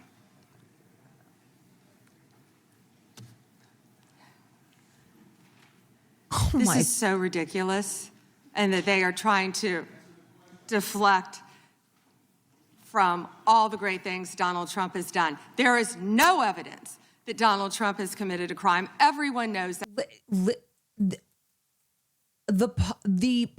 I can't even speak because it's so obvious how Pam Bondi is protecting this network of pedophiles and rapists that she is protecting Donald Trump, her boss. It is so open. Look at her. This is so ridiculous. Are you really going to sit there and ask me if there were underage girls at this party? The fuck is wrong with you? I mean, really? That is just, is anybody hearing this question? Jesus Christ, I need the right card. What's a slur for Asian people? Because whatever it is, that's what you are. Ridiculous, and that they are trying to deflect from all the great things Donald Trump has done. There is no evidence that Donald Trump has committed a crime. Everyone knows that. This has been the most transparent presidency. He's the one that asked that those. Even if you were lying, you would say no. Yes. You know what somebody who's better at lying would be? And granted, I don't want that. Okay. I don't want like people lying to cover up this sex trafficking ring, but you would go, absolutely not. Absolutely not. That's it. Like, you just absolutely not. And Pam is like, you can't. You people. I have never been so, I mean, you should all be fired. Yeah, I mean, claim my time. I got your answer. You said there's no evidence. Trump asked How dare you? Stop the clock. The legislation. This is time belongs to the gentleman from California. Okay. I'm going to put up another document from a witness who called the FBI's National Threat Operations Center because I believe you just lied under oath.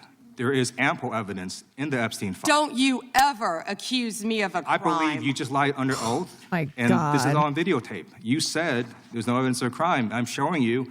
Here is a witness statement who called into the FBI's Threat Operations Center. Don't you He ever. drove Donald Trump around in a limo. He overheard what Donald Trump said to Jeffrey on his cell phone. He was so angry, he was going to stop a limo and hurt Donald Trump. And he met a girl who said she was raped by Donald Trump and Jeffrey Epstein. She later had her head blown off, and officers at the scene said that could not have been suicide. No one at the Department of Justice interviewed this witness. You need to interview this witness immediately. Epstein should rot in hell, so should the men who patronized his operation. And as we sit here today, there are over 1,000 sex trafficking victims, and you have not held a single man accountable. Shame on you. If you had any decency, you would resign right after this hearing concludes. The gentleman has expired. Did you ask Merrick Garland that the last 4 years? She's like, you expect me to understand anything coming out of your mouth, Chinaman? I mean, come on. Can we get people in here who speak English? Do you talk about Epstein? I'm reclaiming my time. I'm glad you're asking about Merrick Garland. You don't get to reclaim because time this when is you don't- bigger than when you can't- Watergate. when I don't answer a question the This way you goes want. over 4 administrations. You don't have to go back to Biden. Let's go back to Obama. Let's go back to George Bush. This cover-up spans decades, and you are responsible for this portion of it. And that's now, where the I want to know, at what point did the FBI and the DOJ decide that Lex Wessner was not a co-conspirator? Because our Epstein Files Transparency Act requires you, please put it back on the screen, please, to release the internal decision about whether to prosecute him or not, and it's not in the files, and it's not in the files for any of these other men. Time of the gentleman has expired. May she answer? Also, some of you have brought this up, but yeah, Jim Jordan's a real piece of shit. And if there's one thing that Jim Jordan knows, it's covering up abuse cases. Because Jim Jordan, once upon a time, was the assistant wrestling coach at Ohio State University from 1986 to 1994.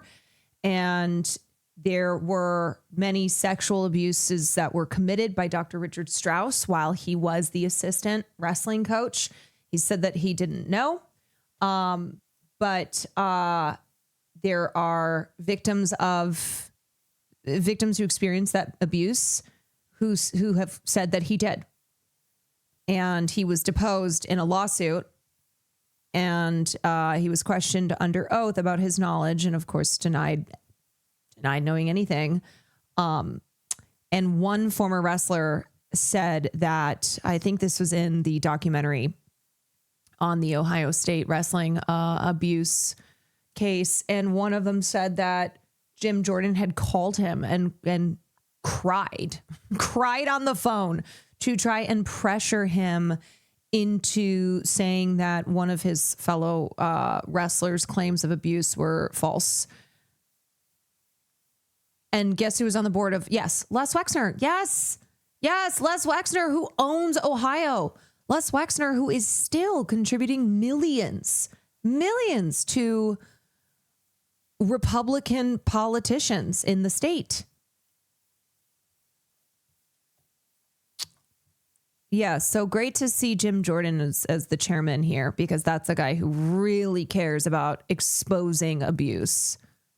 And he's a hypocrite because he voted against the ban that we were... Judge grants Ohio State abuse victims motion to use alternative means to subpoena Les Wexner. Wexner was on the OSU Board of Trustees when Dr. Richard Strauss preyed on students he's being asked to testify in a civil case against the school. Ohio billionaire Les Wexner, who's being compelled by the House Oversight Committee to give evidence about his ties to Epstein, also faces a subpoena in his home state to testify about another man accused of being a sex offender, former Ohio State University physician Richard Strauss. Is this new? This is new. This is from January 13th, this report. But the sexual abuse case involving Ohio State wrestlers and Richard Strauss happened back in the 80s. You know, there's always something going on at Ohio State, I feel. There's always something. Strauss died by suicide in 2005. And he preyed on hundreds of men from the mid-1970s to the late 1990s. So for over 2 decades. For over 2 decades, he used his position as the head doctor at Ohio State and was sexually abusing young men. An independent investigation sponsored by the university concluded that Strauss sexually abused at least 177 male athletes and students, and that coaches and administrators knew about it for 2 decades but failed to stop him. So once again, these massive sex abuse cases are never happening in secrecy. It is not something that no one knew about it. No one who was, in a position of power knew about it until it all came out, because these sex criminals, they're just too crafty with it. Every time the situation is the same, that people knew that abuse victims tried to get help, tried to stop these abusers, and they were ignored. They were pressured into silence. Just this enabling and these cover-ups, abusers being protected by these systems. OSU has paid out $60 million in settlement money to nearly 300 victims, and its former president has publicly apologized to each person who endured abuse at the hands of Strauss. In recent months, the plaintiffs have staged several protests on campus aimed at pressuring Wexner to testify in their case, where they also pointedly brought up Wexner's past friendship with Epstein.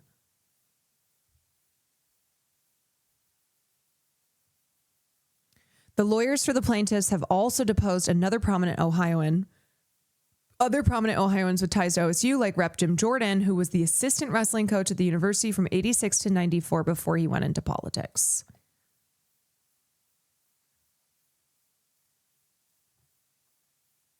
So this is what I was referencing earlier. Ex-Ohio State wrestler says Rep. Jim Jordan asked him to deny the abuse allegations. Jim Jordan aided and abetted in the university's cover-up of sexual abuse within the program, the former team captain said in front of Ohio State legislators. This was 2020. Jim Jordan called me crying, groveling, begging me to go against my brother. This was his, oh my God, this was his brother. This was his brother who had been abused. Begging me to go against my brother, crying for a half hour. That's the kind of cover-up that's going there. Adam DiSabato, captain of the team during the early 90s, told members of the Ohio House Civil Justice Committee that Jordan and other officials ignored former Ohio State doctor Richard Strauss's sexual abuse of wrestlers from 79 to 97. DiSabato said that Jordan and other team officials knew about open shower facilities that facilitated sexual harassment and abuse of team wrestlers. Wednesday's testimony is a part of a hearing on legislation that would permit survivors of Strauss's abuse to sue the university for damages. Currently, the statute of limitations disallows them from doing so. A former Ohio State wrestler told the university's lawyers in 2018 that based on testimony from victim athletes from each of the aforementioned varsity sports, we estimate that Strauss sexually assaulted and or raped a minimum of 1,500 to 2,000 athletes. Oh my God. So that's Jim Jordan. That is who the chairman is here. And it is a hearing on the DOJ covering up the conspirators involved in Epstein's sex trafficking operation. No surprise he's on Bondi's side. Yeah, he's like, you know what it is? He's probably looking at her and going, good God, you are so bad at this. I bet that's what it is. I bet he's looking at her and going, ugh, do better. Be like me.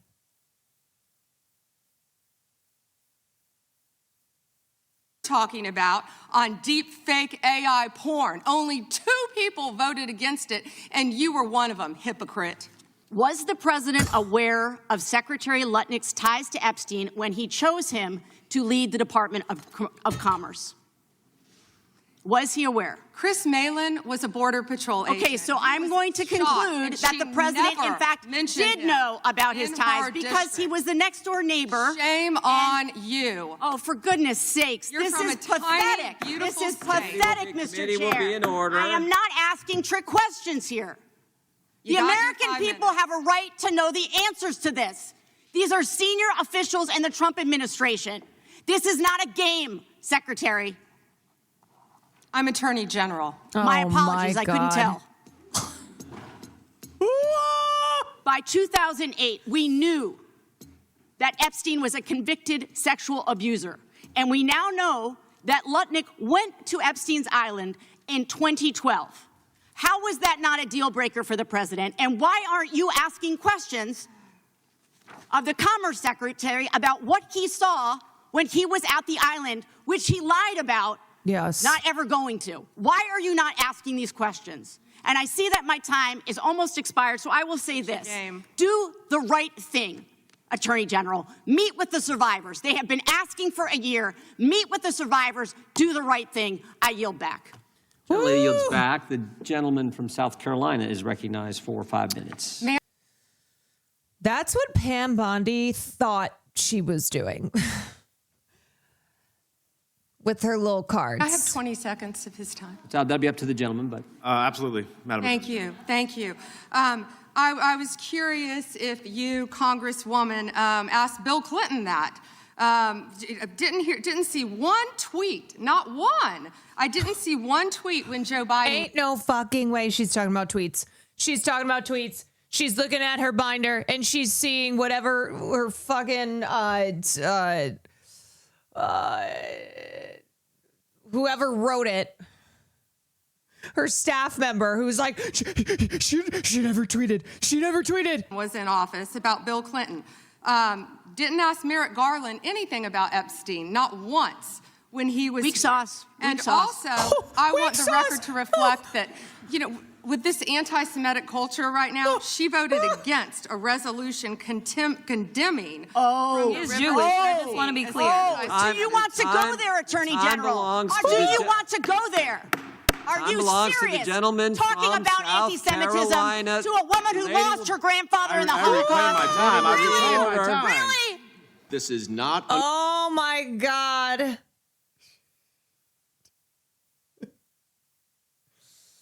Oh my God. Honestly, you guys, I could not be a politician, because if I were there, you know what I would say? I would just be like, you fucking lying cunt. You lying bitch cunt.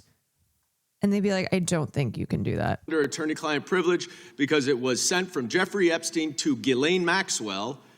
Will you commit to publicly providing the unredacted version of this so that the American people can understand the extent of Donald Trump's lies about... And then I would turn to Jim Jordan and say the exact same thing. I would be like, hey, Jim Jordan, remember Ohio State? Remember Ohio State? You remember that? Yeah, they would haul me out of there. His relationship with Jeffrey Epstein. You're about as good of a lawyer today as you were when you tried to impeach President Trump in 2016. Have you apologized for that in 2019? So will you unredact this? You would get 10 to 20 million plus likes across platforms. I would be like, we're fighting. Let's fucking do this. I'm asking you, will you unredact this? Privileged. Privileged, of course. I look forward to discussing this more.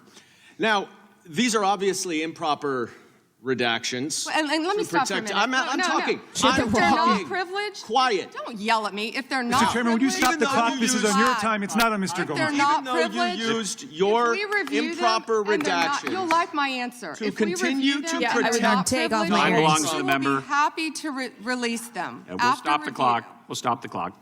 Time belongs to the member. Go ahead. Oh my God. Even though you used improper redactions to protect Donald Trump Bohemian, and thank other you for the 3 predators months. associated with Jeffrey Epstein, you did the exact opposite thing with the survivors and victims of this scheme. Support journalism. Oh God. I just keep thinking about the fact that survivors were sitting behind Pam Bondi, that they had to sit there and witness that, as already they have been re-traumatized over and over and over and over, that they are the ones who are the reason that any of this is even still, is even happening, because they have not stopped in their quest for justice and accountability. And now they're like, we're putting together our own list.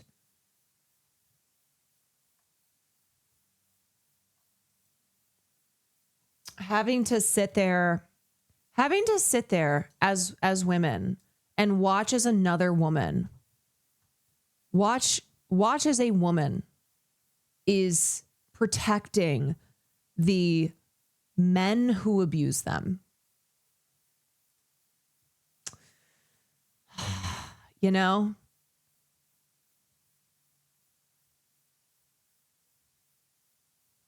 It's unbearable. This photo right here, Jesus. This photo with Pam Bondi looking down, blurry, and in the background are survivors raising their hands to say that they have been ignored by Trump's DOJ. Bondi refusing to look at them. A woman who is upholding this patriarchal, abusive world by covering up the crimes that these wealthy men, these powerful, wealthy men committed against these women when they were girls.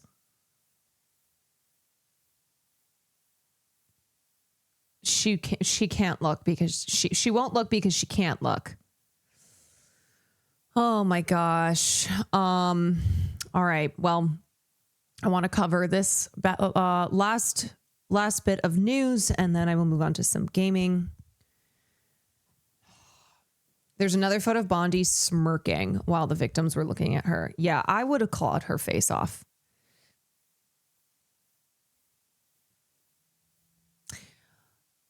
What was the scene or what country was it where there was actual fighting happening in the chambers? What was that clip that went viral? I can't remember.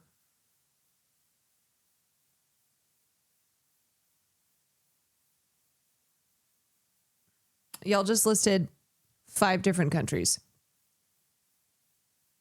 I don't know. There've been a few, but I'm thinking of the one that I swear it went viral last year. There was literally a fight in the Turkish parliament today. Yeah, I would have launched myself at Pam Bondi.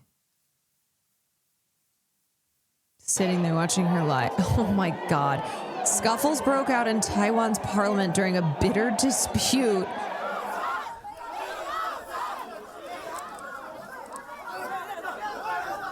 Damn!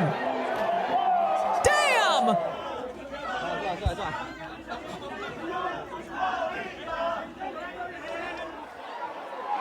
Damn! This is WWE.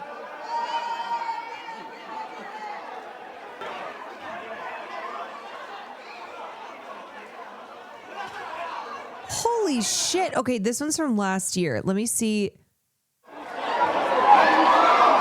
Oh, this is the same clip. This is the same clip. I think it was this. I think it was this. This person has a helmet on.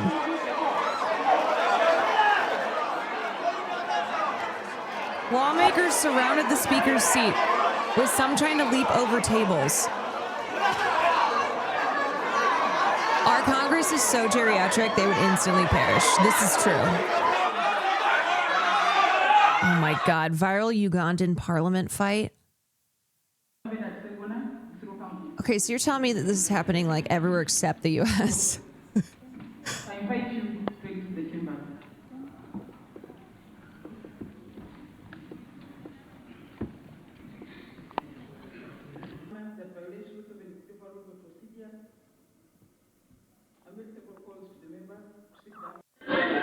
Oh my God!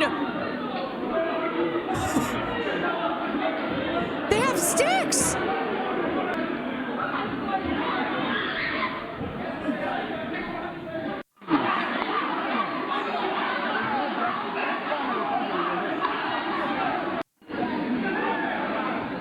Oh my God! That went from 0 to 100. That guy was on the table. Auntie got the broom. Holy shit. Oh, man. Yeah, see, that's the kind of Congress I'd be operating in. I'd be throwing hands. I'd be ripping Pam Bondi by her hair. What's the one move that Will was telling me about, this WWE move? She does a gator flip, a gainer, not gator, gainer. She does a gainer flip and then lands backwards. This is really popular WWE wrestler. I mean, I would try to do that shit and then I would break my neck. Sol Rika. Yeah, she's got that move where she runs to the corner, jumps up, does a backwards gainer, slams him to the ground.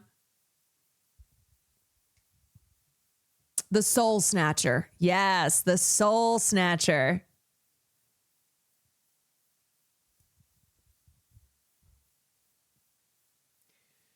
Was this the move?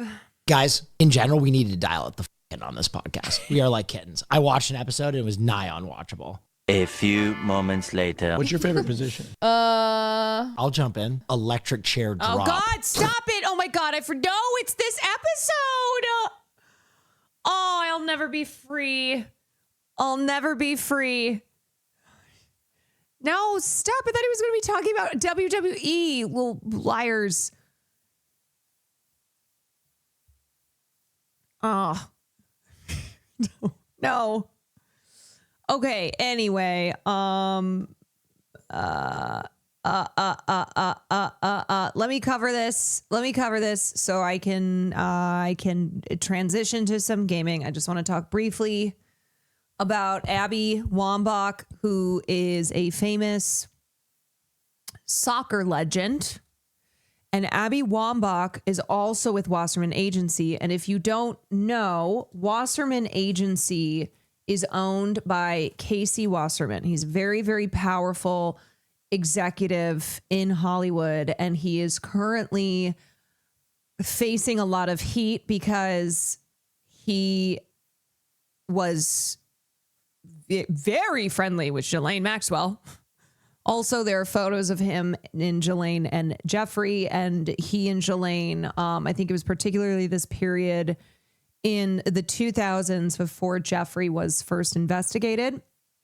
And they just it's like gross flirting in these emails, very gross. So his communication has come to light, and it has caused internal strife at Wasserman. You have agents who are trying to buy out, who are trying to take their clients and go independent. You have people who are leaving, artists who are leaving, as big as Chappell Roan, who left a day or two ago and said, the reason is because of Casey Wasserman's ties to Ghislaine Maxwell. He is also on the the Los Angeles Olympics board, and protesters have tried to get him removed from that. And I believe that the board said that he's going to stay. The executive committee of the board has said, sorry, we're not getting rid of him. So right now the leverage in removing Casey Wasserman are the big talent under his umbrella who are leaving, and Abby Wambach is the latest to do so. Wambach wrote in a post on Instagram on Wednesday, "I have left the Wasserman Agency. I read Casey Wasserman's correspondences in the Epstein files. I know what I know. I am following my gut and my values. I will not participate in any business arrangement under his leadership. I also need to say this. I'm grateful to my agent, who I've known for almost 20 years and I trust. Casey should resign. He should leave so more people like me don't have to. I'm unclear of my next steps. That's okay with me. I just know where I can't be." Wambach is widely considered one of the greatest female soccer players of all time, as a 2-time Olympic gold medalist and a FIFA World Cup champion.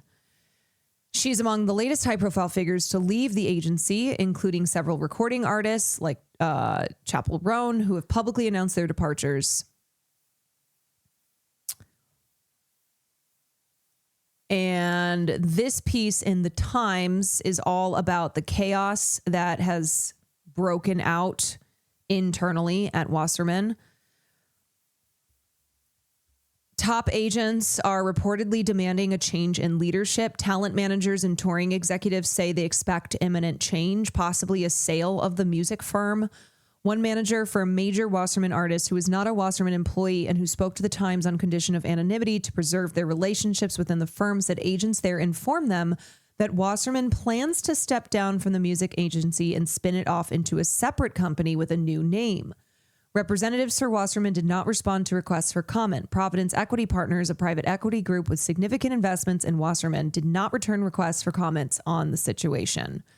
2 other high-ranking music executives from outside the company, who also spoke to the Times on condition of anonymity to maintain relationships there, said talent and agents at Wasserman Music are furious, and they are planning exits if Wasserman stays much longer. The executives believe Wasserman will likely step aside from the music agency and sell that wing of his company. They saw no signs yet that he would part with his namesake sports agency, which he has helmed for over 2 decades and whose clients have been less vocally critical. Wasserman is also facing calls from local lawmakers to step down from his role heading the 2028 Olympics in Los Angeles. He has not indicated that he will leave that role. Agents and acts and agents are starting to run out the door. The senior agents there have begged people to give them a minute, one music exec said. They've engaged with Casey and investor group Providence to say, we're going to have trouble signing artists. We're going to lose a lot of acts. We're losing a lot of people. Let us go. I think the most likely thing is they end up splitting off the company. Wasserman has faced pressure to leave following revelations of emails with Ghislaine Maxwell. He admitted to flying with Epstein on the financier's private plane on a trip to Africa with Maxwell and former President Clinton. And didn't we cover this before, that there was some correspondence that pointed to there being 4 underage girls, and it's on this flight that appears to be this flight that Clinton, Maxwell, Epstein, and Casey Wasserman took to Africa.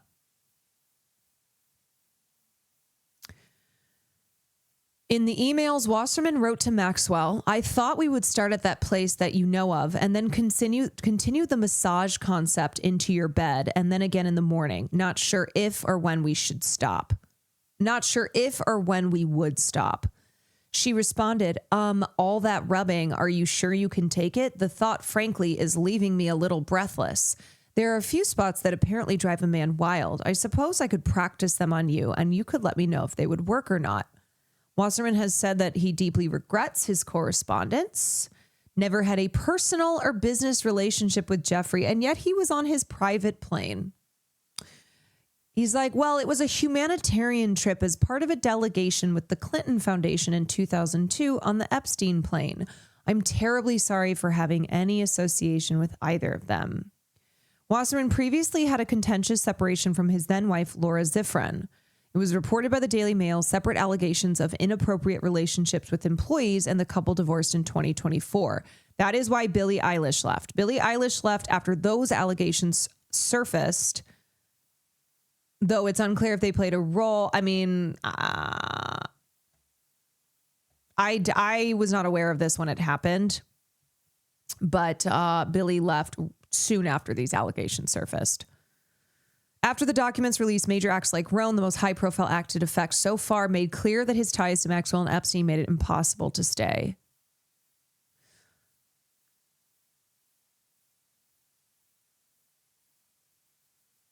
Outlets, including The Wrap and Hollywood Reporter, have reported that top agents, including Duffy McSwigan, that it cannot be a real name, and Marty Diamond, who represent Joni Mitchell and Coldplay, among others, have led a staff revolt demanding Wasserman leave or sell the firm. One outside executive told The Times that the team behind Phish and Dave Matthews Band, 2 of Wasserman's lucrative touring acts, could potentially be the next big departure.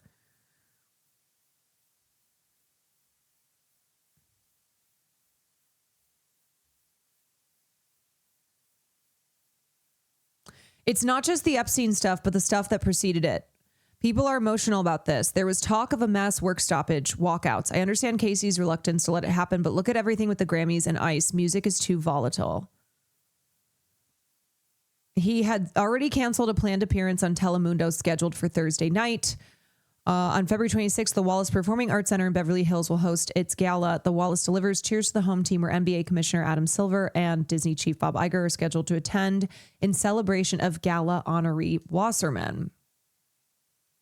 I think it's a major black eye for the city of LA. One music exec said of Wasserman's Epstein ties, but I think it shows that musicians are not afraid to stand up to anybody. Karen Bass isn't pushing back. The Olympics aren't, but Chapel Roan is.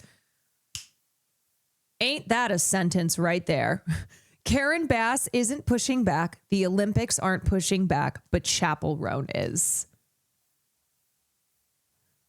Yeah, shame on the Olympics committee, the LA Olympics committee, and shame on Karen Bass. We are going to get her the fuck out of here. And speaking of that, Ray Huang's team reached out to me. I am going to be setting up a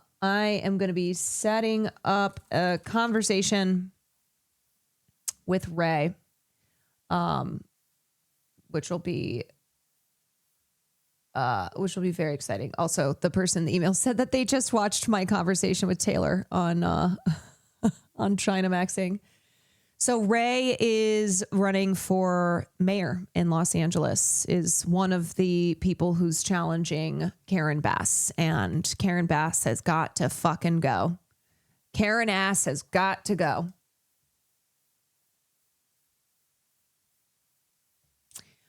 Okay, so I think we're going to try to set that up sometime in March, which will be cool. Got some good stuff.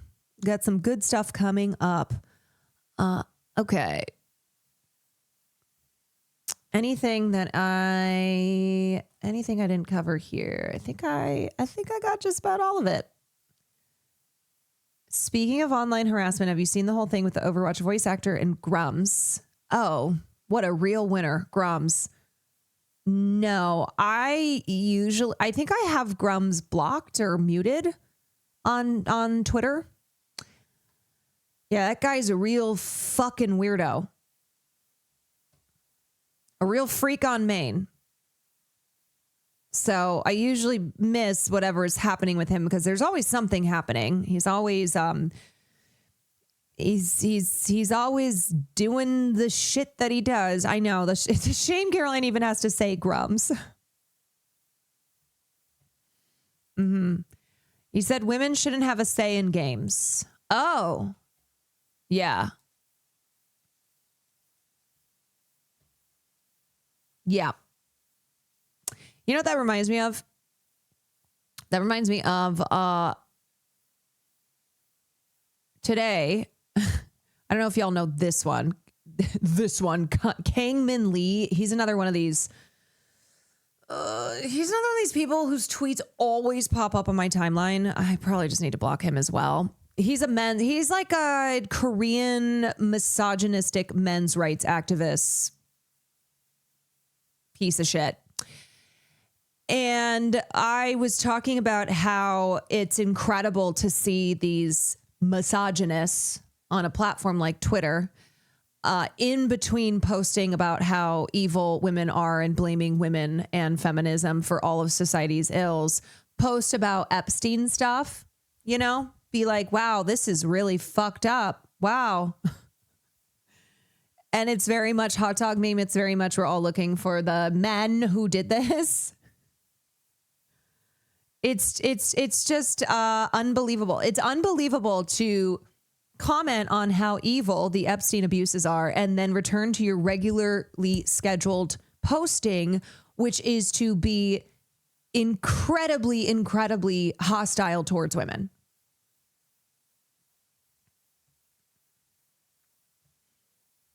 Yeah. So there's a lot of these guys that I always have to remember to just block and mute. The Grums of the world. Like the less I see of that piece of shit, but then there's always another one. There's always another piece of shit, isn't there?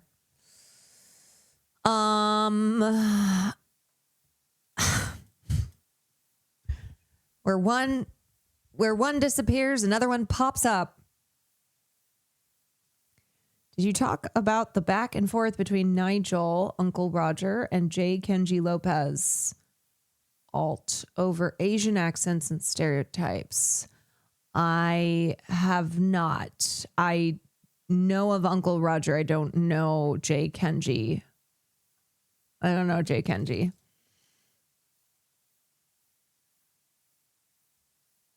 Yeah, there's a lot of things that I either will see and go, huh, yeah, true, or fuck that, or that I just don't see because there's a lot of things to see and to not see. Okay, anyway, I don't really want to talk about. I want to get to game. If you guys want me to get to gaming, we have to move on from talking about Grums. Grums is a piece of shit. Grums fucking sucks. But I would rather do some gaming at the moment than talk about what a piece of shit he is. But he's a piece of shit. He's a real piece of shit. Okay. I wish these pieces of shit would just get put into a trash bag and thrown in the trash. You know? All right. Okay. All right. Okay. Okie dokie. Okie dokie. I'm sorry. I have to move on. I can't watch anything else right now. I can't click on anything else. I have to get to some Red Dead. Y'all, I need it. I need it. I gotta have more Red Dead. I gotta. Please. I gotta. Please. Please, may I? Please, can I? Well, also because it's a game that is 100+ hours. It's 100+ hours. I am going to be dead before I finish this game. I will be 100 years old. By the time those credits start to roll. All right, peeps. Thank you for joining for the news and commentary part of the stream. We are now in gaming. And I don't know if I'm going to be live tomorrow. Because initially I put my schedule in Discord. I put it that I was going to take maybe tomorrow off and then definitely Saturday, but I might actually have to stream now on Saturday because I think I have my first sponsor of the year, a gaming sponsor, and I think we have to do it Saturday, which is Valentine's Day. So in that case, I will have to stream Saturday, so I'd like to take at least a day off. So I think tomorrow I'm going to take off so I can try and do some other work outside of Twitch. If that's cool with everybody, that's all right. Am I seeing Wuthering Heights? No, I'm not going to be able to see it before the Discourse breaks out tomorrow. Is it released tomorrow?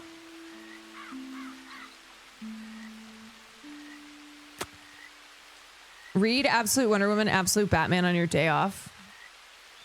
I have to see if Will has them. They're his comics. The previews are tomorrow. Okay. Gotcha. All right. I'm gonna turn my lights off. I'm gonna run quickly to the bathroom.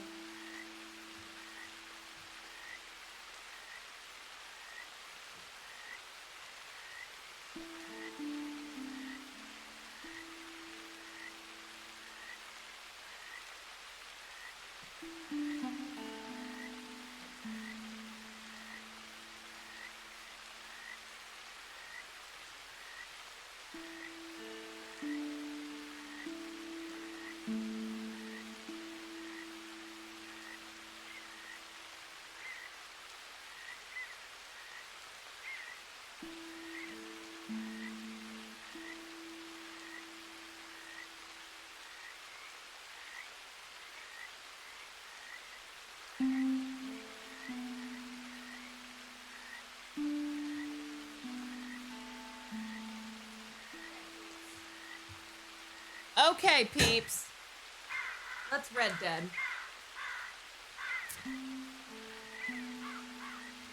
Beam, beam, beam.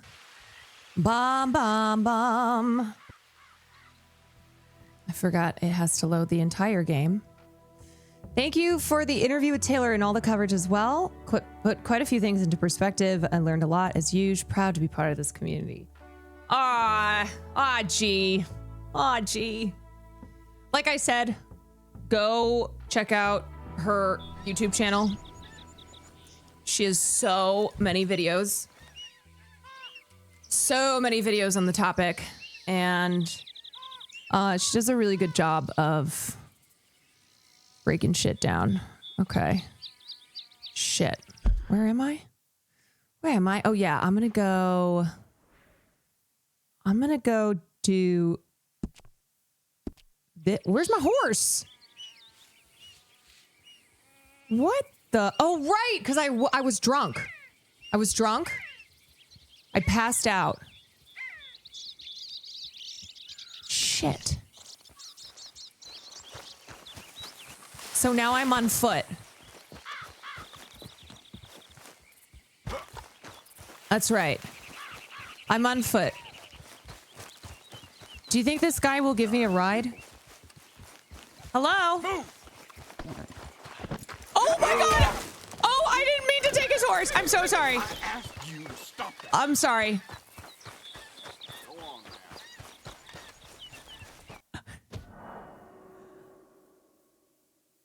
Wait, what? The auto slot? Oh, do you want to overwrite the data? Oh, okay. Okay. Sure.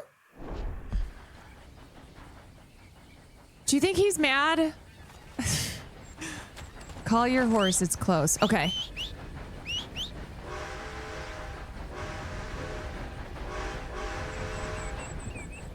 I'm sorry. I mean, I'm sorry. No, I'm not looking for trouble. No. Like I thought. No. Oh, like you thought? Okay, you could not take me. And my horse. You want this? No. Why are we... Wait, does he have his gun? Are you fucking kidding me? You're done. Oh, you fucking kidding me, you piece of shit? Oh, wait. Hold on. Let me take his gun. Oh, shit. Wait, LB? Wait, how do I pick this? What is LB? LB, pick up. LB. Here we go. Ha!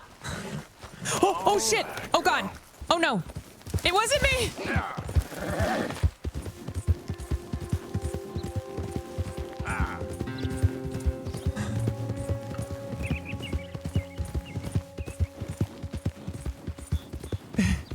Well, how'd it do?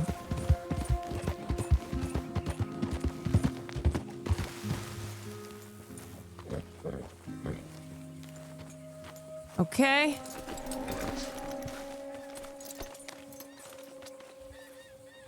Whew.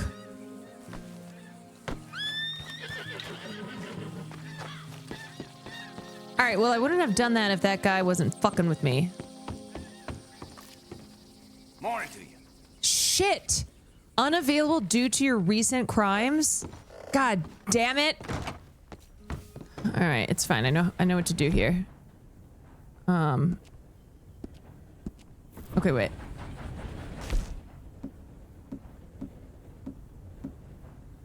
Damn it! I don't have a camp anymore. Hi, Caroline. I've been watching your VODs on YouTube of Red Redemption. It's an honor to watch the... It's an honor to watch the Grim Reaper in real time. Hope you're having a wonderful night. Thank you. You too. Okay, so if I go here, I can do it. Okay. Shit. Is that still not enough in the grass?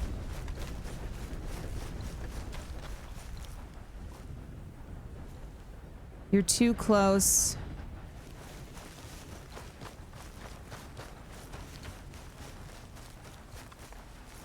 Go check out the fire. Wait, what fire?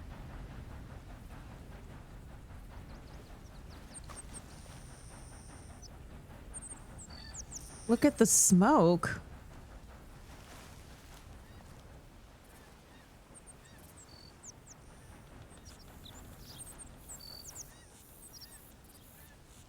Oh, shit. Oh. Okay. Come on, Farlita. Come on, Farlita. Let's go check this there fire out.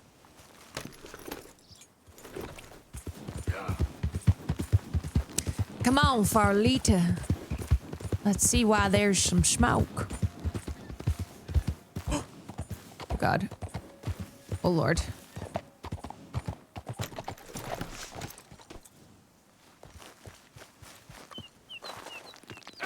Okay.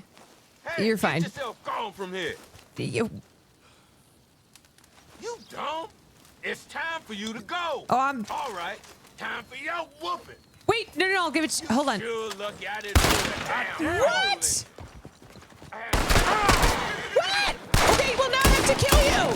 I have to kill you. God damn it.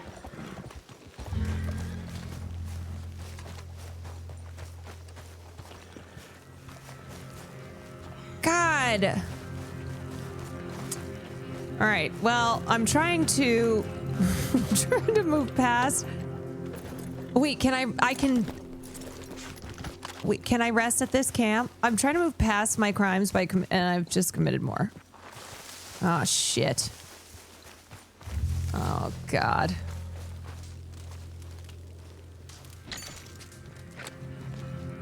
Look, in my defense, they're the ones who it's the NPCs who keep taking their guns out.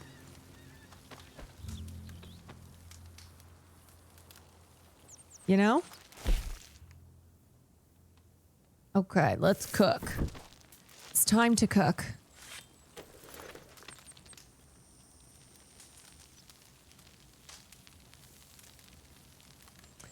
You were robbing him?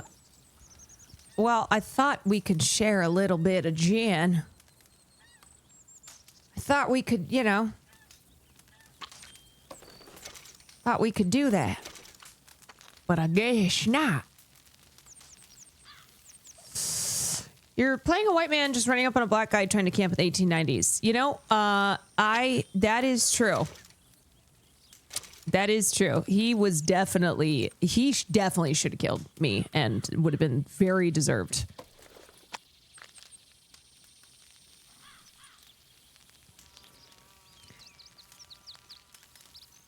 Yeah. Okay, maybe I should just jump off this cliff.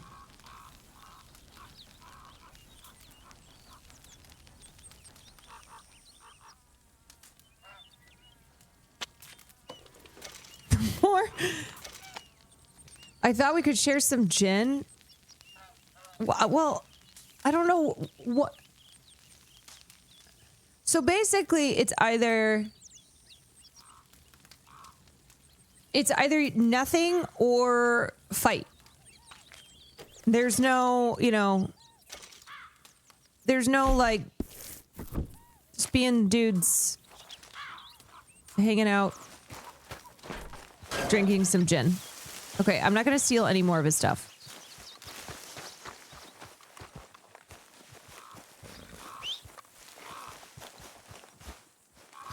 If you hold LT when interacting, you get to escalate or de-escalate. Okay. Yeah, but I get overwhelmed when they start shooting, you know?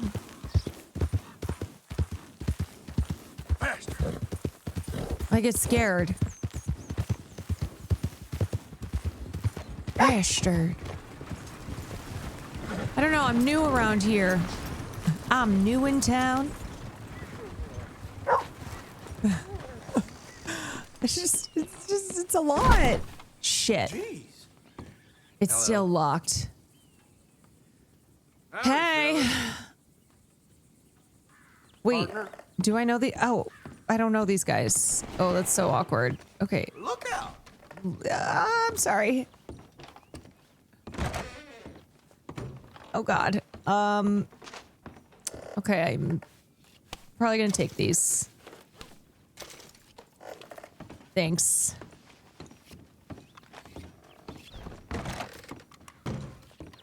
Shit, why is this still... Where the fuck is Mr. Man? It still says it's locked though. I can't even access it. Fuck. Is he even here? All right. You need to sleep at your campsite. Remember, oh, right. I was starting to go try and set up camp so I could sleep and all my crimes would be forgiven. So let me just kind of... Why are you wanted? I'm always wanted. It's because I'm so sexy. Okay, let's see if this is far enough away. I'm gonna set this shit up.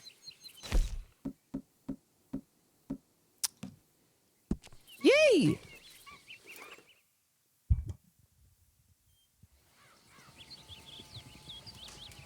All right. We're gonna sleep. You know what? 6 hours is good enough.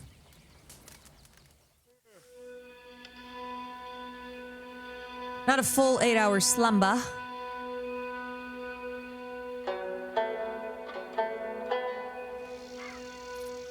But we'll feel rested. Bum, bum, bum, bum. Okay, Farlita, I think we should be in the clear.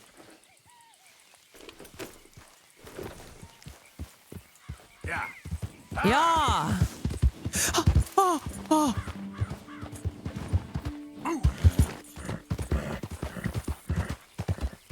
Scared the shit out of me. All right, where? I gotta go back here. Okay.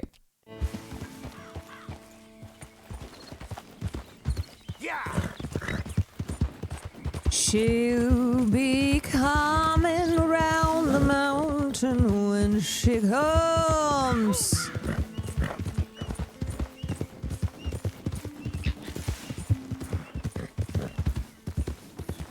All right, boys. Ignore the 3 other times that I've been here.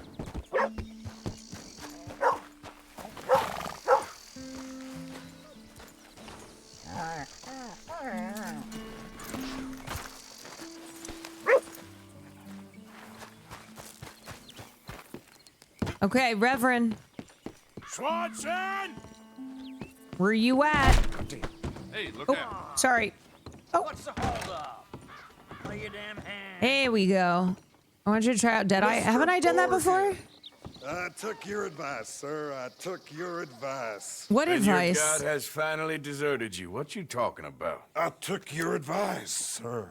You little gamba? I have removed myself from Morpheus's embrace. No more shall I sink, sir. I am free. I am free. You don't seem free, friend. You seem drunk. Sit down, Reverend. We ain't finished. You ain't finished. Look at him. He's Try and use it during combat. Liquor down his throat, friend. Okay. I just want him to play. Now, firstly, we ain't friends. Don't make no mistake on that subject. Now, secondly, he I don't can't hardly see, have let any alone friends. reason. Now, reasoning ain't never been one of my strong points neither, but seeing I do just fine. You want to step outside or deal with business here? I just want him to finish the game. Why can't we all just get along? These are good men, Arthur. They're children of God. They're children of God. How's about you playing his place, huh? That seems fair? Fair? Sure. You want a game? Oh.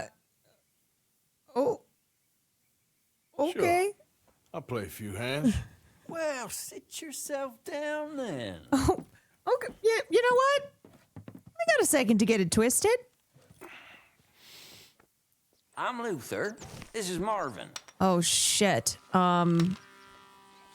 Fortunate for you both, we're being gentlemen about this. Same goes for you.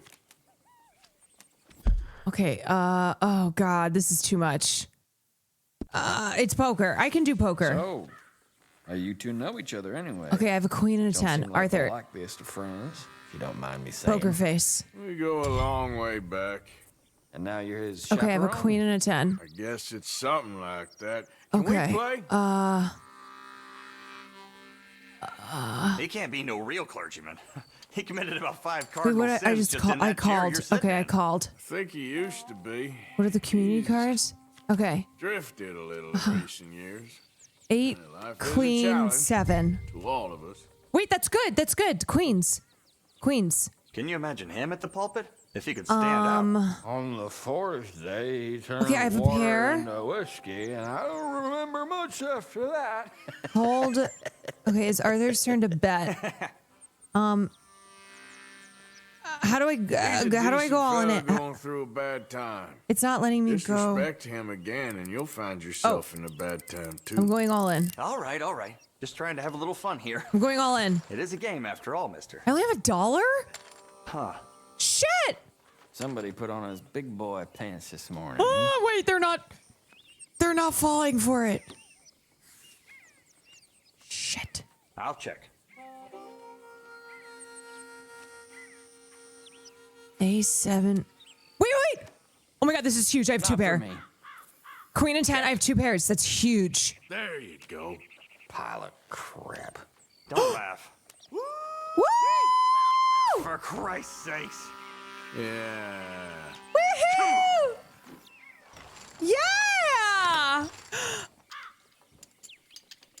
You've unlocked the Gambler Challenge. 1 of 5 poker hands. Oh my God, wait, am I going again? Okay. Ooh. Wish you'd left some booze for us. I'm parched. Okay. Now we got a game going. Oh my God, that was it. That was maybe beginner's luck. All right, what do I have? A 4 of heart and a 9 of heart. So I just need a 5, a 6, a 7, and an 8 of heart. Okay. Sure. I'll go. I'll check. Okay, let's see what we got.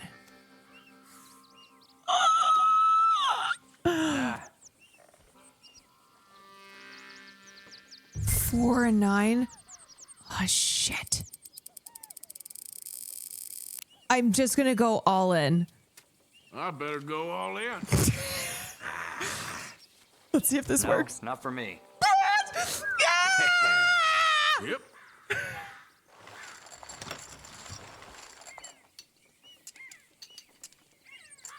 It worked! Oh my God, I'm so good. I bluffed him. I freaking bluffed him. This has been quite the eventful day.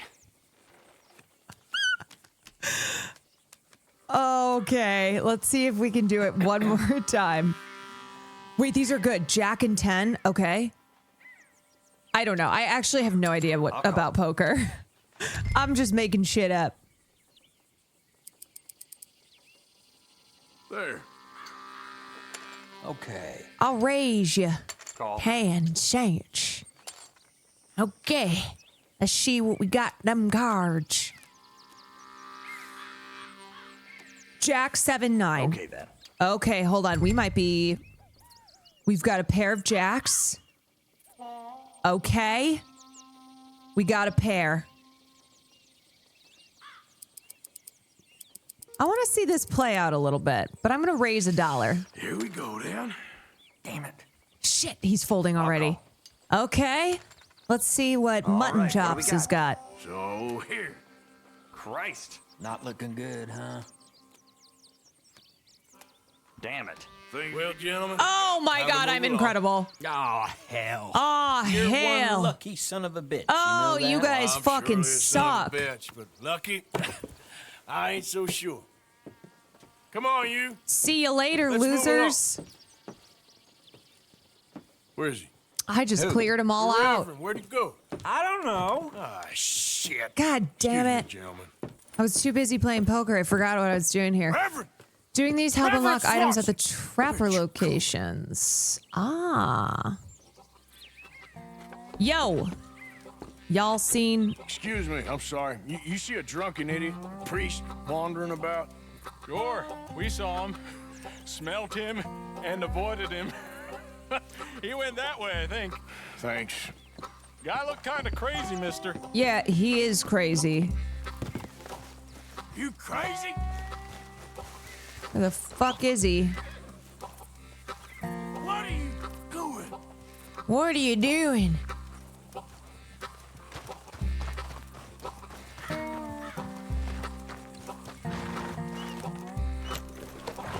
Idiot.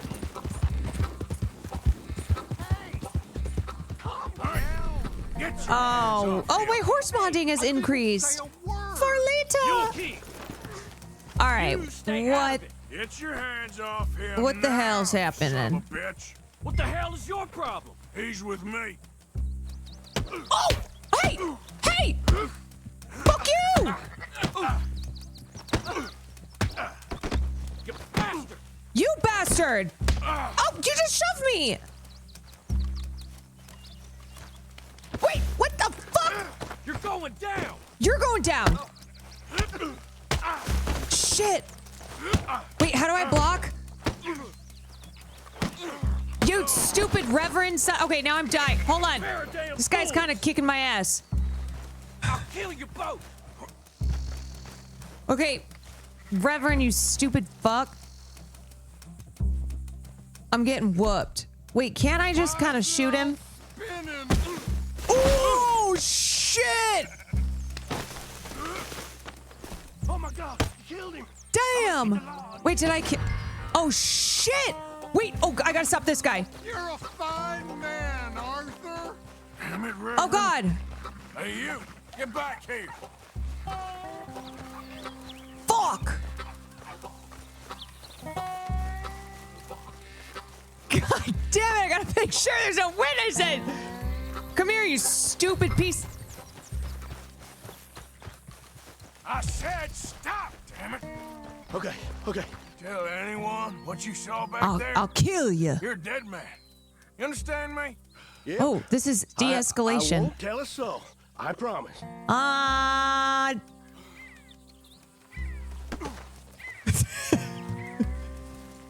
You better not.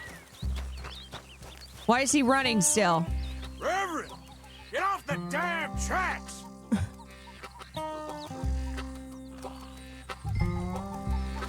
This fucking guy go. You think we believe him?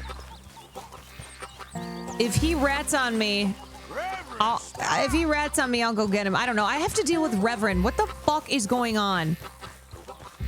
Swanson! What the? God damn it!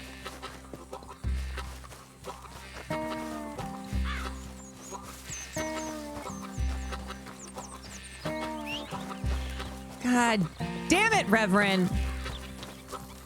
Stupid piece of shit. Where's my horse? Where's Farlita? Farlita! Am I too far? Oh, wait, no. There's... Okay, okay, good. Good, good. Wow, that was a sick move. Come on! My friend! It's just a simple mistake. You can still be saved. The fuck is happening? What are you doing? What have you done with your foot? It appears to like Oh, this God! place. Oh, fuck! I must stay. Oh, shit! Oh! Oh, my God! Get your foot out of here! Twist your leg, you drunken bastard! Oh, God! Oh, God! Oh, God! Oh, God! Oh, God! Oh, God! Wait, Farlita! Get it! Come on! Shit!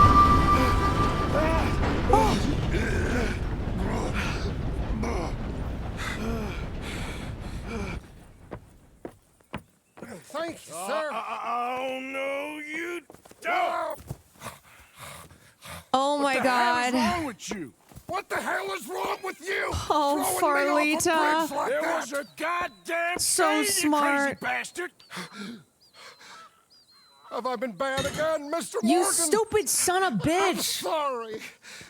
I wish I was different. You're so stupid. God damn it. Let's get you home. If he had cost me Farlita, I would have That's a murdered his wonderful ass. idea. I could have tea with Margaret. Margaret, who's Margaret? What? Oh, God.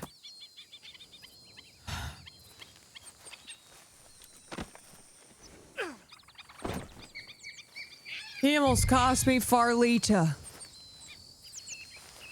Kippers, please. Stupid son of a bitch. Where does he want to freaking go? He wants to go to freaking Horse Overlook. All right, let's go. Yep. Come on. You dumb son of a bitch. Yeah.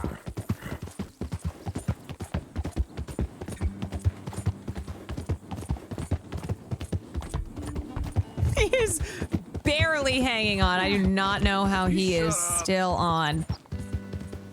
There's simply not any realm of possibility.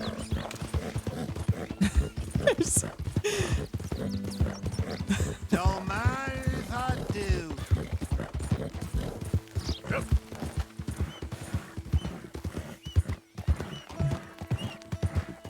That ain't so special. Just passing through. Oh my God. What are you mumbling about now? What are you mumbling about now?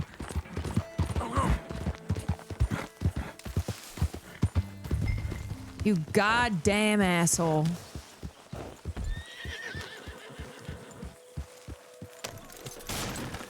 Oops, my bad. Sorry. Look at his body.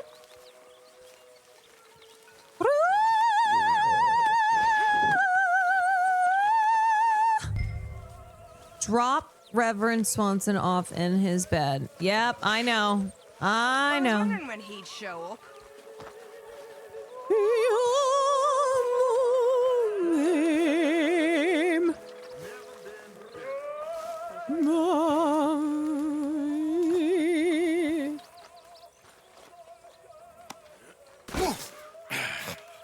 You better sleep your way to salvation, my friend. Oh, what happened? Just what do you think happened?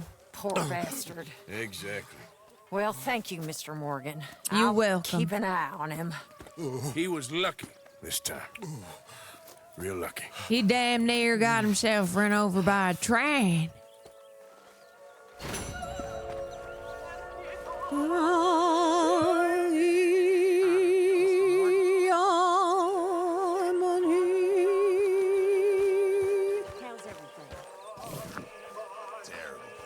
Oh, what a time it's been.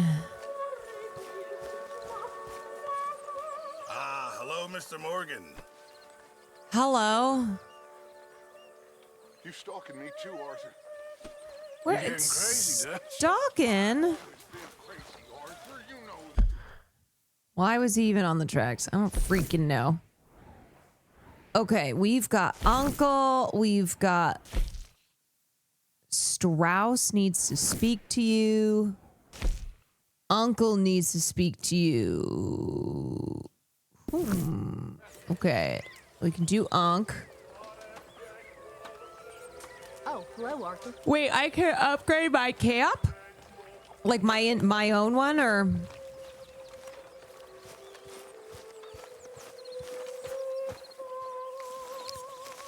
Oh wait, I gotta talk to my buddy.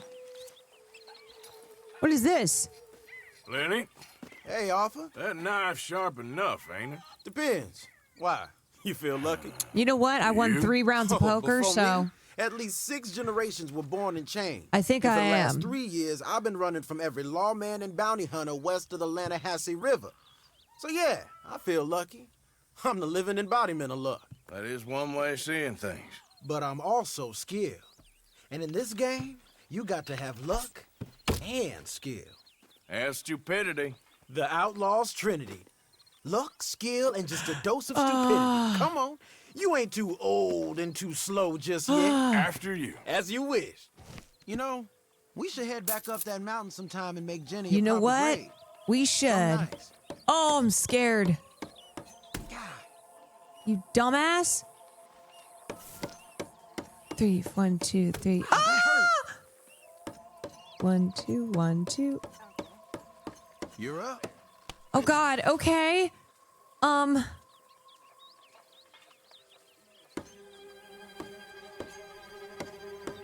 Oh, okay. This isn't too bad. Wait, I'm actually so good. I'm so good. Easy. Ooh, Lenny.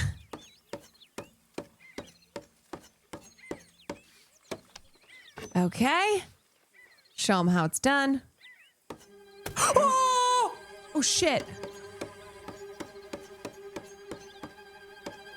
Nice and easy. Shit. Round 3. Damn it. How do I get him to hit his... fuck, he's too good now. This is one of the dumbest games ever committed. My bad. Why is it so fast?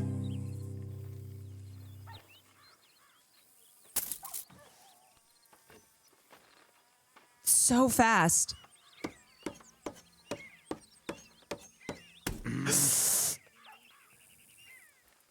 The speed demon.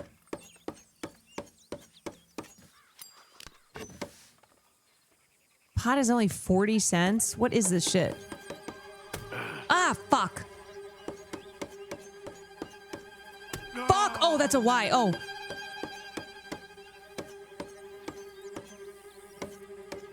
Oh, my bad, my bad. Shit.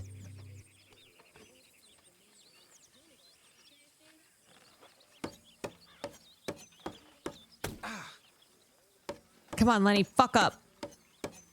Yeah, 40 cents to lose a finger.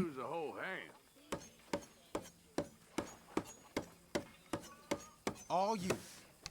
Okay.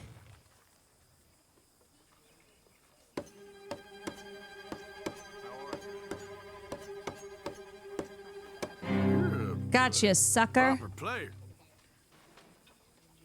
All right. You know what, Lenny? I gotta get out of here. He's like, enough of this stupid ass game. I got more important things to do. I gotta go find Unc. Oh, shit. Unc?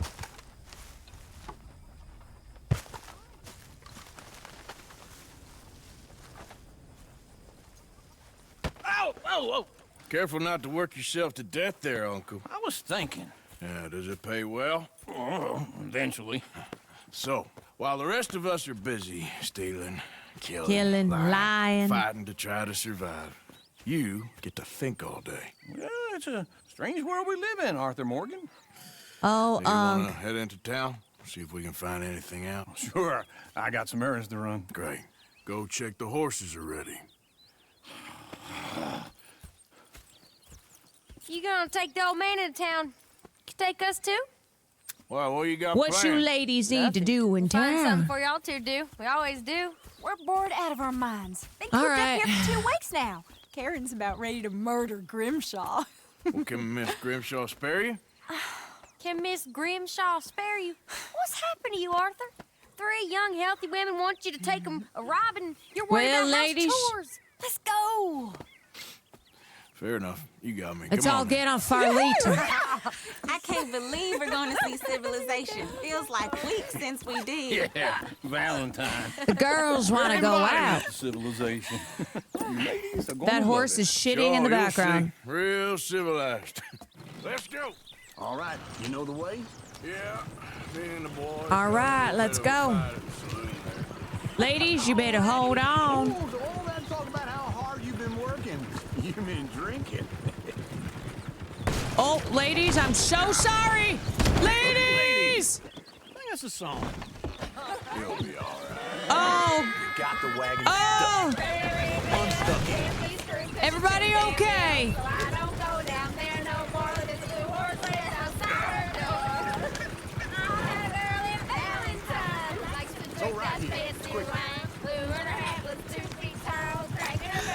Okay, can we get a different song?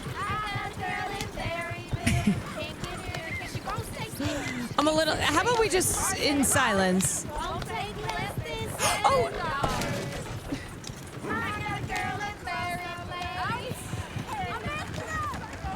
Look at that coach. He's all over the place. Yeah, he's all over the place.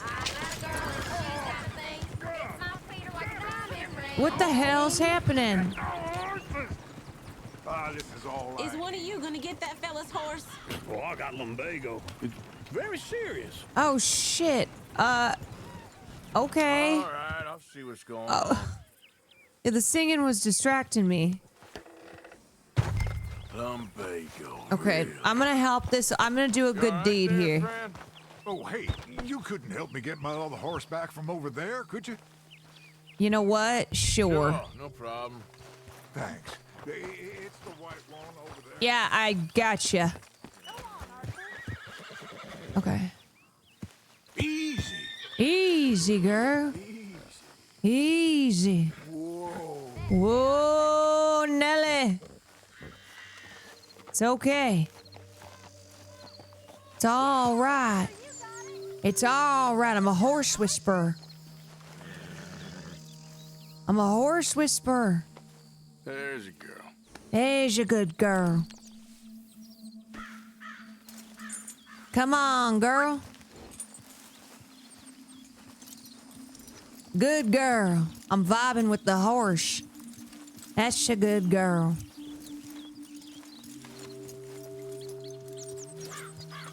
That's a real good horsey. You're all right, girl. Good luck, babe. Good luck, babe. Here you go. You're a gentleman, sir. I know. I've got honor. Trying to impress the women. Well, anyway, thank you. You're welcome. Okay, ladies. Come on, let's go. You can sing Chapel Roan or you can't sing at all. You're turning into a regular old fairy godmother there, Arthur. Good luck, babe. Means you got a heart. Good a luck, small one, babe. perhaps, hidden deep inside, but a real one. Yaks of the world. Blizzards have hearts. Well, Just Arthur, to I'm stop proud of the you. feeling. If you lot hadn't been here, I probably would have robbed him. What, Arthur? Arthur, don't say that. Shit. All right, hold on a second, everybody. Do we have a problem here? Gutless cocksucker! Wait, me? What's happening? Wait, the law? The law? The law? Oh, shit. I have a bounty, that's right. Oh, I always have a bounty on my head. God damn it. Oh, very funny. This looks like a decent little town. Dance at the club, oh, mama. Hi! Will, Sure don't want to be back up Will, there. I keep You having think we should bounties have put asked on Mom to me. come with us? Oh no, Miss O'Shea. What do you mean you saw I shot a lot of innocent people? Likes of us, or to do any real work. She's They, a not all of them are society lady now. innocent. Okay, take a good look around, ladies. Let's see what we got here. Go left here, down the I main street. shot the sheriff, but I did not shoot the deputy. Heaven forbid you put your head on the line. Yeah, apparently Will's been sent some stuff. Ooh, yes. We can get up to some mischief here, all right. Ladies' Just night. remember, keep a low profile. Will you remember Ladies that, drink though, for Arthur? free. Probably not. Let's park up down the end there, near the stables.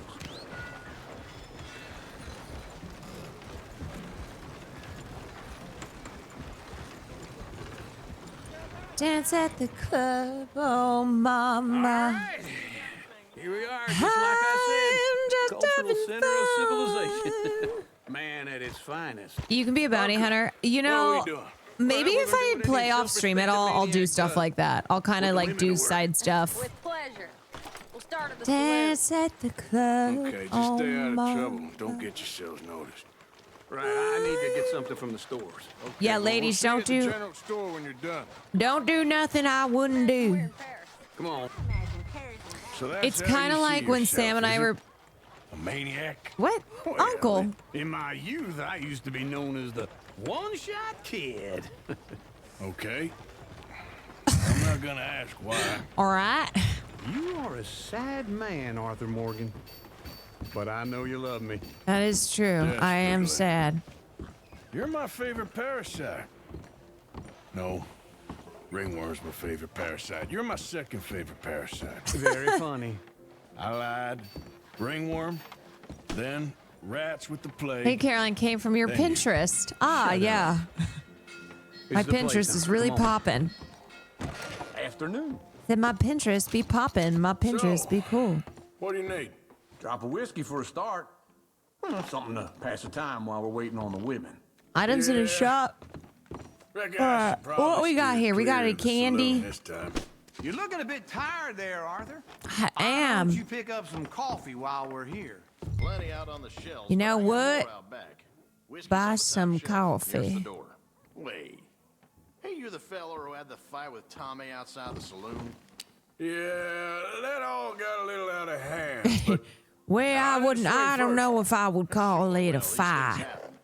And that was some good viewing. Don't reckon folk ever seen Hey. Tommy lose a fight before. Hey, why are you pushing well, me? it's all done now.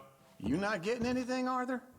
No, brother, I am. How about some cheese? You know what? Let me see what you got.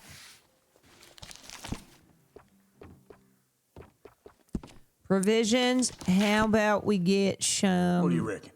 Lamb or the sausage? Well, this here's a sheep town. The lamb's the best in the state. Get some stuff for my horse. Oh, yeah. Oh, that's a ripe cheese, all right. So, you're actually buying for once?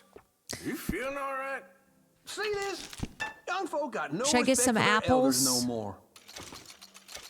All done. Thank you Okay, I'll kindly. get some apples. I'll get some carrots. This should do the trick. Yep. That's Okay. fine whiskey. Sold That should do out. us. Let's go wait for them outside. How do I get damn? Where's damn? Where's the coffee? Assorted biscuits, ground coffee. Let's get some horse survivor.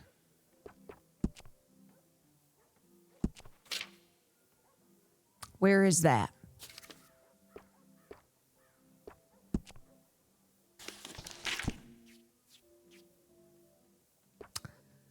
Got some canned salmon, strawberries.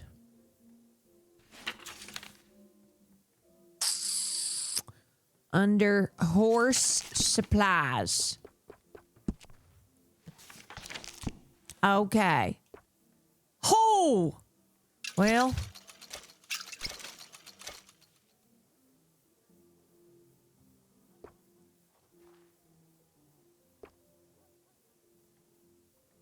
That's pretty expensive. I probably need to buy some more. All right, I sold out. Okay. Fully restores health, horse stamina. I'll buy some of these. Horse stimulant.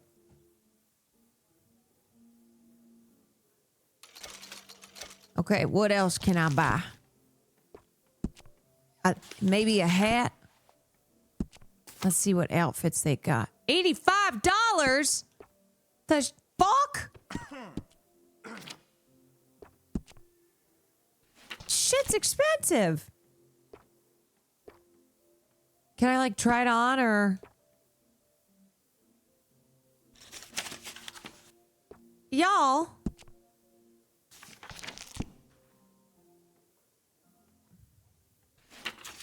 You can. Okay, maybe I find some accessories. Where's my bear hat? I don't know. Oh, some boots. Oh.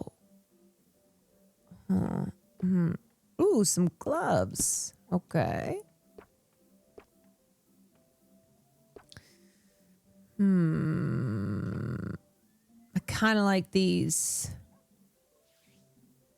You know what? Treat yourself. It's time to treat yourself Tuesday. Yeah, these are so pretty. Oh. Oh, those look so good. There's more on the other pages. Oh! Oh! Shit. Gotta get some suspenders. Try these on.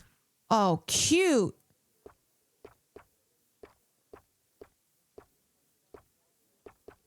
Let's get some pink suspenders. Love it. Love it. Gotta watch out for how much money I got.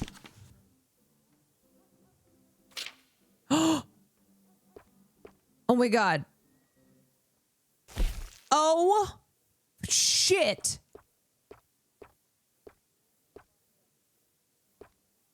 I look fancy as fuck.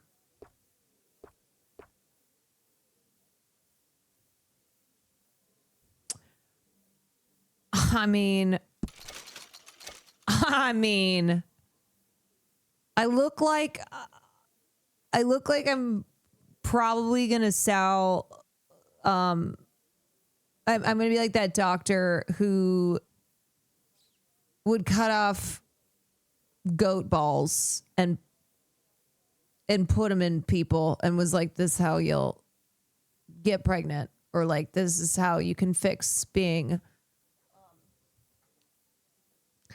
And any issues and any issues that you have. Yeah. I look like I'm going to sell something like that. My God, I look so sick. Fuck.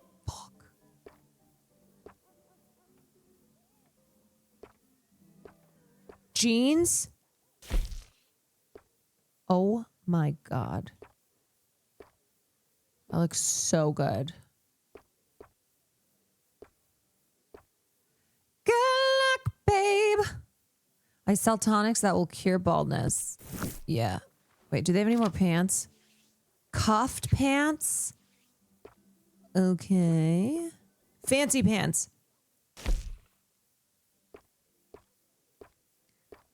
I got.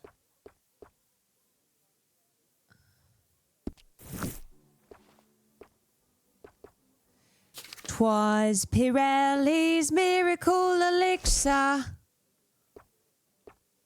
Oh, sick. Hell yes. I look like a magician. That's what did the trick. So true, so true. Okay, that's good. Wanna buy a bottle, mister? Wait, I kind of did pick a joke. I kind of did pick a Joker fit. Is this good? Do I look cool? You think people would be like, yeah, you look great. Where did bro go? Oh, there he is. Oh, wanna buy a bottle, mister? Health, sir. And to being down here off that mountain. Was Pirelli's miracle elixir. It's That's what funny did the trick. world. So true, so true. This time in my career, I pictured myself being married to an heiress. Oh. Gentlemen, I think I got something good. What? I snuck into this fancy house, acted like a servant Girl. girl. Usually works. Someone was saying her sister was taking a trip from New York or someplace. Train full of rich tourists heading to Saint Denis and then cruising off to Brazil. Okay. A train laden with baggage and passing through a bit of deserted country at night as to get to the docks in time for the tides in some place called Scarlet Meadows. Yeah, I know it. Yeah, it's right out near New Hanover. Yeah. It's real quiet out there. Real Good. quiet. We're still in camp. I think at the hotel, they were picking up some drunken fellas that they was gonna rob. Why? It seemed easy. They have been gone for quite a while. I guess I'll go see if there's any trouble. Oh, there's Tilly over there. That does not look ideal. Excuse me. You thought I wouldn't find you, Tilly? Oh, shit. Wait, where's this happening? Oh. I've been I'm here to break shit up. Get your hands off her. Get your hands. A friend of mine. Get the hell off of her, you son of a bitch. Hey, take it easy. There's no problem here. There will be if you don't get out of here. God, I right love now. Arthur. Look at how good I look. You're making a big mistake, Tilly I'm Jackson. so intimidating. I ain't doing this With this you vest. Go wait with Uncle and Mary Beth. They're across the street. Okay. Hey. We're in a busy town, you son of a bitch. Yeah, you lucky. You.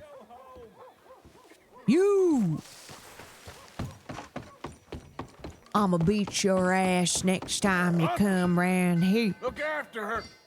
I'm gonna go see about Karen in the hotel.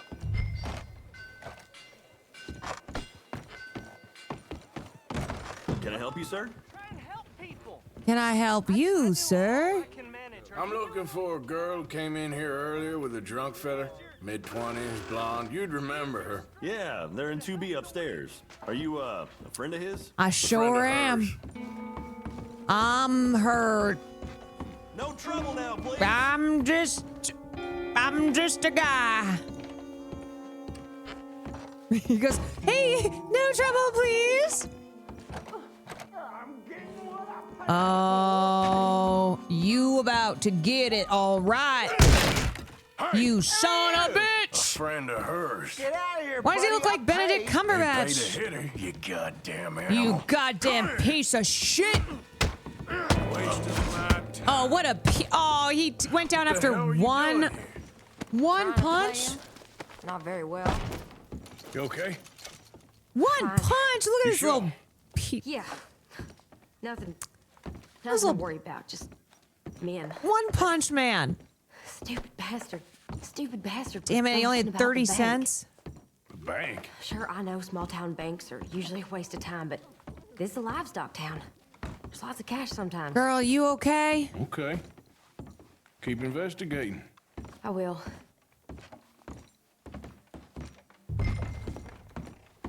I hope, everything's okay up there?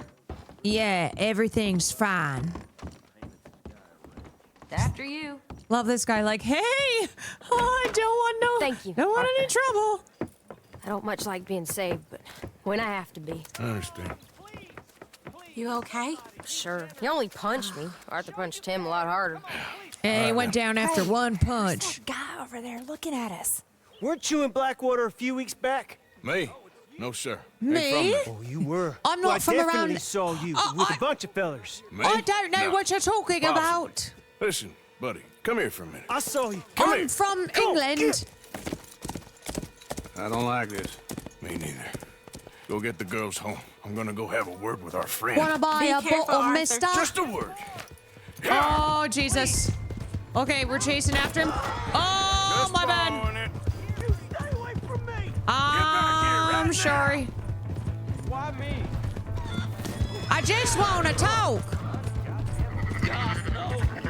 I just want to talk, sir. Ain't nothing by it. Honest. You stop right here. Hey, Yeah. Yeah. shit, I'm game. Oh. Oh, no. Oh. Oh, no, you're in a real bad spot, aren't you? Why are you telling lies about me? No. I got it wrong, partner. I got it very wrong. Now please help me up. Oh, that's I ain't interesting, never been in isn't it? Blackwater. Then why are you chasing me? I've got an unfortunate face. I just got one of those faces. Now please pull me up. Please. Please. My hands are slipping. All right, fine. All right. I'm a man of honor sometimes. But you better not get it twisted. You okay, partner? No. No, I am not. They say I'm a psychopath around these parts, but they got it all wrong. Yes. Well, you ain't dead. There is that. Jimmy Brooks. I think it's best for both of us if we pretend this never happened. Well, I agree. You saved my life. You're a good man. Is he and I, trying to outdress us? Throw him off? Yeah, wait a you want a second. pen? Hold One of on. them steel ones. Only one of us can have these sick patterned outfits on. That's very kind of you. But I'm not a good man, Jimmy Brooks. Not usually. Oh, shit. You see, I killed a was in lot of people. Blackwater. I kill people. And maybe I should have killed you. Should I Arthur. have killed you? Jimmy Brooks. He's scary. Me? I never saw you. Not now, not never. I think we have an understanding. Of course we do. I think we do. Jimmy Brooks. I will remember that. I've got a good memory. Oh my God, Arthur is so scary. I haven't. Not one lick. Not 1 cent in this here old mind. Well, that sure is true. Wait, what the hell? Who's shooting? Have a nice day now, sir. Where's that coming from?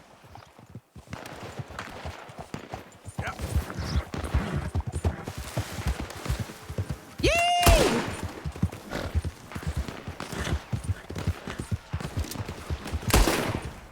I don't know.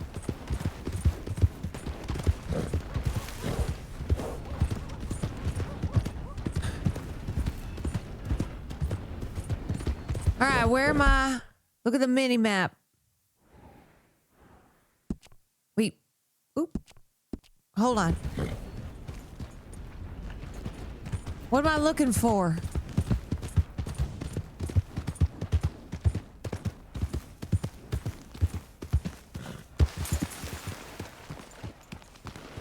Wait, whose horse is this? Wait, where's... Oh, shit! Damn it! Look at the gray dot. Oh. Oh, fuck! Oh my God, there's some serious shit happening. Should I get involved? Do you guys need help?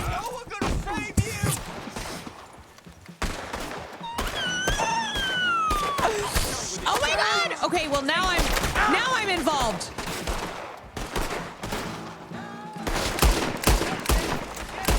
Now I'm involved. Okay.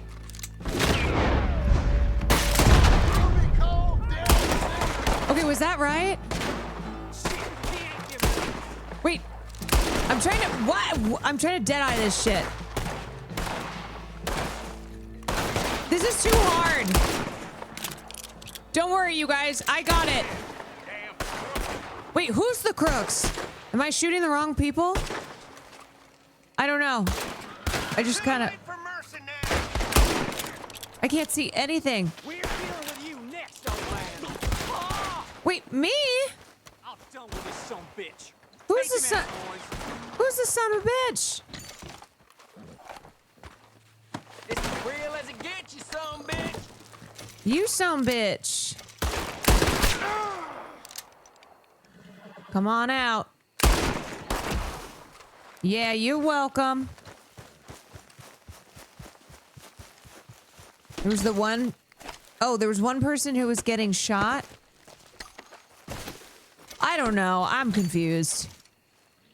Horse medicine. Oh, it was a fan... Oh, gosh. Oh. Oh. I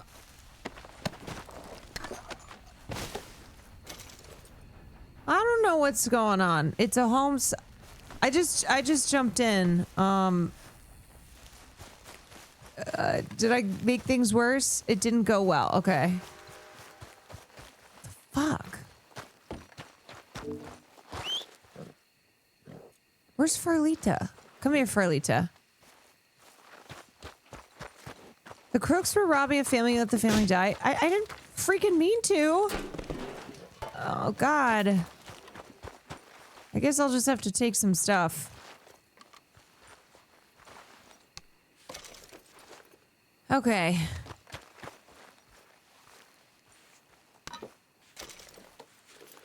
I mean, they're dead, right? And plus, I did help out, so I do deserve a little bit. Something.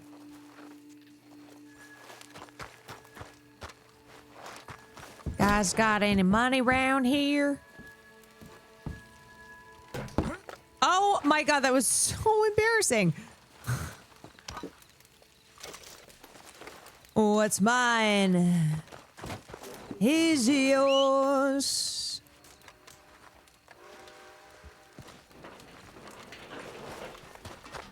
Wait, this is not my horse, though. Hold on. I need to find...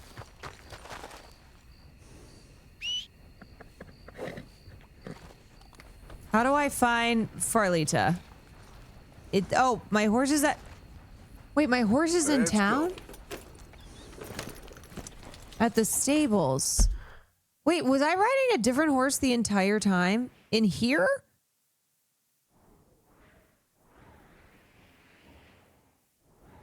It's at camp.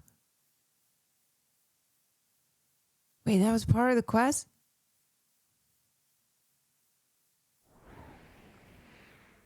I, like, straight up do not remember. I don't.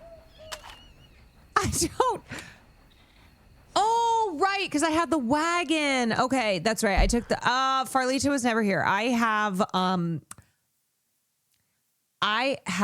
amnesia. I have amnesia. I have not been on Farlita this entire time. I don't know. Sometimes I'm riding a horse and I don't know where it came from. Okay, so now do I have to go back here? Where's the team? I do have horse blindness. I really do. It's an affliction. The mission is done. So do I just go home?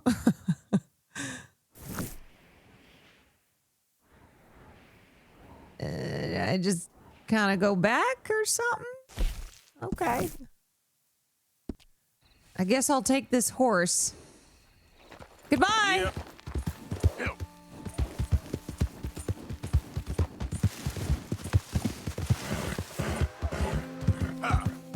You!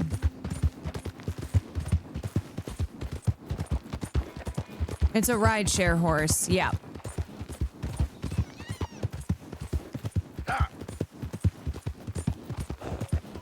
You can return the horse. Hello? Oh.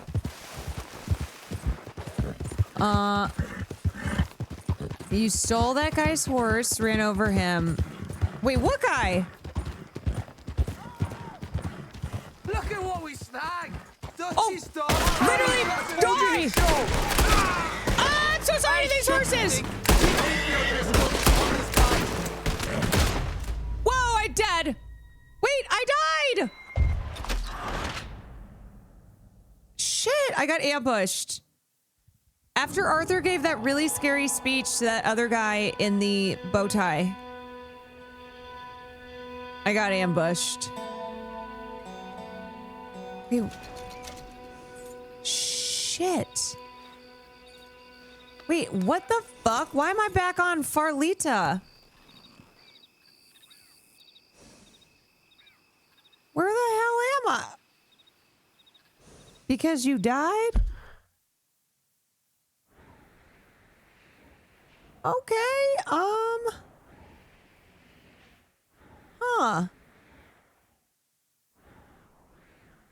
I got Driscoll maxed. Fuck.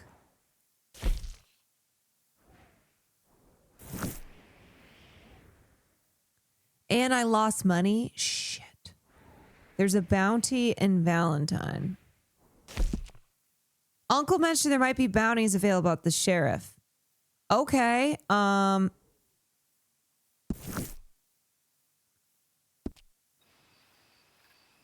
guess I'll go there.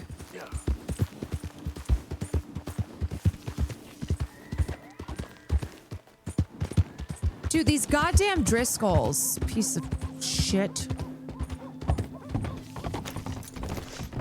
All right, so do I go in,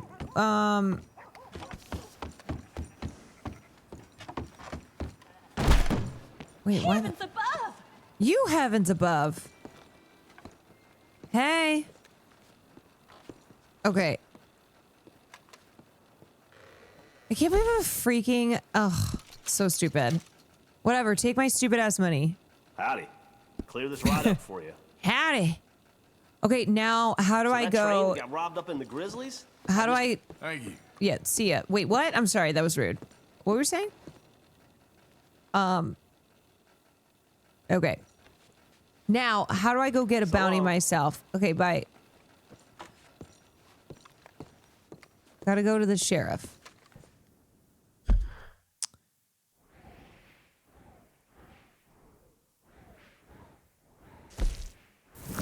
Newspaper seller. And fuck. Bounty hunting. Oh. I already have it marked. Wait, Arthur is starving. Wait, Arthur does look pretty bad, doesn't he? He's pretty rough. He's not doing real well. You want something else?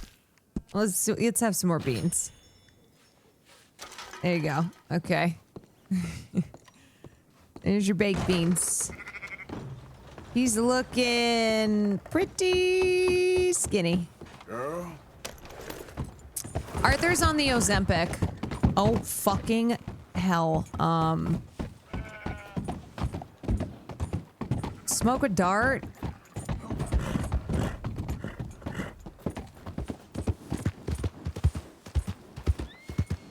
Yeah, he just had 2 cans of beans.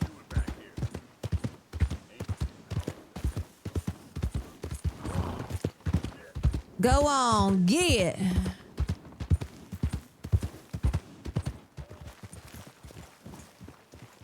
Come on, Farlita. Howdy, partner. Howdy, partner. All right, it's time for the bountied to become the bounty. Well, nope. Looky here. Maybe this is our man. You a bounty hunter, mister? I am now. Maybe. It depends. Who's Well, I'm asking? guessing you ain't here to pass the day, turn yourself in, or discuss the finer points of county law. Then I don't need to know much more than that. Till I got a reason to. Okay. All right.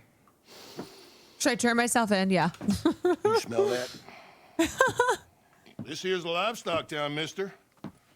Attracts delinquents and reprobates like flies. Now, I'm not a fellow to pass a quick judgment, but I've been around long enough to know you don't hire a saint to catch a sinner. Oh. You bring me what I need, and I'll pay you well, and I won't ask no questions. Oh. So, what is it you need? Who is it Why you don't you have a need? look at that poster on the wall over there. It's just my He's a low face. down huckster. He's been poisoning folks with his miracle cure from here to Annsburg. Killed more than Landon Ricketts without even pulling a trigger. Oh my Gets some god. kinda sick satisfaction out of it. The fella over at the saloon says he thought he saw him by the gorge straight north of here. It's RFK Jr. Can bring him in. The money's good. I need him alive, though. I want to make sure the women he witted get compensated before he swings. Okay. I'll see what I can do. Well, good luck to you. Well, all right. And we need him alive. That's an important point. Alive, I got Okay, shirt. All right. Come on, Farlita. Yee!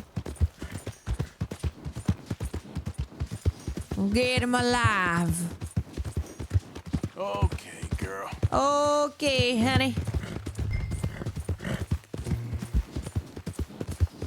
Yeah. Wait just a minute.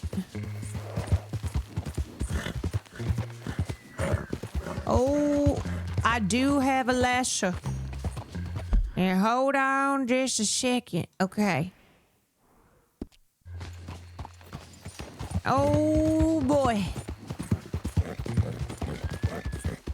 We gonna bring him in.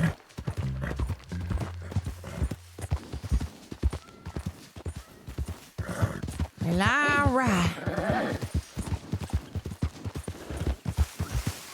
Oh, sorry.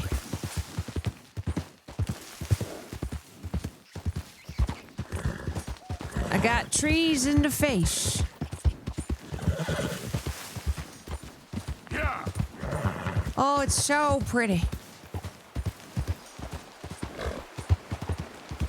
Oh. Oh, shit.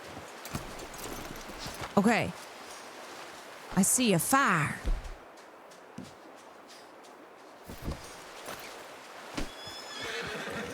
Yeah, what's that over yonder? What we got here? Oh, looky here. This guy looks like a crook. Confront the Barney. Albright? Oh, sir? Yeah, you are. That's crazy. Look like him. It's crazy. You look just like him. Be up here. No. No, that's not me. Because I want to buy some medicine, and I heard good things. Oh my God, he's such a bad Okay. liar. And go. If you could help me. I want to find buy them. some medicine. It's just my mother's real sick. Oh, well, if that's the case, if it's for a sick woman, I'd be happy to help. Oh, I'm a sure healer, you know? would. A medical man. Finest medicine in the state.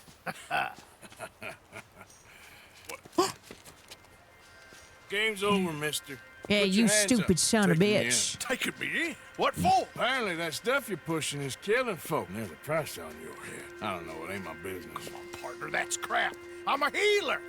Now, I you a gotta know. con man. I speak to spirits. I'm a scientist. Folks get real angry for no good reason. This.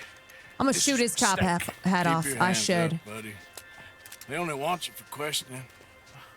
I have to insist that this is a mistake. Don't be a fool.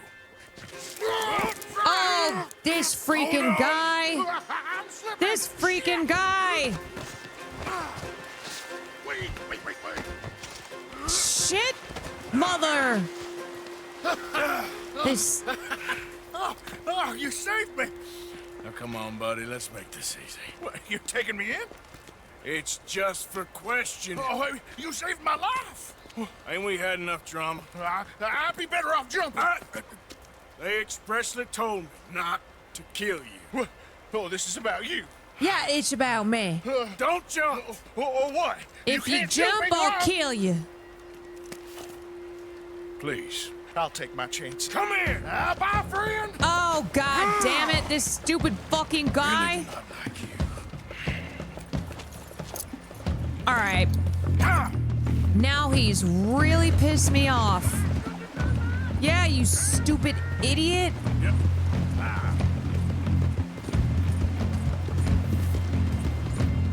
Now I'm gonna have to go. Now I'm gonna have to go save this asshole. Swim to the edge. God damn it. Okay. Hold on. Where is he? I can't see him. Wait, is he in front of me? God damn it, I want my money. Wait, is this a bad idea? Around the rapids. Hold your breath.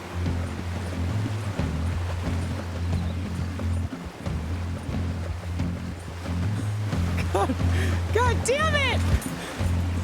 I can't see anything. I don't know, this is kind of crazy. Get over to the bank. Oh, there he is. Okay, there he is. Help! Help! Save me! Shit! A rope or something, please.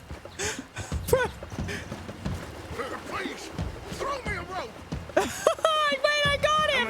Oh, this idiot! Wait, I actually got him! I got him! Oh, wait, shit. Oh, he's gonna die. He's gonna die if I do that. Oh, God. Okay. You saved me. Let me go.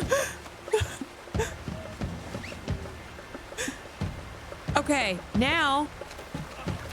Oh, wait, I should have looted his body.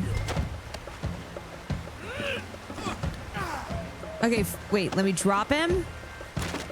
And then loot. See what he got. So, what do you got for me? $4? You know what? I'll take it. Yeah, you know, he can take a little dragging. He'll be fine.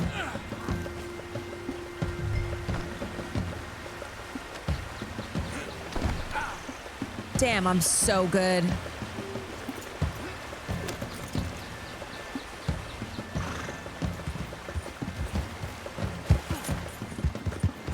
Okay, riding through deep water with a hog-tied passenger will cause him to fall from the back of your horse and most likely drown.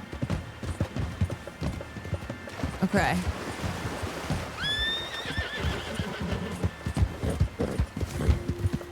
Well, I guess I can't do that then.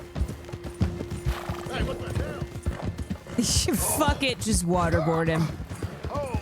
Sir, I think I must be suffering from exposure. Oh, shut the fuck up. Oh, sir. Please. I'm sick.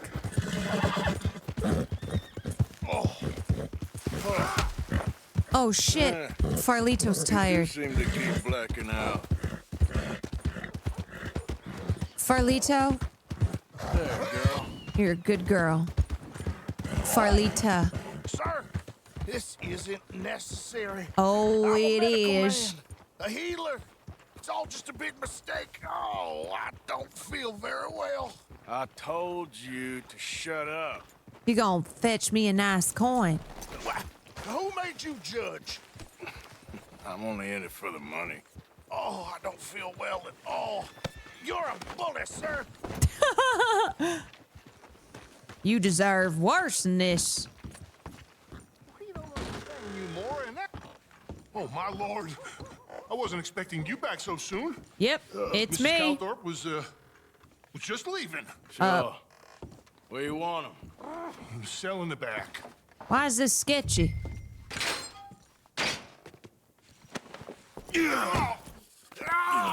Why is, what's, something's happening. Any of it. I thought I told you to shut up, partner. But I told you. But nothing. Shut up. And, good luck. It's been real fun. You ain't much of a man. You ask folks for forgiveness, you remember this, partner? I've already forgotten. Now, sure, how much was you offering? $50. Here. Thank you. Get myself a new vest. Please, remember what I told you. Remember what? Well, I guess we'll never know. Who the fuck is this? Where's my horse? Somebody better not have stolen my horse or I will kill.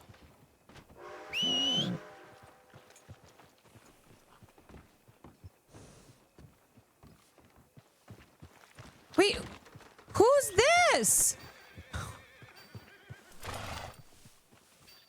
Wait. Have I been on this horse the whole time? Whose horse is this? This is the doctor's horse? No. Wait, you stole that guy's horse to chase him down the river? No, I didn't. Where is Farlita?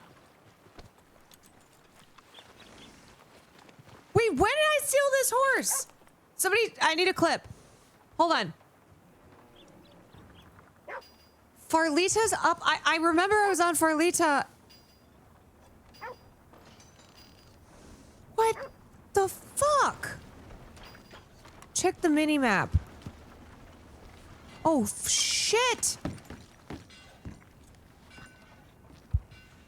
Farlita is there, but it's gray, meaning out of whistling range. Damn it! How do I have to go all the way back there? Okay, I'm gonna stable this horse, I guess. Let's go, girl. Fuck! During the cutscene, when you caught the doctor and he jumped, Arthur jumped on the doctor's horse to chase. Oh my god, I do not even...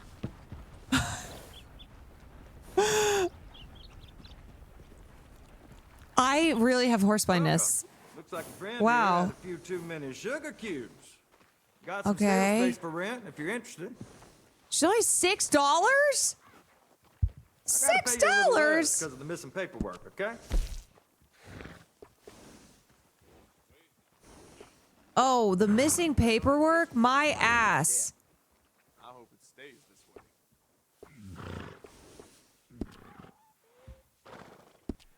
I'll keep these horses fed. Oh, because it's stolen. Okay, wait. How do I get Farlita back in the stables here? If you lose your saddle, it'll be retrieved for you when entering the stables. Let's see. Manage. Oh, shit. Retrieve. Sure. Yes! That ain't far from here. Oh, You can thank get there. God. Oh, Jesus. Let's get you something Oh, nice. The horse will really like this. Let's get you something nice here. Oh, I'm always happy to stable that horse. thank God. What's your issue? What you? Leave me alone, will you? You leave me alone. Okay. I have like over 100 hours of this game. I had no idea you could do that. Yeah, I think it's always just discovering. I think it's always discovering new things in this game. Should I upgrade? She's all shiny now. She's so shiny. You and your horse. Afraid I ain't got any She's spare so stalls for you. shiny. How about equipment? Increase your outfit, mask, and hat storage. Increase your horse's speed and acceleration. Yeah. Let's get these. What are the most Oh, expensive yeah? ones? That's a smart choice for your saddle. Should I go all out?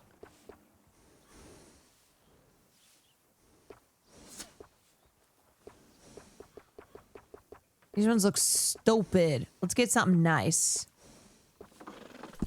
It's Nice. well worth the price. Yeah, it sure is. Okay. A horn? Yeah, that'll go real well with the saddle. What does a horn do?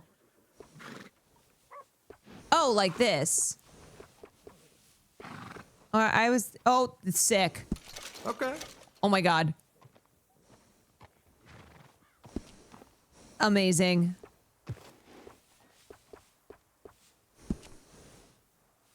So I can't cool. tell you how many times I use that one. Upgraded saddlebag. What happened to the bear hat? I don't know. I think it's back in camp. Let's get an upgraded choice. saddlebag. Okay. High quality. That's kind of expensive. Kind of be spending money. Damn! Farlita looking so good.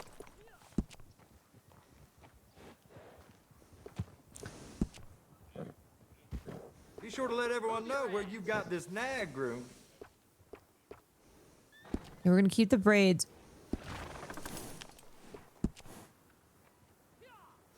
Okay. Wow. Slay. Thank you. It'll cost a sweet penny to get out of this, friend. Did you ever sew the hat on your horse? I don't think so. Mama, every Saturday.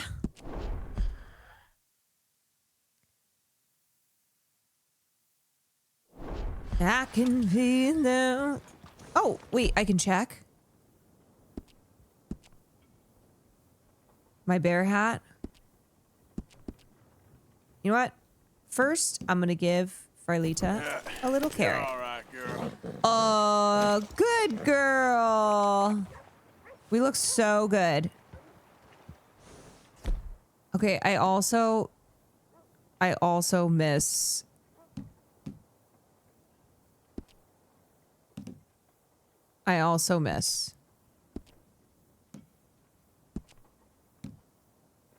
outfits.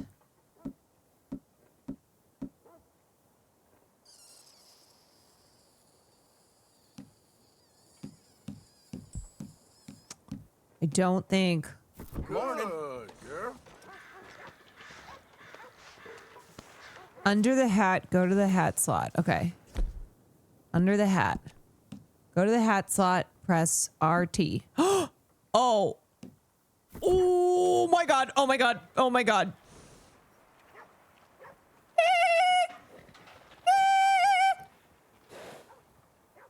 Drip the fuck out.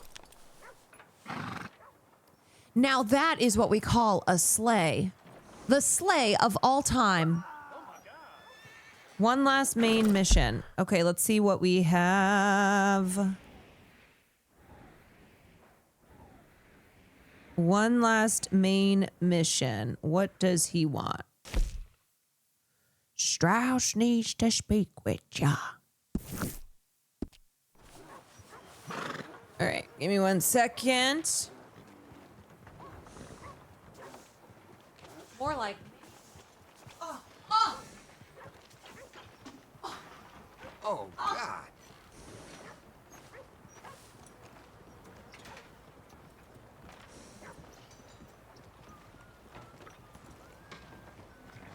Oh, hell. The hell you wearing?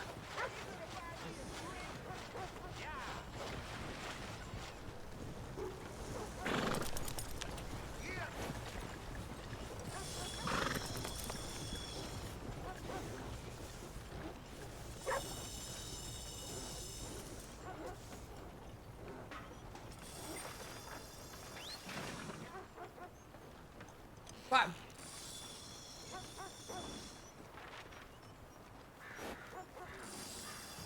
My body just collapsed. You okay? Yeah, it's because I was sitting cross-legged for too long. What's this all about? What's it all about, Alfie?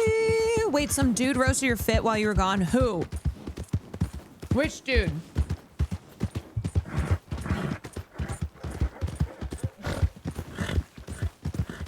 Son of a bitch.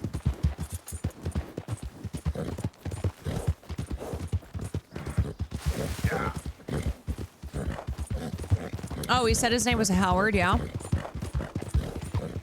I'm looking for Howard. Go. Oh my god, look at how much faster we're going now. Yeah.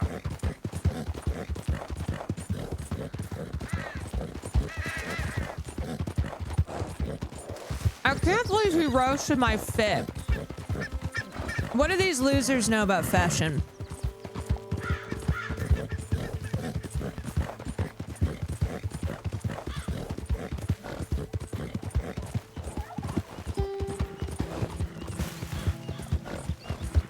What do y'all even know? Hey, who's there? It's me, your mom. Wait, Bill?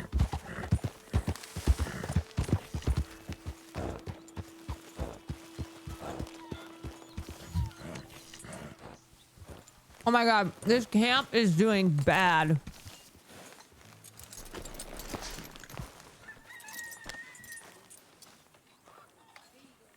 This camp is not doing well.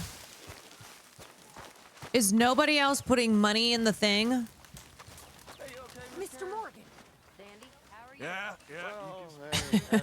Yeah. Not now, Susan. Not sad, just bored. You're bored. Bored's good. Bored means you ain't scared. I'm grateful for being bored, lady. Soon enough, you're gonna be scared. Herr Morgan! Herr Hit him. Morgan! Oh, yeah, this You guy busy, again. my friend? Why? I'll Wow. cut you in. Loaning. Already? You know how it is. People is happy to borrow off someone like me, but more Oh, yeah. enthusiastic paying back to someone like you. Of course. Who are they? Let me see. Chick Matthews works at Guthrie Farm. He's a hand, I believe. Mr. Roble, the small holder at Painted Sky, runs the operations there, badly. Miss Lily Millet is a ranch I maid. know the hat up is so at good. Emerald Ranch. And here was me believing Dutch's bluster about us helping folk. It's legal work, Mr. Morgan. Debtors belong in prison. We are doing them a favor. Are we loan sure they see sharks? it Oh in my them god, are we the bad guys? Put the debts in the deed box and try not to kill them. It's very bad for business. Individuals that owe the gang money are marked on the map with LS money. Seek out the debtors. You're gonna suffer. Oh God. It's gonna go on. That's the truth of it. I won't lie to you. Oh boy. All right, well. Ah, Mr. Morgan. Ah. You seem chipper. Where there's life, I've come to collect. Come on, girl. Come on, girl. We gotta go collect.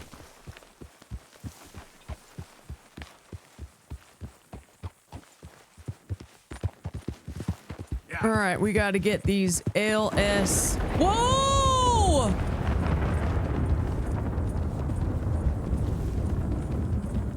Wait, it's not. You can't get hit by lightning, can you? Yeah.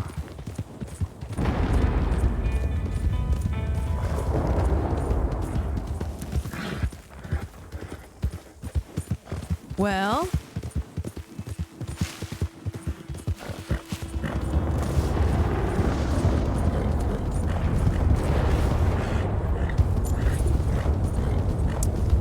Well.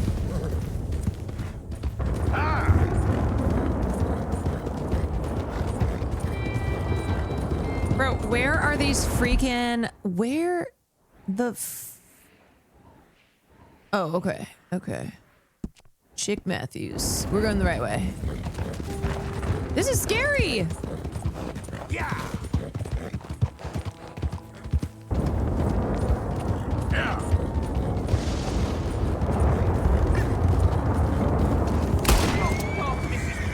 Oh, I'm sorry! I was just shooting back. Come on.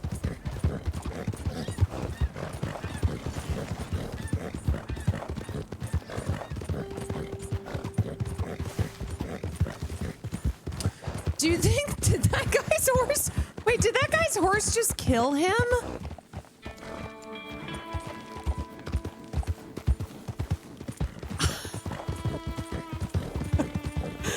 Oh my god! I scared the horse and it killed the guy. Oh my god! Damn it! I'm so wait, no, don't you dare! Don't you dare shoot Farlisa! Don't you dare! Don't you fucking dare! No!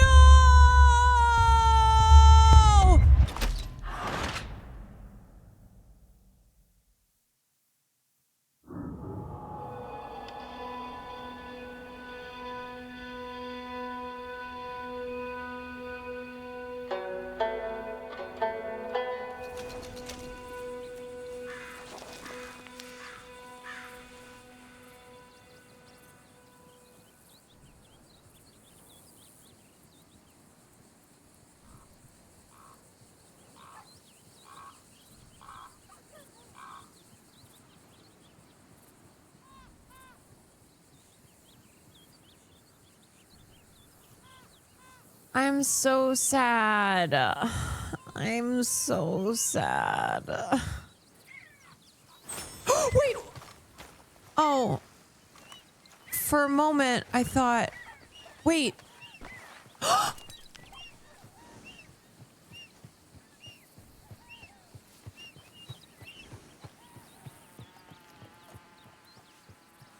Wish whiskey grew on trees.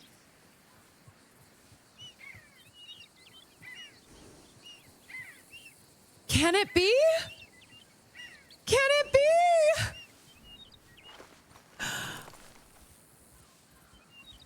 Oh my. Oh my god. Okay, I'm gonna give you carrot. I'm gonna give you lots of pets. Wait, why does Farlita look bigger?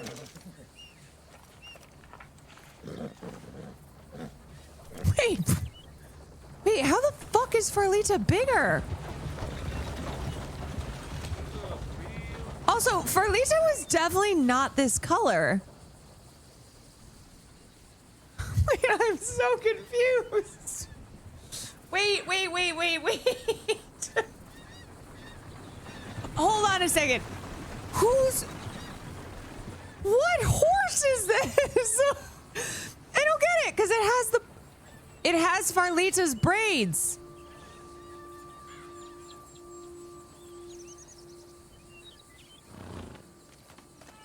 Well, this is not Farlita.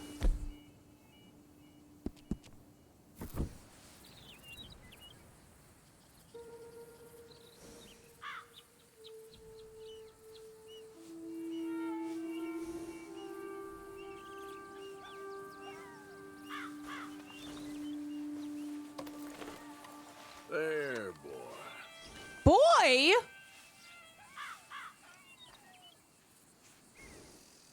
That's your Tennessee Walker. Farlita is gone.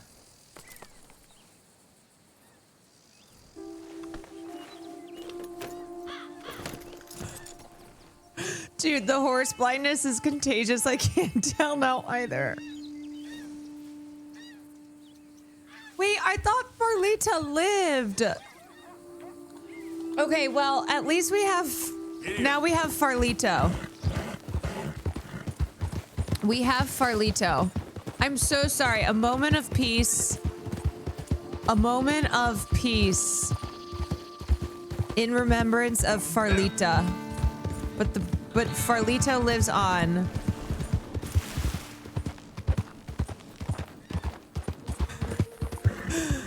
Farlito lives on. Oh my god, that was horrible. Also, that happened because I looked at stupid chat! It's your guys' fault. Whoa now. Whoa!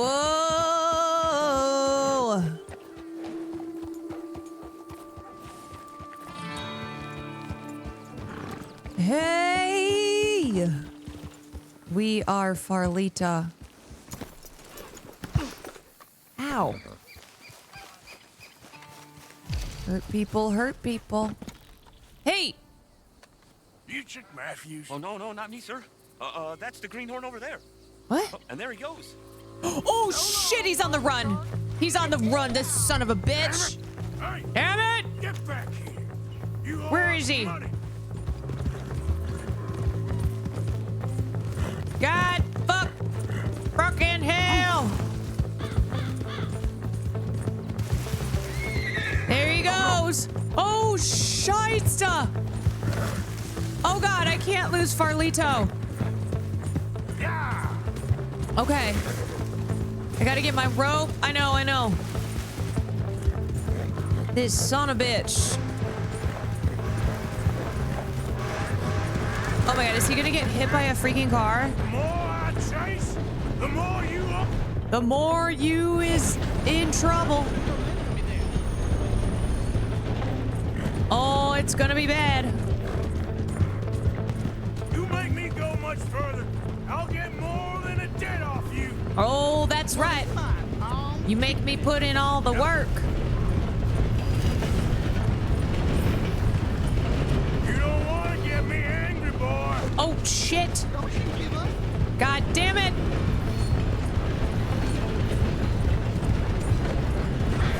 Gotcha, bitch. See ya. Okay, let's just get to a place over here. Oh my god, the screaming is so awful. Dang it. This map will take you to the mud. Lucky I ain't taking your teeth as well. Yeah, you idiot. You'll find it there. I'm just gonna scare him a little bit. Watch this.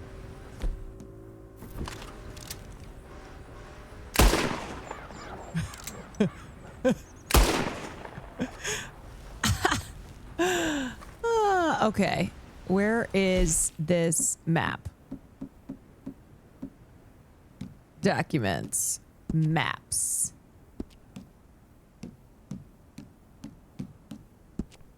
Chick's treasure map.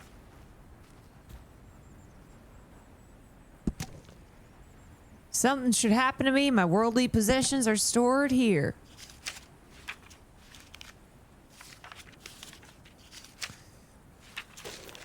Okay. Come on, Farlito. Yep.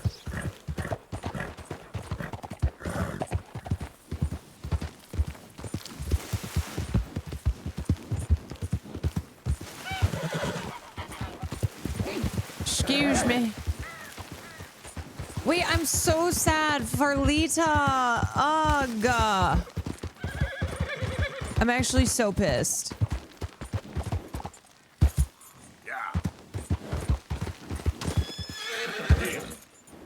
Search the highlighted map. Okay.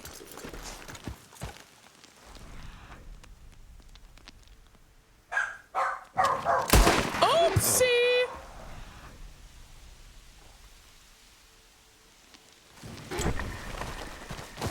Okay. Oh, wait, I gotta look at... Oh, hold on. Wait. Something. There's something. Oh my god, Farlito, it's all good. Don't worry, don't worry. Whoa, whoa, whoa, whoa, whoa. Yeah, I'm not gonna put... You know what? Let's just get down. There we go. Okay, I'm sorry. I'm putting you on top of that mountain was so stupid. Okay, all good. There's a... Okay, okay. Whew. We got it. Yep.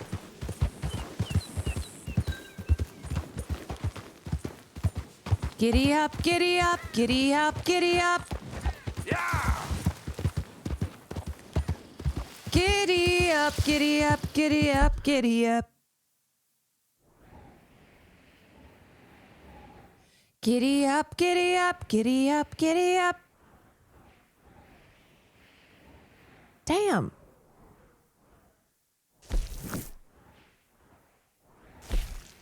Where are these other... Ride like the wind, Farlito.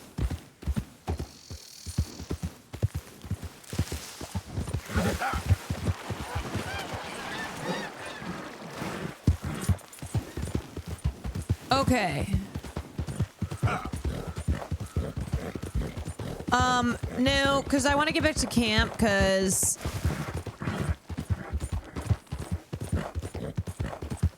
I'm gonna try and... I mean, God, the game is so... There's just so much to do in the main story, so if I do... If I play any of it off stream, just to kind of, like, do some side quests and stuff, I might do that, but... Farlito... Oh, sorry. Oh, shit. Ah, God. Oh, fine. Oh, okay. My legs all numb. Ah. Please hurry. What happened? Oh, obviously a horse fell on her, you fucking idiot. I don't know why. It's my friends. Oh, thank you. Thank you. You saved me. Oh, that was bad. Okay. Sure. You better not rob me. I could have been stuck here and starved or... Okay, eaten. bye. Oh, you poor... See you later. dumb animal. Wait, am I supposed to go? God damn it!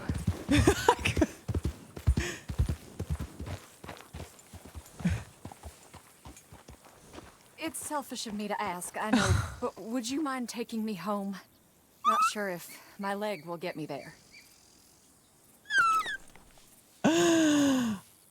Fine. You have to.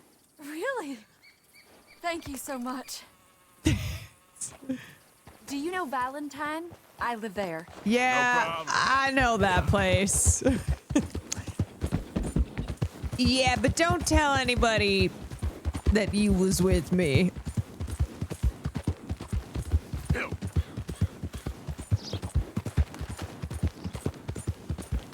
Yeah, what is this, horse Uber? Slow down, please. Nope. This is how I ride. Good luck, babe. Good luck, I don't normally travel this far alone, you know. Yeah, I could stop I was the off inquiring world about a possible new line of work. just to I borrowed stop a the friend's horse for the trip. feeling. I'm sorry, See, I'm singing. Slow down, please. I'm sorry, you don't understand how we do things here I'm sure it is. in a horse Uber. A good opportunity. That's what I'm looking for. Not much work for a woman with a boy to raise. I won't work in no saloon, but I've got sharp eyes and quick hands. Slow down, please. Good luck, babe. I was You know hoping to what? get a job working as a seamstress. Shit. Farlito is getting tired. Ah, damn it. Gotta get, hold on. I'll slow down until we get our stamina back. You may be right, I suppose. Yeah, he said he'd provide room My and driver board for me rating and is for my going child. down. He wanted to meet me first. I'd be careful with offers like that, ma'am. I can't afford to dismiss offers like... Slow down, please. Just be careful is all I'm saying. I may not have another opportunity like this. I'll Well, have to pay Mildred back for her horse. It sure sounds like you're in a hard position. you're in a hard spot, ma'am. Is the only good thing that's happened to me in a long while. You could become a bounty hunter. It's good money. Slow down, please. Well, I think we're here. Here you go. You can jump off at any point. We're close now. Just a little further. Okay. Guess I gotta keep going.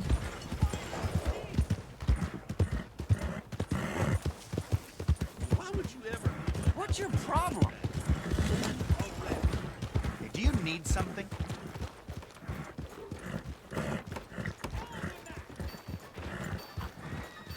Here you go, Thank you ma'am. for all your help. You're a good man. Glad Oh. I was able to help. You take care. Oh, thanks for the ring. You be well. All right, see you later.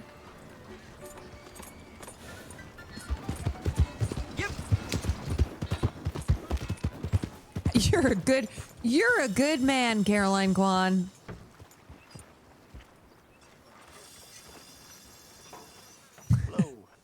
How's that horse doing? I'm sorry, but we're out of free livery space at the moment. Hey, what the fuck? How do I have two of these?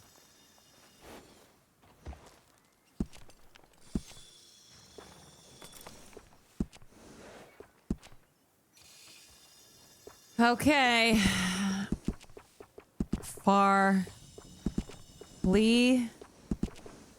Farlito. Good choice.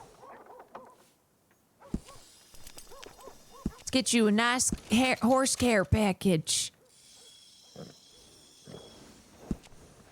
Farlito, I guess we'll do what? Farlito the second. Okay. Well, I suppose it's up to you. Bye. Welcome back. Farlito.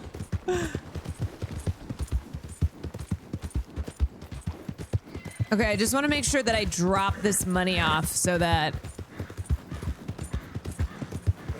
Whoa!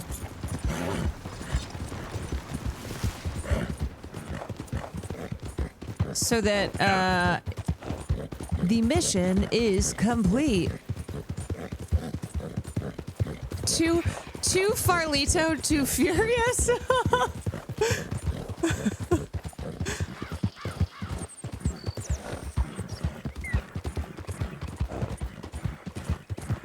Too Farlito, too furious.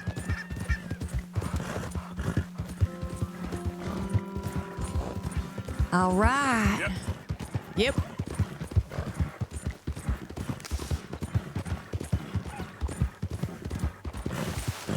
Hey,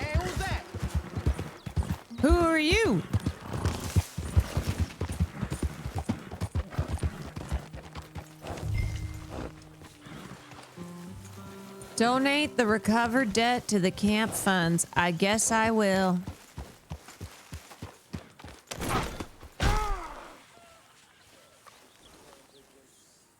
Oh, God, Arthur looks so fucking stupid.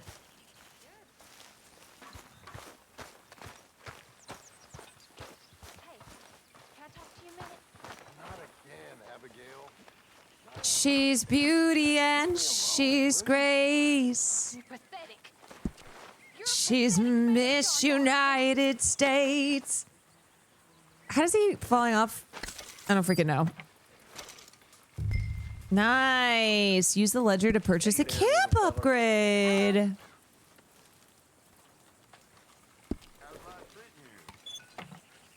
The good book. I now have access to the good book. Oh, nice. Okay, do they have hot tubs?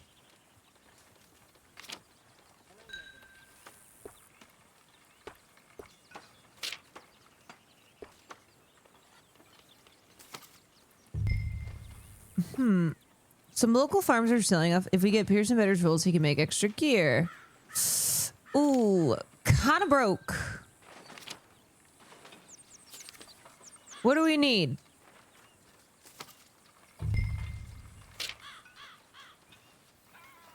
Arthur's wagon. Yeah, how do I get fast travel? Lodging upgrades are the ones that unlock. Shit. There's not enough gang money. Alright, I'm not gonna buy anything yet, because...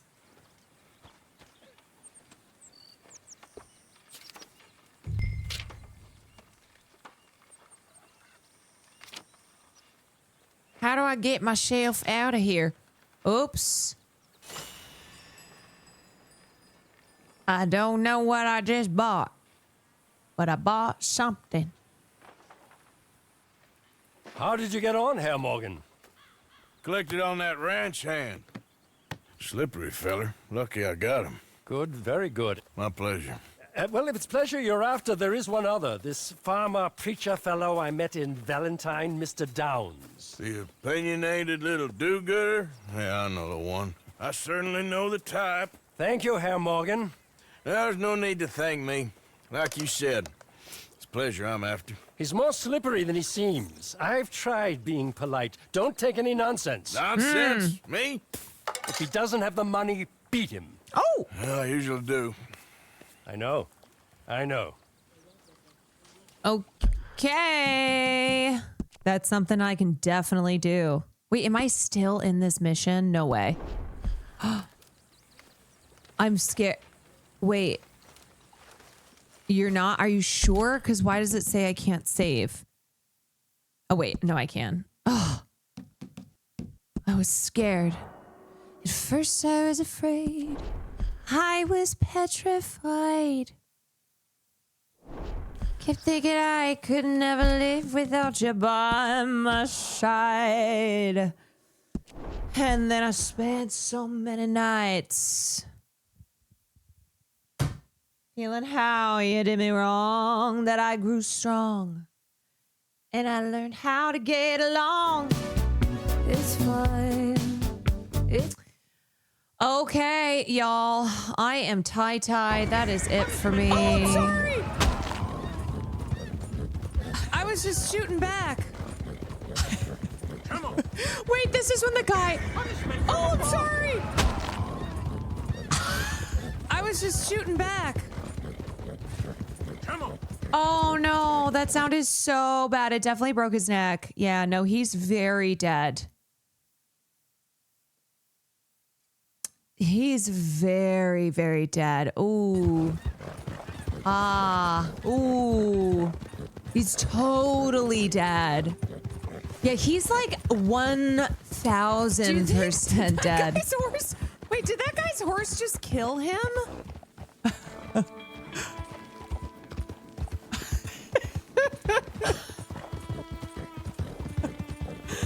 Oh my god. Wait, you guys, is he like dead? His dead, isn't he? Yeah, he's dead. Yeah. Well, cool. You can say that we ain't nothing but you know. All right. TBD on tomorrow. TBD on tomorrow if I'm going to stream. Oh, you want me to finish? Oh, sorry. Oh my God. I thought the clip was over. Oh my God. Oh no. I scared the horse and it killed the guy. Oh my God.